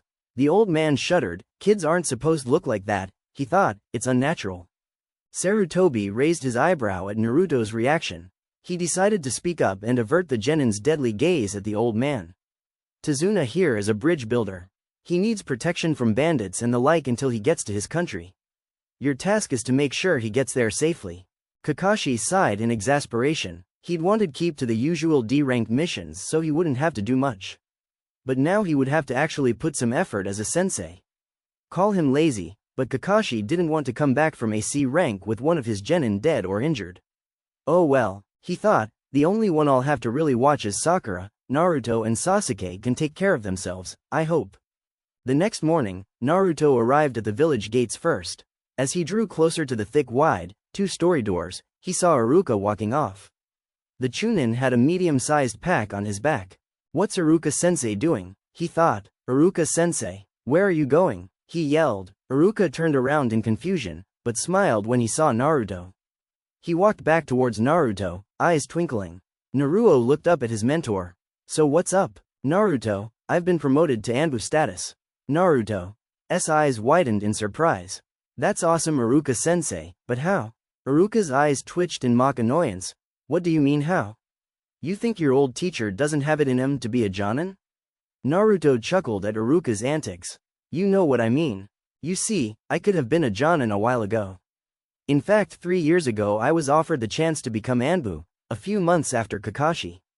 Naruto raised one of his eyebrows. He was impressed. Who knew Sensei was so kick-ass?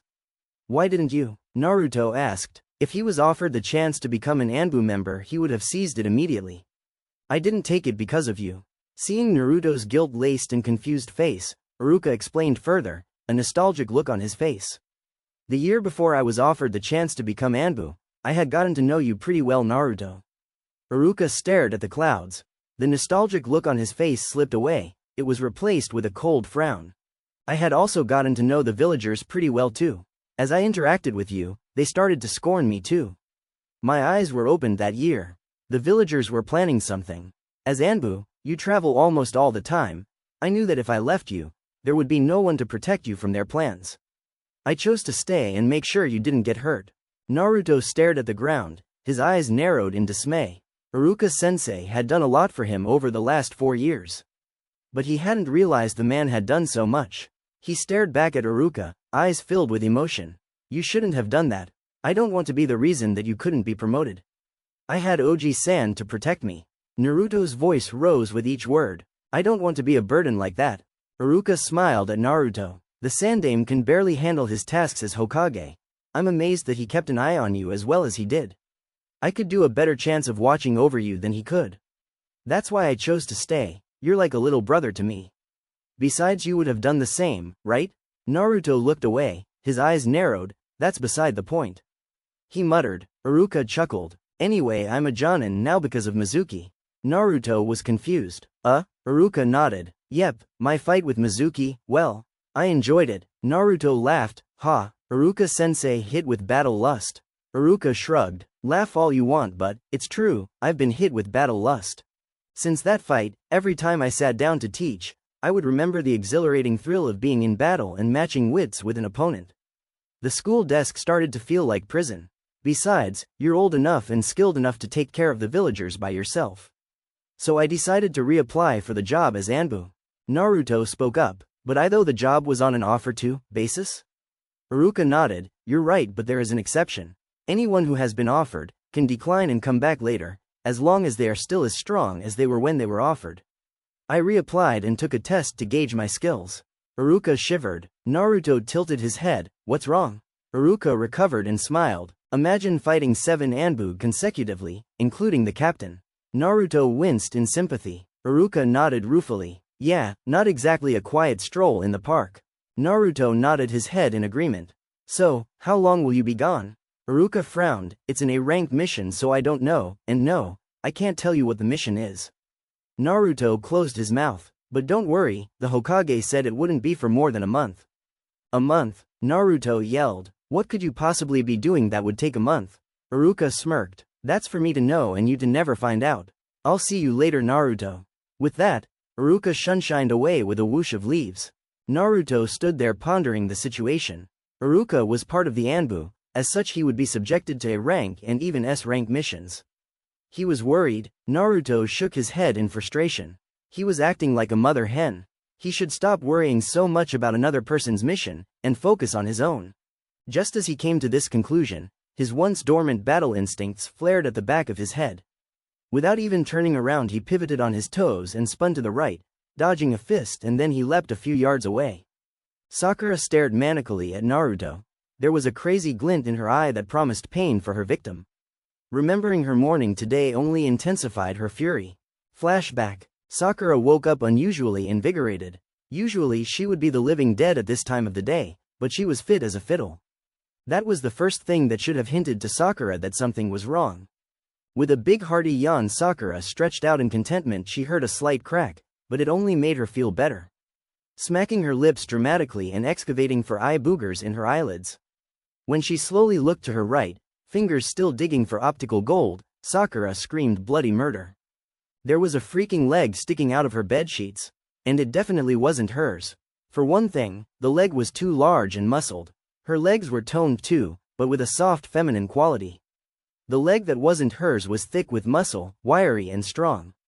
Sakura followed the muscled trail towards the person's head, but it was faced away from her.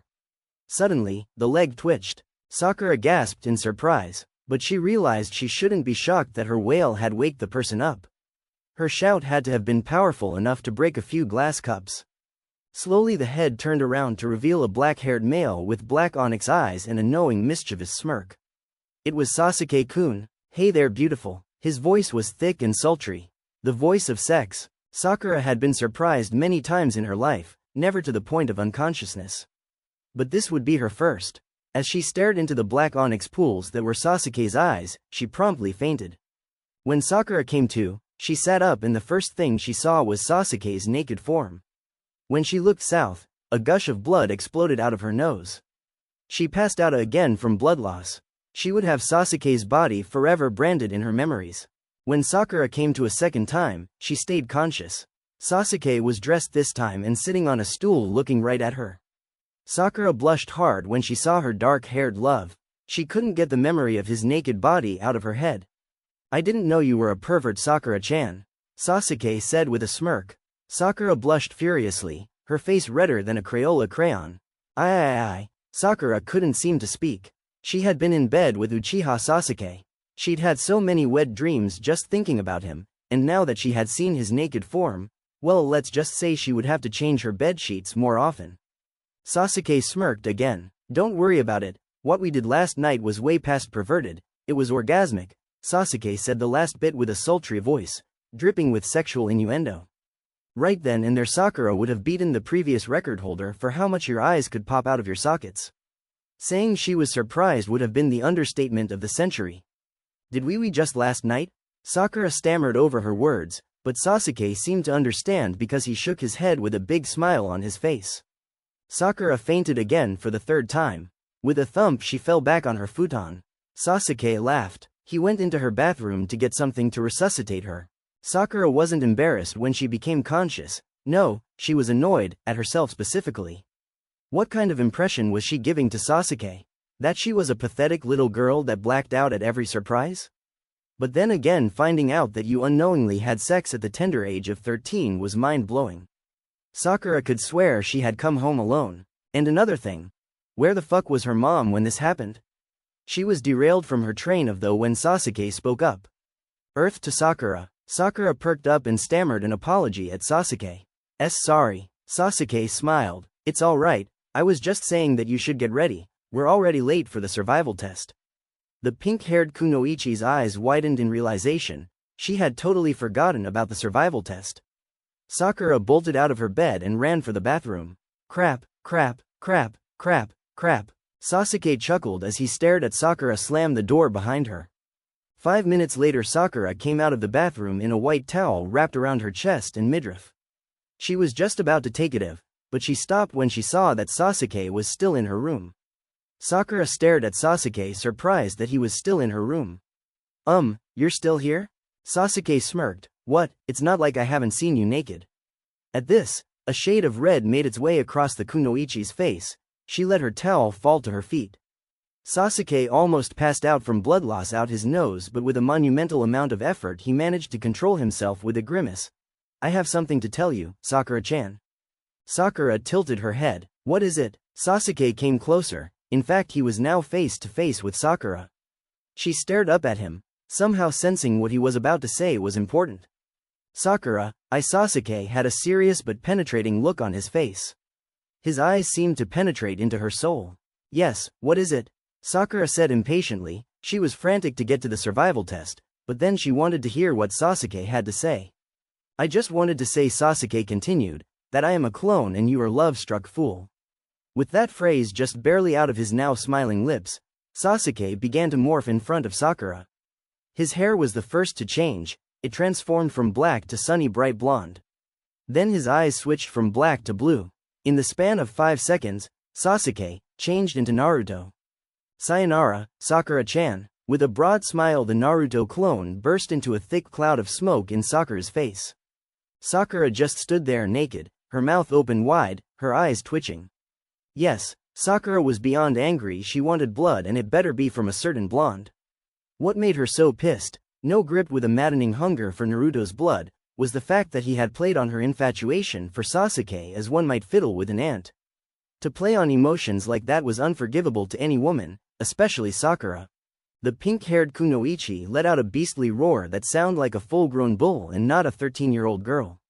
Naruto, you're a dead man? She said this part with such malice, it actually sent a shiver through Naruto's back. Hell hath no fury like a woman scorned. Well, other than the Kyuubi, but that's another story. Anyways, Naruto found himself dodging Sakura and her now deadly strikes. Inner and outer Sakura both wanted to maim Naruto. What resulted from their unity was one deadly Kunoichi. Naruto found himself hard-pressed to keep dodging. Normally dodging Sakura was something he could do with his eyes closed. But now with a maniacal, demonic glint in her eyes she was fighting like a madman, fierce and unpredictable. Plus, whenever he stared at Sakura, unbidden images of her naked form would come swimming into his mind. Her soft curves, small hips. Naruto had a blush forming across his face. He didn't actually like Sakura, but he was a guy, a very healthy and virile guy. So a female's body was a very distracting thought. That distraction was Naruto's doom. Packing a huge wallop, Sakura fisted Naruto in the face. She had packed all of her strength into it, and she heard a very satisfying crunch from Naruto's nose. Sakura smiled viciously. Naruto had enough. Without missing a beat, even with a broken nose, he shined behind Sakura and knocked her out with a chop to her neck. Naruto shook his head in exasperation. If this was Sakura's reaction, He couldn't imagine Sasuke's reaction. Naruto's imagination soon became reality. Like before, his battle instincts had warned him of impending doom, but unlike before, he was too slow to dodge. With a hard strike to the back of his face, Naruto face planted into the dirt. He felt himself pulled up by the back of his shirt and twisted around. A pair of black onyx eyes filled with wrath stared into his.